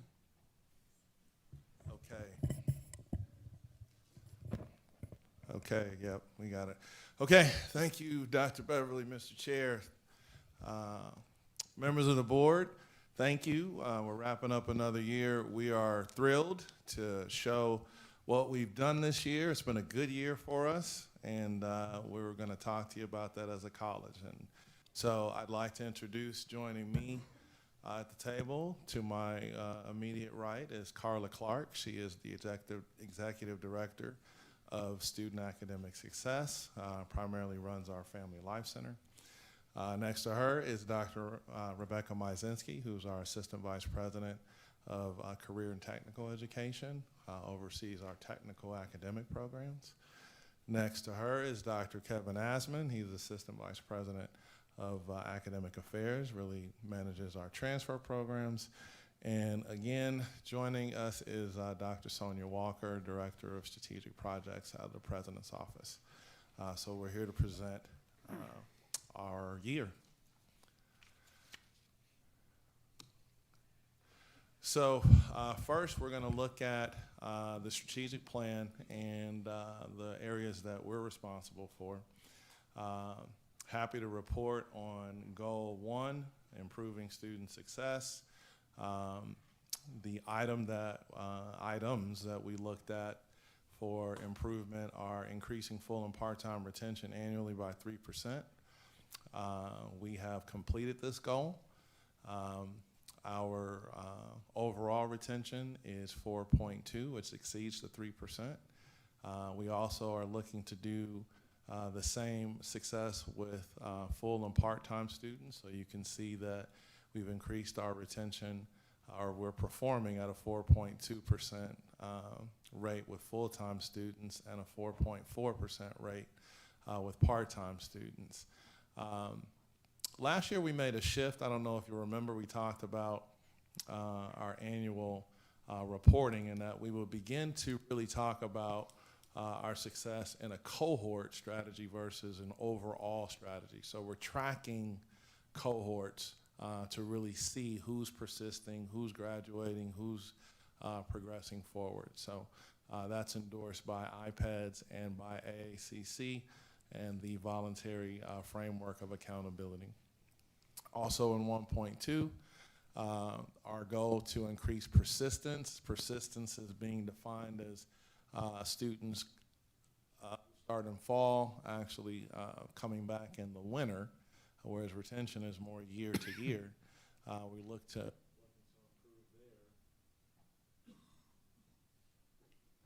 looking to improve there, or 1.5% rate there. We've exceeded that, 2.6 overall. Full-time is 1.8, part-time is 3.0. So excited about our progress in relationship to retention and persistence. Next slide, and I'll turn it over to Carla Clark. Thank you, VP Wilson. I am here to talk about the completion of Goal 2.1, which was due to enhance crisis response support services, and I'm glad to announce that we have completed that goal. And I'm here to share some of those highlights as we talk about wraparound services to ensure students are completing and academic success. So through a LEO grant, we provided over $340,000 to Michigan Reconnect and Future for Frontliner students to prevent stop-outs. And we were able to provide assistance with books and supplies, transportation, housing, food, and childcare. We also provided over $15,000 in student emergency funds. We created a Laserfish form working with ITS to simplify the process for our students. And we were able to provide assistance to students in utility shutoff notices, evictions, emergency medical bills, and car repairs. We service approximately 80 to 100 students monthly who are seeking counseling services, and the majority of those students are seeking mental health support, food assistance, and community resources. Additionally, we partner with Timely MD to provide virtual telehealth services to students, which was a 24/7 access to mental health providers, offering on-demand access to mental health services. We had 67 students were registered in that program, 19 made visits, and currently we have 11 students that are active in that program. We also partner with Hurley Hospital for virtual health care, and we had a kiosk located in the lower level of the Lenore Crowdy Family Life Center. And over the past year, we issued over 2,300 bus passes. We averaged 330 visits to our Mott East, which is our food pantry, which costs us between $2,500 and $3,000 per month. And most food is purchased through a partnership with the Food Bank of Eastern Michigan. We had over 186 students who have requested assistance in technology, and that means the providing of loans for a Chromebook or providing the fobs for students who are unable to access Duo Mobile. Ellen's Closet, which is our clothing closet, we average about 30 visits per month. And lastly, as we move forward, there will be the development of the advisory board, whose goal is to provide advisory oversight of the Lenore Crowdy Family Life Center and to help link the Family Life Center to the resources within the community and organizations and other foundations. All right, thank you, Carla.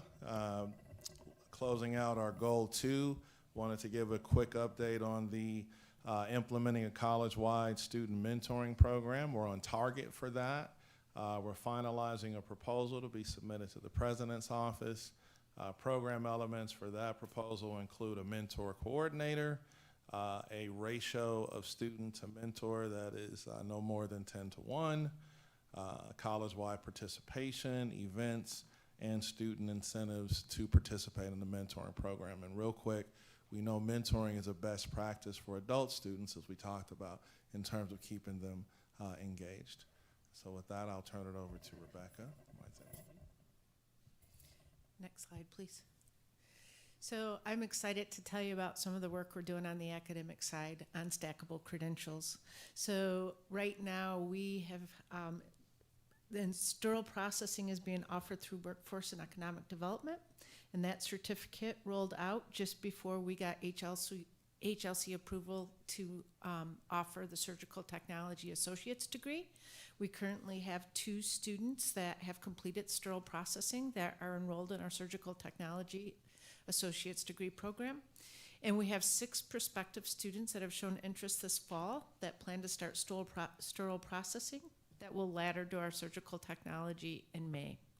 We have articulated 12 credits for the non-credit training into our academic program. Thank you. Goal 6.2 was that each semester, all of our academic divisions will review and revise plans to offer flexible course modalities. And I'm really happy to say that we've completed this goal. We engage in what we call dynamic scheduling management, and in the vernacular, that means that we don't stop changing the schedule and making adjustments to it as long as students are still registering. And it's July, and we're still making adjustments to the summer schedule because we know that we have students who need classes.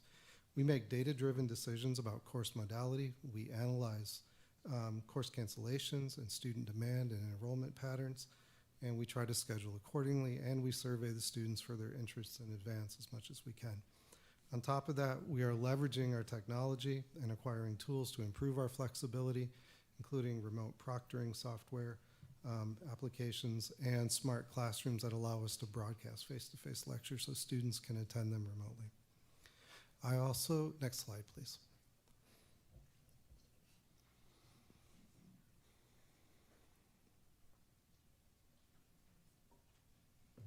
Okay. Goal 7.1 was that we increase evidence of enhanced teaching methods. This is complete as well. All full-time faculty at Mott Community College participate in year-long communities of practice. These are faculty-led learning communities related to emerging technologies, advances and changes in teaching, and most importantly, from our perspective, inclusivity in the classroom. And we have had full compliance in those communities of practice in the last 2 years. So I think we're beyond completion on that one. Next slide, please. And then goal 8.1 was to increase faculty professional development related to cultural awareness, civility, tolerance, and conflict management by 15%. We had 3 of the communities of practice were directly related to these topics. We had an implicit bias for healthcare workers that was facilitated by Dr. Michelle Mopop, universal design for learning facilitated by Dr. Krista Black, and classroom inclusivity facilitated by Dr. Jenna Andrews, and 57 faculty participated in at least one of those communities of practice. So that was almost 50% of the faculty being involved in that. So next slide. So some of our academic year highlights, we accomplished a lot, but we did want to talk about the implementation of the new chair model.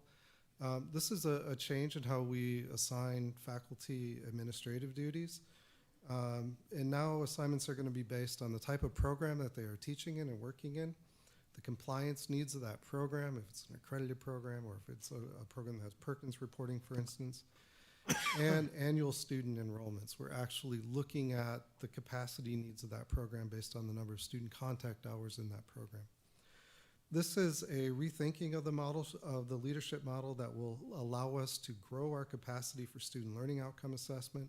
And I think what's most important for us is program review, that we can actually really assess the impact of our programs and what's happening in our different disciplines. And also from our students, it allows us to increase student support. And we're going to see that implemented immediately in the fall with an increase in student tutoring in some of our divisions. Thanks, Kevin. Another exciting highlight I would like to share is that Mott successfully completed their first ever Mott mini-mester. This was an accelerated 3-week term offering a variety of courses in humanities, math, social science. All of these courses were taught 100% online. We had a total of 228 enrolled with 191 current students and 37 guest students. And we also had 12 courses that was offered during this time with a 3.3 GPA. Exciting opportunity. So before we conclude, if you'd allow, I just want all of my colleagues in student academic success to please stand. Yes, you guys, please stand. Something to be recognized. Your great work this year. That concludes us.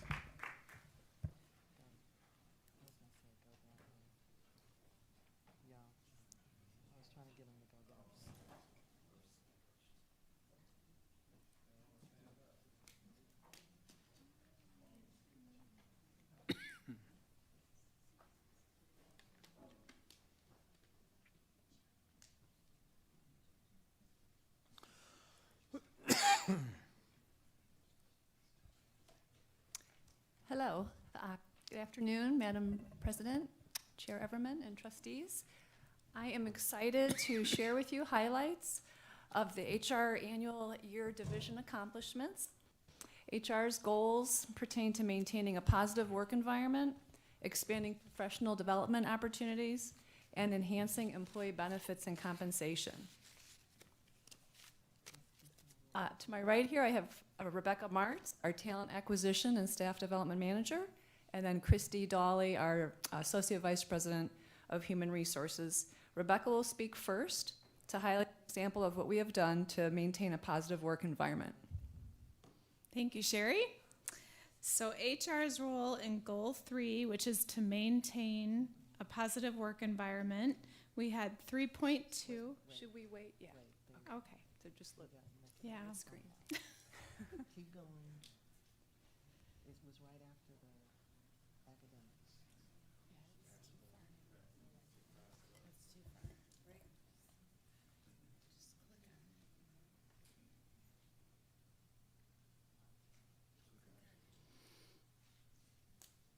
So next one. The next slide. Should be next one. Okay. Thank you. Go ahead, Rebecca. All right. So goal 3 is to maintain a positive work environment. And 3.2 says each executive cabinet team will engage in one new major interdivision collaboration annually. And we have a couple of examples listed there that we completed, such as the Diverse Faculty Recruitment Committee. And goal 3.4, each MCC leadership team member will continue to engage routinely in employee acknowledgement and appreciation practices. So we have a number of things that we've done there. And what we'd like to highlight is our yearly employee appreciation event. This year, it was held at the Event Center. It was the first time we were back in person since COVID. It was, the theme was a carnival theme, and so we got together to eat together and play games and have fun and win a lot of prizes. So it was pretty awesome. The HR team worked together to plan that and deliver that event along with employee volunteers. The next slide is to share goal 4, which is to expand professional development opportunities. So goal 4.1 is to develop and implement a successful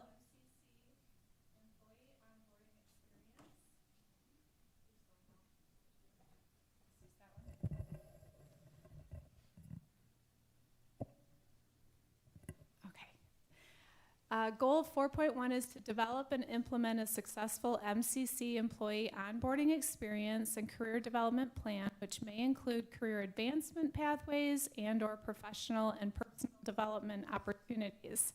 So there's about 5 things that we've completed there listed. And what I'd like to highlight is we did expand our orientation from 1 day to 3 days to include diversity, equity, and inclusion and civility training, as well as some other important compliance items. And then we also created a refresher 1-day orientation session for those who transitioned into a new position or they were promoted into new positions. So they relearned the organization again. So next I'll turn it over to Christy to talk about Goal 5, enhancing wages and benefits. Good afternoon. As Rebecca mentioned, I'm reporting on Goal 5, enhancing employee wages and benefits, and there are 2 sub-goals associated with this goal, which include 5.1, monitoring appropriate market wage and benefits and recommending appropriate adjustments, as well as 5.2, develop and implement a communication plan to help employees better understand options under existing benefit offerings. Both of these goals are complete, and you can see examples of what was done listed under each goal.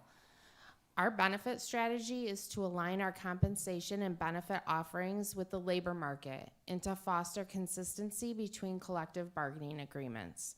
One highlight of this is the implementation of long-term disability insurance for our public safety officers. Long-term disability is a wage continuation plan that provides compensation in the event of a lengthy illness. The public safety officers did not have this as part of their offering, so we did implement it, and it matched with the other employee groups. So now I will turn it back to Rebecca for our highlights. All right, next slide, please. So the academic year highlights from Human Resources are listed there. And I just want to mention the first one. We cleared a backlog of positions that needed to be filled from 2021 to current. And so you'll see the measurement, the recruitment measurement there. From July 2021, our time to fill used to be 73 days, which actually is really good for higher education. But we've even improved it this year to time to fill is 64 days. So that's a 15% reduction there.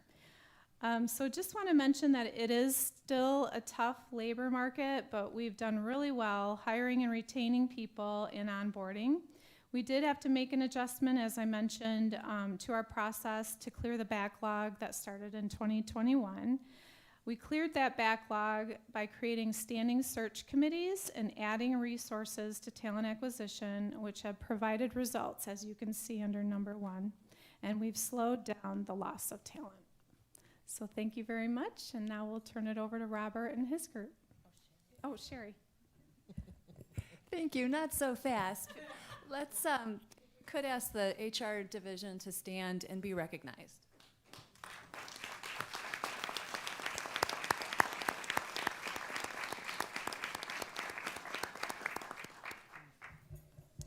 Thank you.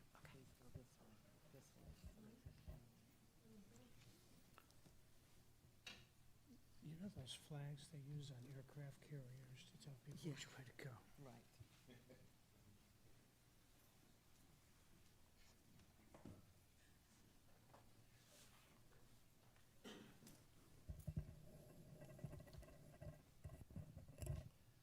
Good afternoon again.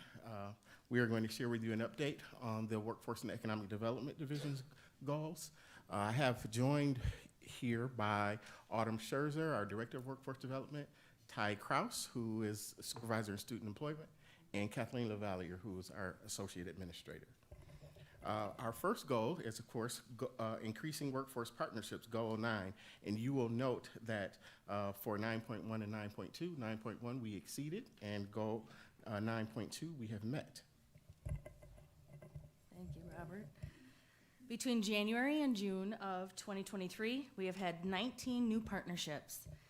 These companies represent industries of information technology, healthcare, advanced manufacturing, the skilled trades, energy, and transportation. Our partners include the Genesee County Road Commission, Walgreens, Meta, which is in charge of Facebook and Instagram, Apple, Hurley, and Ascension. We are currently exploring a sterile processing apprenticeship with our sterile processing and externship companies. Next is our workforce promise. This is our promise that an employment-ready graduate will have the skills necessary to succeed in their new field of study and area of employment. Currently, we have 24 partnering companies, 221 students that are engaged in the program, and they've earned 151 badges, and 17 students have completed all of the badges, and 4 students have earned the Workforce Promise endorsement. In addition to the 19 new curricular partnerships, we are also happy to share that we have developed 6 new non-curricular partnerships, meeting our goal for this year. Examples of these partnerships include the National Council for Workforce Education and the Lumina Foundation. Next slide, please. Goal 10 has a focus on career preparation. 10.1, we agreed to increase the number of non-credit to credit bridge programs annually, and that is ongoing. 2 non-credit to credit programs have been articulated, as mentioned before, our sterile processing to surgical technology, and our corporate accounting to principles of accounting 1. We are currently working to establish an EMT to paramedic and a community health worker to the social work technician bridge. The Academic Affairs and Workforce and Economic Development divisions have formed a work group which is reviewing curriculum to align programs to create seamless transitions from non-credit to credit programs. And that same work group is also working with one of the leading labor market analysis firms to do a program demand gap analysis. And that will have us to take a look at all of our current offerings, both credit and non-credit, as well as programs that we might want to offer in the future that are in demand in Genesee County and the surrounding areas.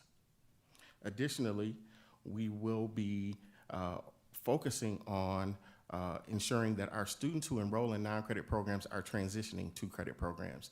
And you will note that in the winter, 11% of our total enrollment consisted of students who transition from non-credit programs. For the summer, we are at a whopping 14.2%, which we are very proud of. And for the summer and for the fall enrollment so far, we are at 12.6%. We have met our goal to increase knowledge and awareness of workforce and economic development programs, both internally and externally, by working directly with institutional advancement and good marketing on various marketing campaigns. In addition, the Division of Workforce and Economic Development meets with institutional advancement monthly, and we continue to produce a bi-weekly newsletter showcasing announcements of upcoming and new training programs, events, and workforce wins. Next slide, please. So we'd like to give you just a summary of our highlights for the year. So we pride ourselves on partnerships, and we are excited to share that since July 1st, 2022, we have established 34 new partnerships in the curricular arena to address placement, internships, externships, and apprenticeships. In addition, as I mentioned before, we have established 6 new non-curricular partnerships to help address student success. The new funding that has been secured this year is as follows. The Youth Build program is a $1.49 million federal grant covering 3 years. The participants learn vocational skills in construction and other in-demand industries, including healthcare, information technology, and hospitality. The Money Smart financial literacy program for $210,000 is a financial education program that helps people of all ages enhance their financial skills. And then the Flint Genesee Literacy Network and Latinx Center has provided us with a federal earmark award of $2 million.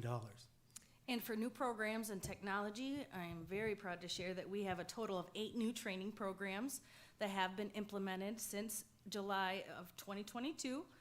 And it covers the industries of healthcare, information technology, and the skilled trades.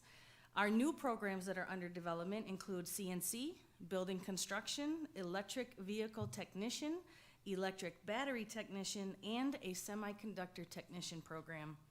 We've also introduced some very exciting technologies. We've introduced augmented reality as well as virtual reality technologies, which include MetaSpark, Z-Space, Apple iOS coding, the Anatomage table, which is an anatomy table, and virtual welders. And to close us out for this year, new initiatives, we launched through our partnership with the Genesee County Jails and the Ignite program, we are offering virtual welding in the jail for the inmates. We were the premier sponsor with the Michigan Career Quest event this year, which brought hundreds of students to the Dordt Federal Event Center. We launched our quarterly regional workforce trends report, which gives a scan of the local region in terms of the types of positions that are being posted and the skill sets that employers are looking for, and we're making that available to the college community. And then lastly, we hosted our first in-person job fair since the pandemic last week. We got very good results. Almost 150 people showed up, 26 employers, and we had students walking out. One in particular was very proud to tell us he got 3 job offers last week at that job fair. And that concludes our report. I would like to ask any of the members of the team in workforce development to please stand.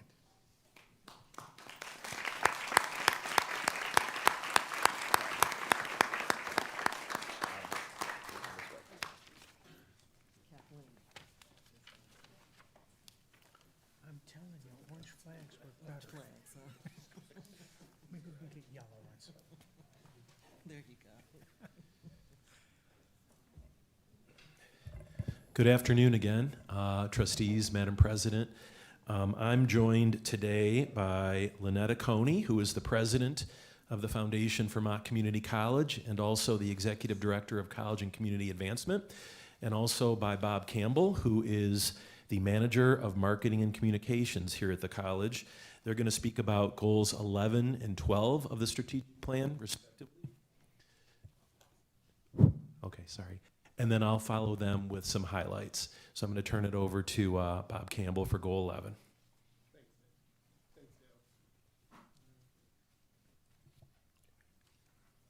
Hear me? Okay. Thank you. Good afternoon. Goal 11 is to expand Mott's presence in the community, and we did this through goal 11.1.3. At least 50 nonprofit community events will be sponsored by the college financially each year. And as of June 25th, the Office of Institutional Advancement sponsored 63 community events since July of last year. And in this year alone, since January, we've sponsored 34 events. And some of the examples include the Voices for Children, the Michigan Career Quest, St. Patrick's Day Brunch, Flint Pride, the Alpha Esquire's 26th anniversary, and most recently, the Wings Over Flint Air Show at Bishop Airport. Goal 11.1.4, MCC faculty and staff will have a presence at a community and neighborhood event at least once a year in every municipality within the MCC service area. MCC has been present in 10 municipalities and hosted and hosted outreach recruitment event in 19 school districts. Some of the municipalities include Flint, Grand Blanc, Fenton, Clio, Fenton Township, Grand Blanc Township. The school districts included Flushing, Bentley, Goodrich, Flint, Davison, Linden, Kearsley, Fenton, just to name a few. So now I wanted to talk to you about some exciting events that are happening in our community, okay, good. So this is with regard to the executive cabinet team increasing the number of on-campus community engagement activities. And what am I going to tell you about? The Centennial. The Centennial is our highlight. So we said that we would lead the efforts of the MCC Centennial Celebration Committee to plan and execute all of the anniversary-related activities through the calendar year of 2023. Now, as of June 21st, there have been more than 10 centennial-centric events that have been held with a resounding 800 to 1,000 attendees coming to campus. These include 2 Centennial lectures, 3 Centennial concerts, and the Centennial Mile events. Now, a wide variety of additional activities will take place between now and September, and we're asking that you join us on campus. In addition, we have mounted a campaign. It's called the Centennial Scholars, and this is in the spirit of helping our students in a major way. Our campaign goal is $1 million, and to this date, we have launched and started with $142,000. That's outright gifts and pledges, but we're just beginning. Now, when we get to our second point, 12.2.3, each executive cabinet member will identify and bring new diverse individuals and groups to the college. And having said that, institutional advancement has facilitated in-person hosting of the annual Education Excellence Awards by the Education Foundation for the Flint Community Schools, and we are presently working to host in person again the National Multicultural Diversity Institute's annual gathering this October. Next slide, Steve, thank you. So these high-level successes around enrollment and retention of students, and then the fundraising I've already covered in the year end, but let me just drill down on a couple and say a few things I wasn't able to before. So those impressions that are 54.5 million, remember that those run across billboards. I think we had 20 billboards out in the community this year, local radio, Pandora radio, TV on local stations, but also digital on different sites, print in the View newspapers, the Courier, East Village Magazine, Tri-County Times, pretty much any newspaper. And then if I could talk a little bit about retention strategies, text messages and emails. We think of us, you probably think of us as mostly driving enrollment, but the low-hanging fruit is to keep the students that are already here. And you heard Dr. Walker and VP Wilson talk earlier about adult students in particular don't know how to access our services necessarily. So a lot of those text messages that were sent and emails go to current students talking about the services at the Lenore Crowdy Family Life Center, or maybe academic tutoring, the Writing Center.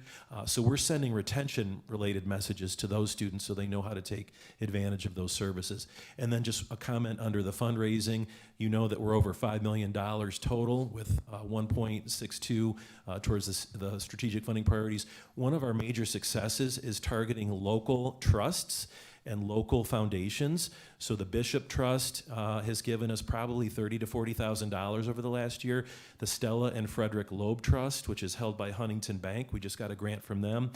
And then Also, the Whiting Foundation has given us some money as well.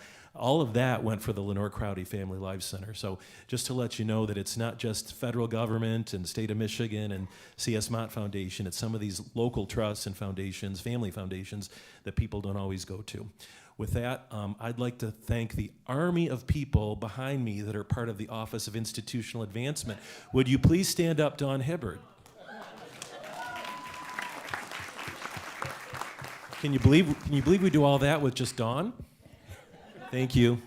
Before you leave, Lynetta, you raised $244,000 and then another you gave a number, $154,000 so far. Thank you very much for helping our college like that.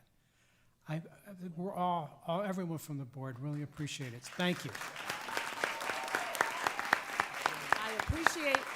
I appreciate that comment, and I will say that it is done with the labor of love from employees and the Foundation Board of Directors that helped me do that. Thanks again.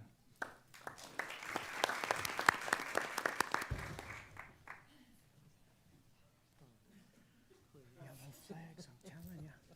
Everybody wants to run it to the people.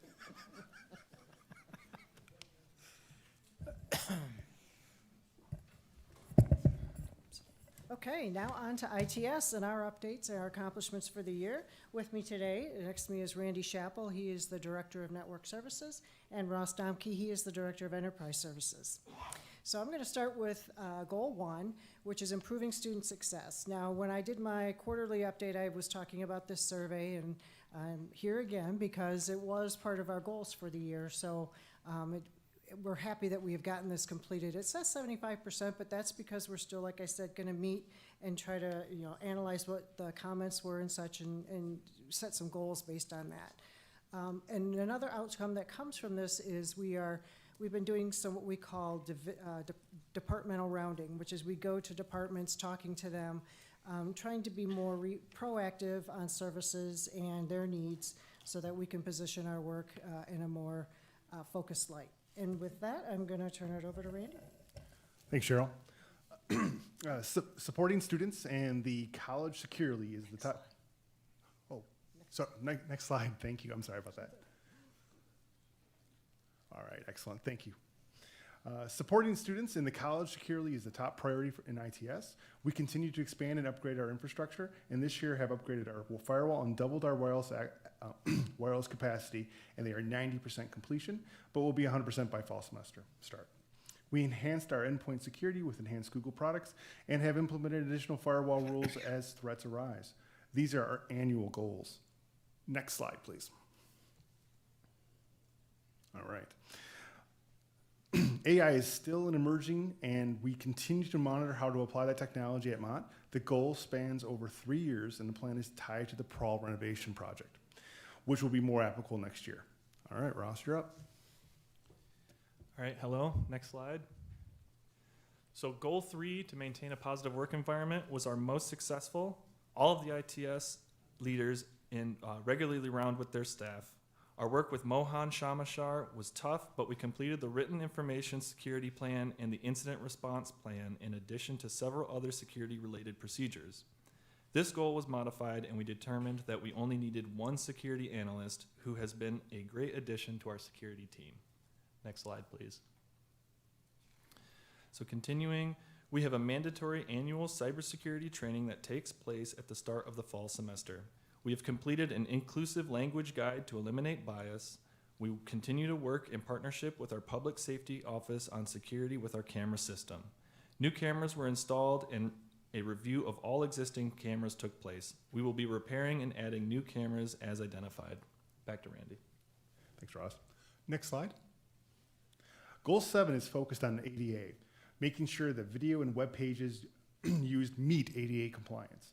Goal 9 focuses on Goal 9 focuses on the needs of students. We continue to offer Chromebooks for checkouts to students and are exploring several grant opportunities for internet access for students at home. Now I will hand it to Cheryl. Okay, next slide, please. So a lot of those goals that you heard were expressed in other areas as well, because we really strive to work throughout the college community. So some of our major IT strides, we're implementing expiration accounts for students. We expire accounts after a student has been inactive with the college for 3 years as a security enhancement. We have software that authorizes only approved software and ensuring that all of our workstations are encrypted at rest. Keeping our data secure while it is on our systems is a top priority, as we mentioned earlier. Rolling out 10 new purchased and staff-developed software packages, including particularly the Blackbaud Razor's Edge for the foundation.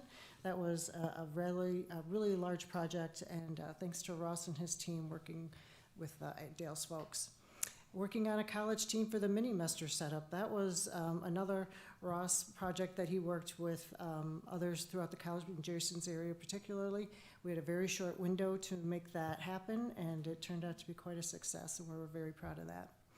Our multi-divisional work on the Centennial video that was played at commencement. That's a 5-minute long video, and 5 minutes maybe doesn't seem like a lot to you, but to create a video with 5 minutes worth of content is actually quite extensive, and we worked with several groups throughout the college on that as well. We also migrated to e-faxing and replacing phones and elevators. E-faxing phone lines of the old days, the old copper lines aren't really in existence anymore, and if they are, they're very, very expensive. So that was a priority, as well as replacing phones and elevators. Elevator phones are kind of a funky little thing, and but they're a safety requirement, and so we had to upgrade those to current technology for the safety of others. And that concludes ITS, and if there are any ITS staff in the audience, would you please stand and be recognized?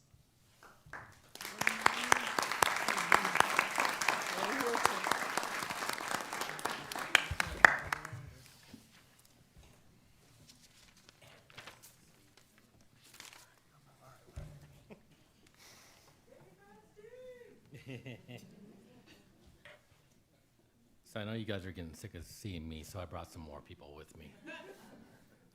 Just back up. Yeah. Anyway, thank you so much for allowing us to come here and give you some highlights of our division, finance and administration, and some things that we've accomplished toward the strategic plan. I have with me Wanda Brown. She's our bursar. Tim, I don't think that's working, Tim. I'll set this down. Tim Broomfield and Ernie Johnson. They are two of our grounds and custodial supervisors. And at the end, we have Rod Whitney, and he is our executive director of facility services. I'm sorry. So I'll go ahead and turn this over to Wanda, and she'll get us started. Thank you. Thank you, Larry. So goal 1 for the Finance Administration Division was to improve student success by creating and implementing a Financial Fresh Start program for students who stopped out of school with a balance. A committee of 8 people worked over the course of a year from 2021 to 2022 to create a program for Mott. The committee presented its final recommendations to the Executive Cabinet around March of 2022, and the program was approved for implementation. The MCC Financial Fresh Start program provides returning students the opportunity to have their account balance waived and forgiven.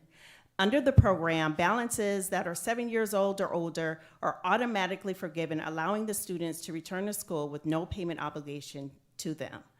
Balances that are 6 years old or less will be waived or forgiven once the student successfully completes a certificate or 2-year degree program.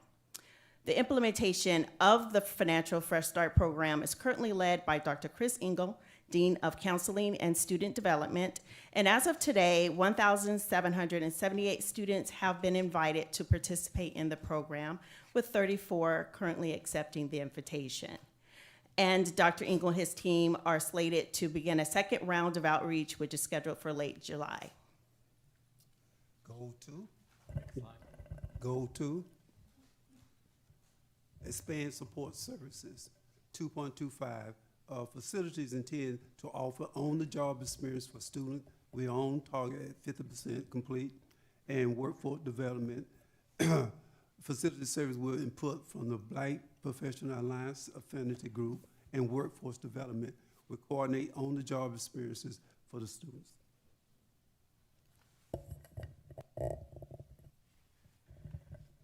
We are working towards developing a program outlined emphasizing African-American students' participation. And what our goal is to identify specific opportunities, potentially leveraging relationships with trade contractors such as HVAC and plumbers.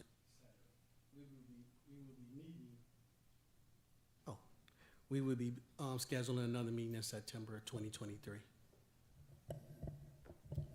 Next slide. Thanks, Harry. Yep. So this is goal 2.3.5. It's accessibility. So facilities was asked to look into accessibility on main campus. So we tasked H2A, one of the college's architects, to conduct an ADA study for accessibility. This has been completed, but we've also asked for an executive summary since the completion. We are in the process of linking this study to the Men of Color, Black Professional Alliance, and Disability Services to help eliminate any barriers to accessibility on campus. Throw it back to Larry. Yeah, next slide, please.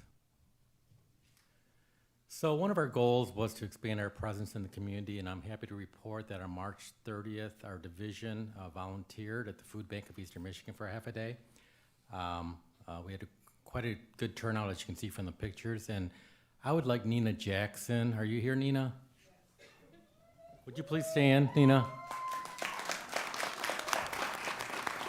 Nina actually got this started for us, and she was so diligent that she was I think every other Friday, she had a sign-up sheet over in facilities trying to get people to volunteer to do this. So again, thank you so much, Nina, for that.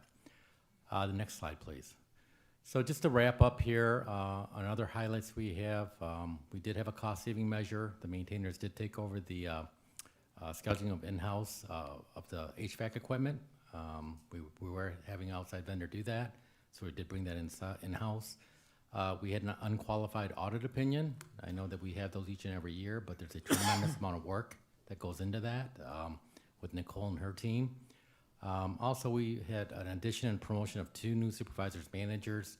While that may not sound like a lot, we've had very good, through this whole great resignation, we've had maintained consistency in our department. I think that's lends to the success that we have. Also, finally, and I mentioned this earlier in the budget presentation, but the Michigan Liquid Asset Fund, when we opened that in February through June, it's roughly $600,000 that we've received in interest on that. So that was a very, very positive thing for us financially. And finally, if I could get everybody that is part of the finance administrative support team to stand and be recognized.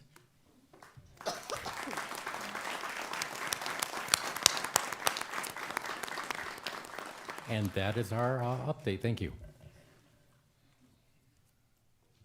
And so that concludes all of the presentations of the highlights.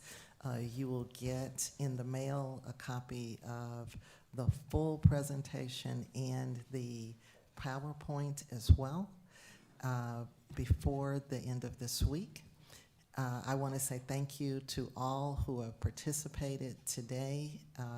You've done a marvelous job, and I think you showcased it well. Mr. Chair. Thank you, Madam President. Oh, I guess I got more here. The chair requests, which are items that I bring, Well, pardon? There's more from mine. I was really just ending that. There's more for the president's report. So I will say those that, if you want to go ahead, I know everybody's like it's 4:52. Please, why don't you do it now before we do anything else, if you're going to exit.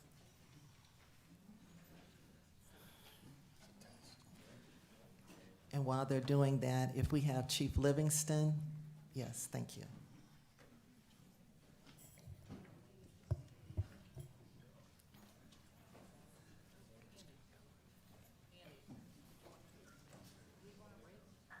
No. Individuals that would like to leave because it's 4:52 can go home now. Yeah, I do too, but. We are going to go into recess while everybody has an opportunity to sneak out and pretend like we didn't see you leave, and we'll be back at 5 o'clock.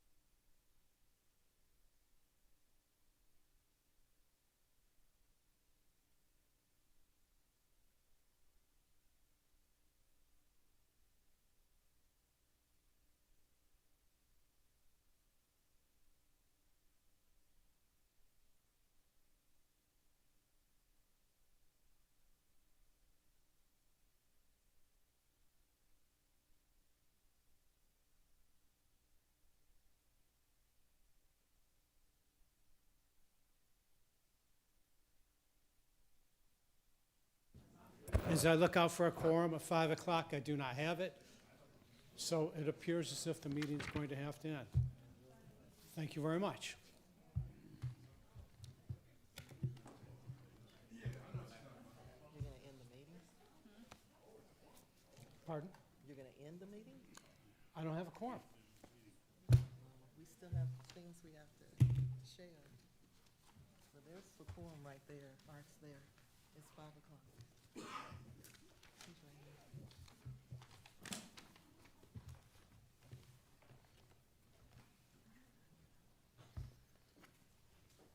We didn't have a quorum at 5 o'clock.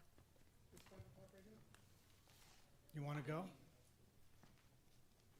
What are you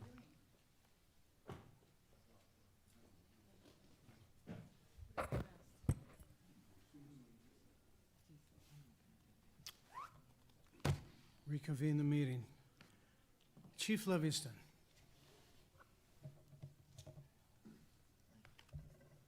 Good afternoon, everybody. Dr. Beverly, Chairman Everman, and honored trustees, I'm going to give you my health and campus safety reports, and along with a little bit of a refresher on some active assailant training. So starting off with the health services report, not a whole lot to report for the past month. We had 2 medical issues and a medical consult with Dr. Bush. But what I would like to talk about, I know that Lieutenant Becker is part of the Genesee County Prevention Coalition. He's been meeting with them. You know, the opioid epidemic is still in progress. And I know the Genesee County Prevention Coalition wishes to put dispensers all over Genesee County of Narcan in order to assist those who go into overdose. And there has been some discussion. I don't have all the information from them yet to present to EC in order to get approval to have one on Mott's campus. But discussions are still early, and again, they would like to put one possibly in the health services clinic. But that's something for another date. I'm going to talk to the executive committee on that, executive cabinet on that. So, but that's all we have for the health services report for the last month. Not much has been going on. So, any questions at all before I move on? Are there any questions? Seeing none, thank you very much. Campus safety report. Over the course of the last month, we've responded to the following incidents: malicious destruction of property, medical responses. There were 5 of them. Nothing serious. 1 property damage crash and a larceny. We've also been working with IT to develop areas on campus, identify those areas on campus where we may need additional cameras, maybe repositioning cameras, improved lighting, those types of things to make the campus safer. And we're doing our best. Again, it's an ongoing process with the Department of Public Safety to make sure the campus is safer for all faculty, staff, and students. I wanted to follow up on the catalytic converter thefts we talked about last month. Next slide, please. Because I'd heard things from different areas on the campus where we weren't able to identify anybody involved in this, and that's really not true. I know that within a week, Sergeant Fontana was able to identify the individual, and after interviewing that individual, the individual gave up the person who actually stole the Mott bus catalytic converters, but that individual is still at large. We haven't been able to make an arrest on that as yet. One of the things that may slow the process down is the buyer for these catalytic converters had a bit of an accident themselves when they're trying to remove a catalytic converter from a vehicle, and the jack slipped out from under the car, and so he's out of commission for now. So, well, he's out of commission, period. And the only other thing regarding campus safety, we are in the process of trying to hire 3 police officers to help our staffing levels. We have 5 candidates who have signed up so far. The sign-up goes until June 30th. Early next week, we'll be going through those candidates to see what kind of background they've got, their resumes, and try to prepare them for some interviews. I want to hold off on the interviews until our new chief, Jamie Zeckman, is on board. She may wish to participate in those. So we're moving forward on that. So any questions for me regarding the campus safety report? All right. Thank you.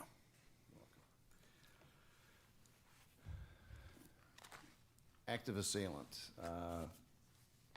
Just a brief presentation on what you might want to consider when, if that were to occur. But the first thing I want to talk about is not only just for you, but for everybody. I mean, I practice this myself on a daily basis. Is situational awareness, knowing where you're at, knowing your environment, what's safe, what's not. And I practice it every day, and I wish, and people should, as some people do, but it's something that you need to consider in order to stay safe. Not here at meetings, but anywhere you go. For example, going out to dinner. When I go out to dinner, I make sure I sit in a place where my back is away from the door, where I'm close to an exit, and I do that all the time. Now, if it's a crowded restaurant, I'm not able to say, well, could I sit over there, please? But I'm always aware of my environment, whether it's shopping, going out to dinner, or anything else. You need to look for those exits. You need to think about safety all the time, okay? So, same here in meetings. Now, you have a bit of an advantage over a lot of meetings, places on campus, because you know that there's going to be at least one police officer here, probably several others. So if an active assailant incident happened here, it would be short-lived, I guarantee it. Next slide, please. This little mini training here is geared toward an active assailant situation would take place during a Board of Trustees meeting. And we teach the run, hide, and fight method, which is also known as the evacuate, evade, and engage here at Mott. There's other disciplines that teach other things, but this is the one we've been more successful with, and it's the most popular. So if something happens, somebody comes inside here, again, situational awareness before you even sit down. Hey, where are the exits? There's an exit there, exits this way, okay? Know where you want to go. If you have it in your mind right away where you're going to go, that's half the battle. If something happens, you've already pre-programmed your mind to react to what you're going to do, okay? For running, if you can get out quickly, do it. I advocate getting out as quickly as you can. But if you can't, then you've got to take other steps, okay? Don't worry about picking up your gear, your personal items or anything like that. You can get that later on. The main thing is your safety, okay? It's your safety. So don't worry about your items. A lot of people want to stick around, get their keys and everything else. If that doesn't work, you can hide. Find a place to hide. Hey, where would I hide? You want to hide in a place that's going to provide some cover, not concealment. You don't want to hide behind the curtains there. It's not going to give you a whole lot of protection, okay? If you can get to a room where you can lock the doors, great, do it. Get inside, lock the doors, don't let anybody else in. Make sure the shades are drawn, lights are off. Make sure your phones are off. You want to make it seem like that individual will go somewhere else, like there's nobody there. Okay, that's what you want to do for that. If in fact you can't hide or somebody does enter the room, you need to fight. Okay, and you need to fight with it, whatever you can. Water bottles, throw anything at this individual, anything, hard objects, fire extinguishers, things like that. Whatever you need to do to survive, you got to do it, okay? And you've got to commit to it, okay? You've got to commit to it. Like in the military, if somebody ambushes you, you don't sit there, you attack. You attack them. They're attacking you, you attack them back. That's what you need to do. That's a mindset that you have to come up with, okay? So anytime you fight, if you can fight together, take that individual down together, anything that would distract them, cause them to look away so you can get closer to them, that'd be great. Okay, that's what you need to do. Okay?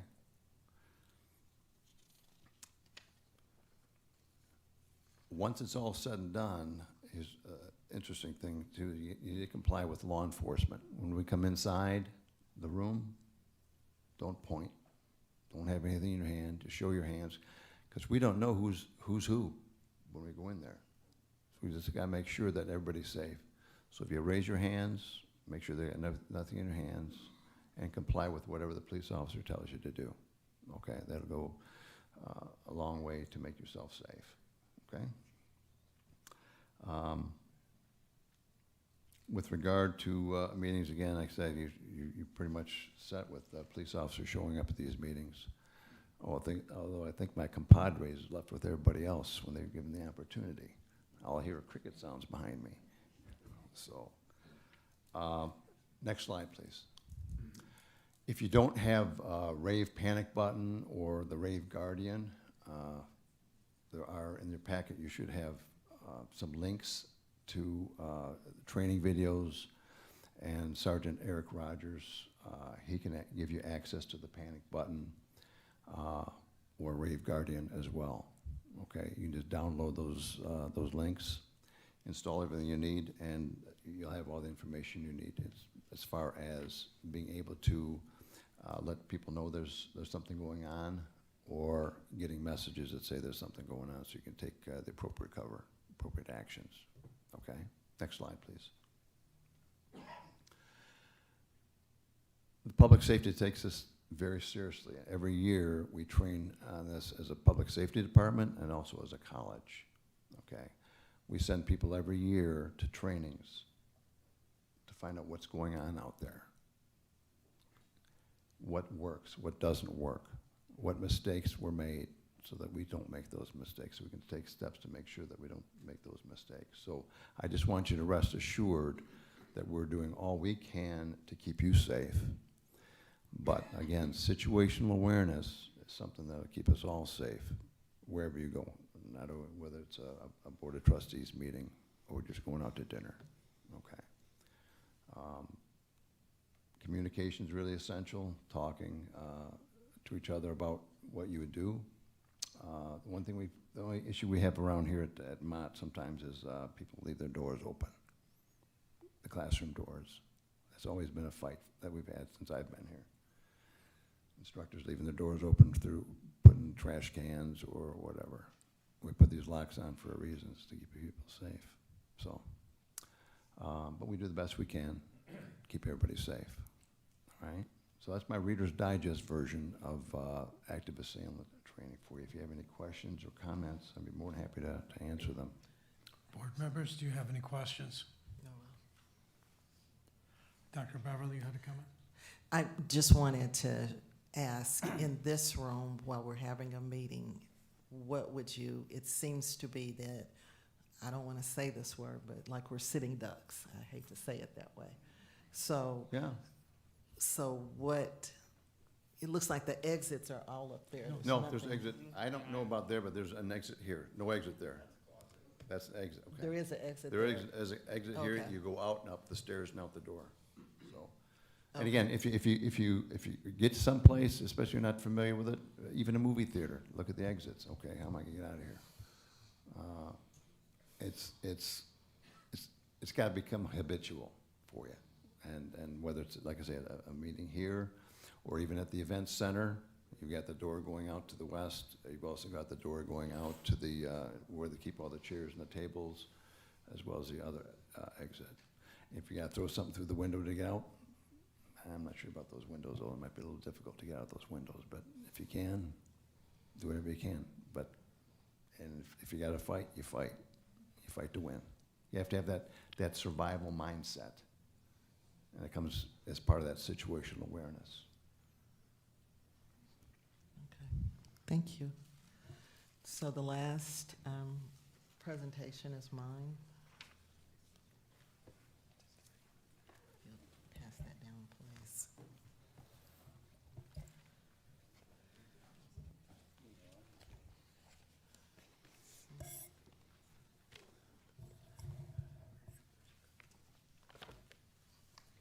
So here in the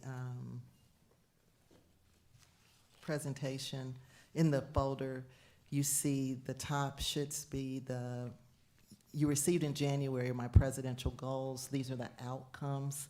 And then the PowerPoint that we're about to go through now, if we'll get started with that. And if you'll have both out, because I think it'll make sense that way. Next slide, please. I'm sorry. So I think you've already heard this, but one of the goals that I had for the year was to keep student enrollment flat or increased. By head count, we were up 0.5%. By contact hours, up 3%. So we did remain flat this year, so that is achieved. Another one of the student success goals were increasing the Black student enrollment by 1%. We did not make that, but we are on track for it, and we were up by 0.5%. We also were supposed to be trying to have Black student retention by 0.5%, and that was achieved, and it was actually up 13.5% for retention this year. The next slide. As far as employee success, we were supposed to implement an employee retention program that includes new orientation. That was achieved. You've heard about it, I believe, twice today.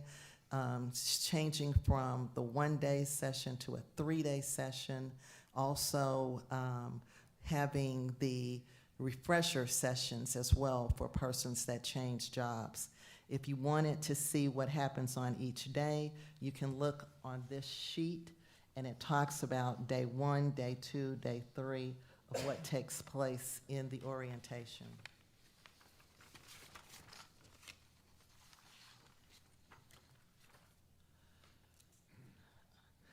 The next one is the One College Compensation and Benefit Program. And if you look at that second on your sheet, that was achieved in the last board retreat.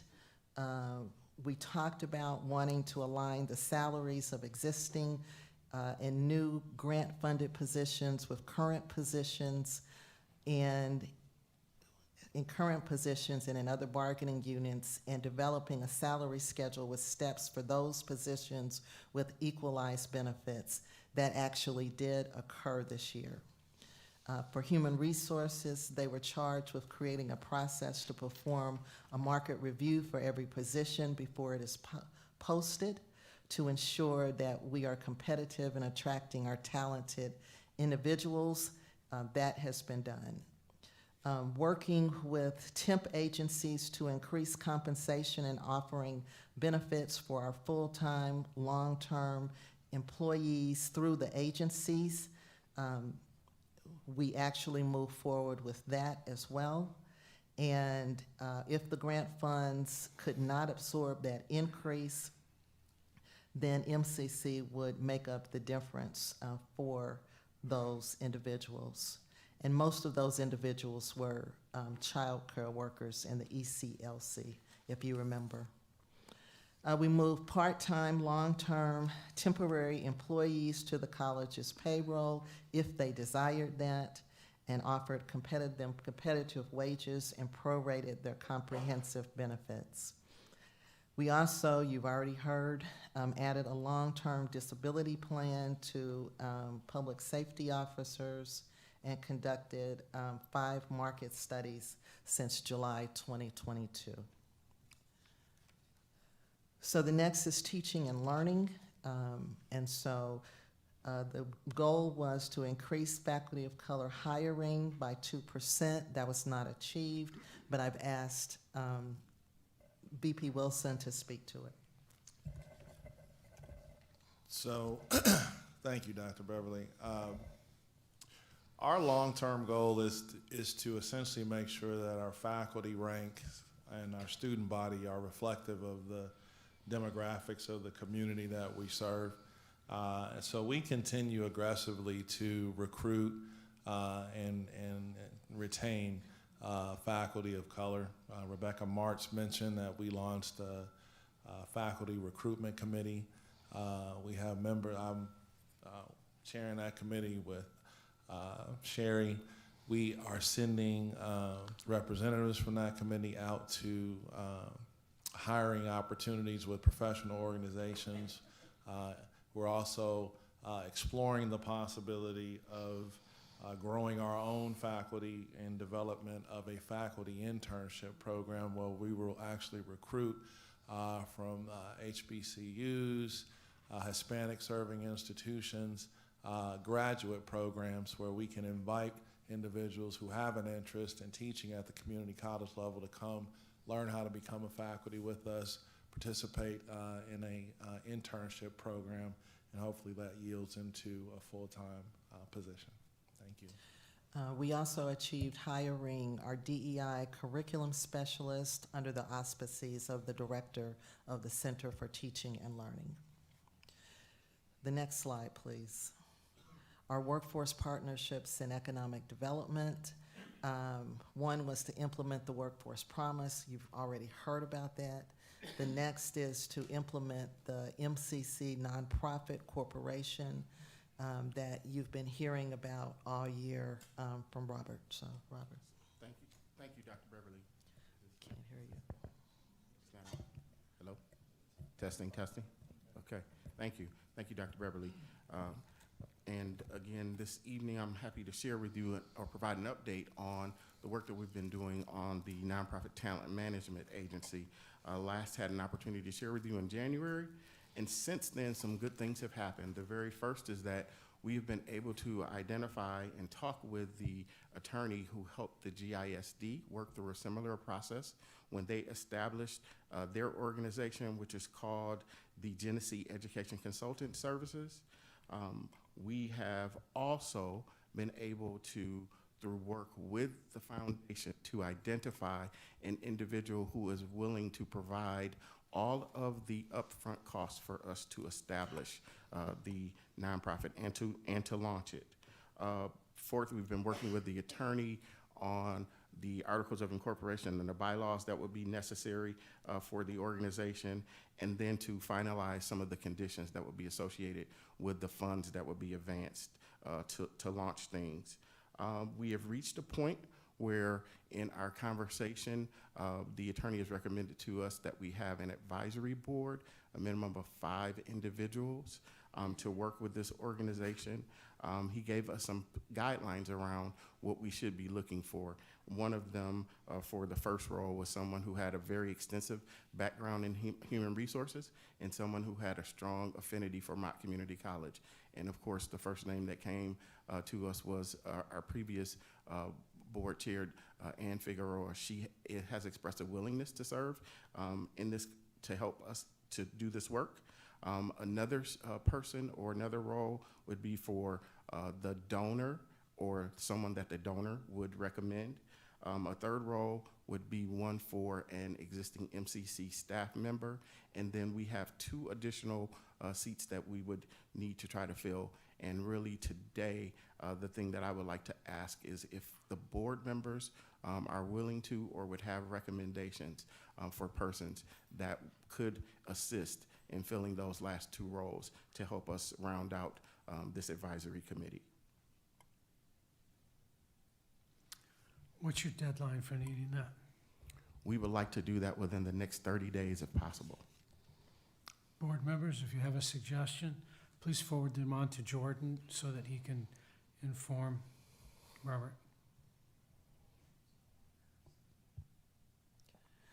So the next slide, community engagement. We did start the WFLT community programming. That's been achieved. We have continually aired every Saturday at 10 a.m. Community Spotlight with MCC, and the show has been inclusive of community and MCC faculty, staff, and students as guests. The last was to implement a community-engaged MCC Centennial Celebration. We've talked about that as well. It's also listed here on your paper here of some of the things that have been done. And of course, you can always go to the Centennial website to review that. So are there any questions about the goals for the year?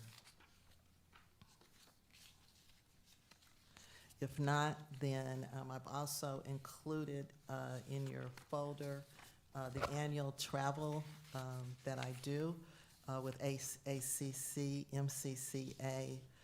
We belong to, as a college, Strategic Horizon Network, which is a network of 8 colleges in the nation that look at futuring for community colleges. We have teams of individuals that participate with their presidents. The first one in the fall is always virtual. The team goes in the spring, network and learn from individuals that are doing the work in other industries. You see here also Destination High Performance. You've heard someone talk about that earlier. I don't remember whose presentation it was, but Huron Studer is a company that we have a network with as well with other colleges to support the leadership of our middle managers. And so the individuals actually come to us every month, or they're online. It depends on what type of meeting we're having, and they provide academies for us, for our leadership, for our middle managers. They actually help us as well with our middle managers retreats. And then in June, the colleges get together and have a conference that we all go to learn from each other about what's happening. So any questions about that? Are there any questions, trustees? Okay, so that concludes the president's report. Okay. Miscellaneous business. Mr. Chair, I make a motion that we table the miscellaneous business because of the time. We already are not able to do our retreat. We got people who are still here waiting. I have to go back to work. So if we could table this to the next meeting, so, because I don't see any emergency items. Support. Is there any discussion? All those in favor signify by saying aye. Aye. Aye. All those opposed, nay. The meeting is adjourned.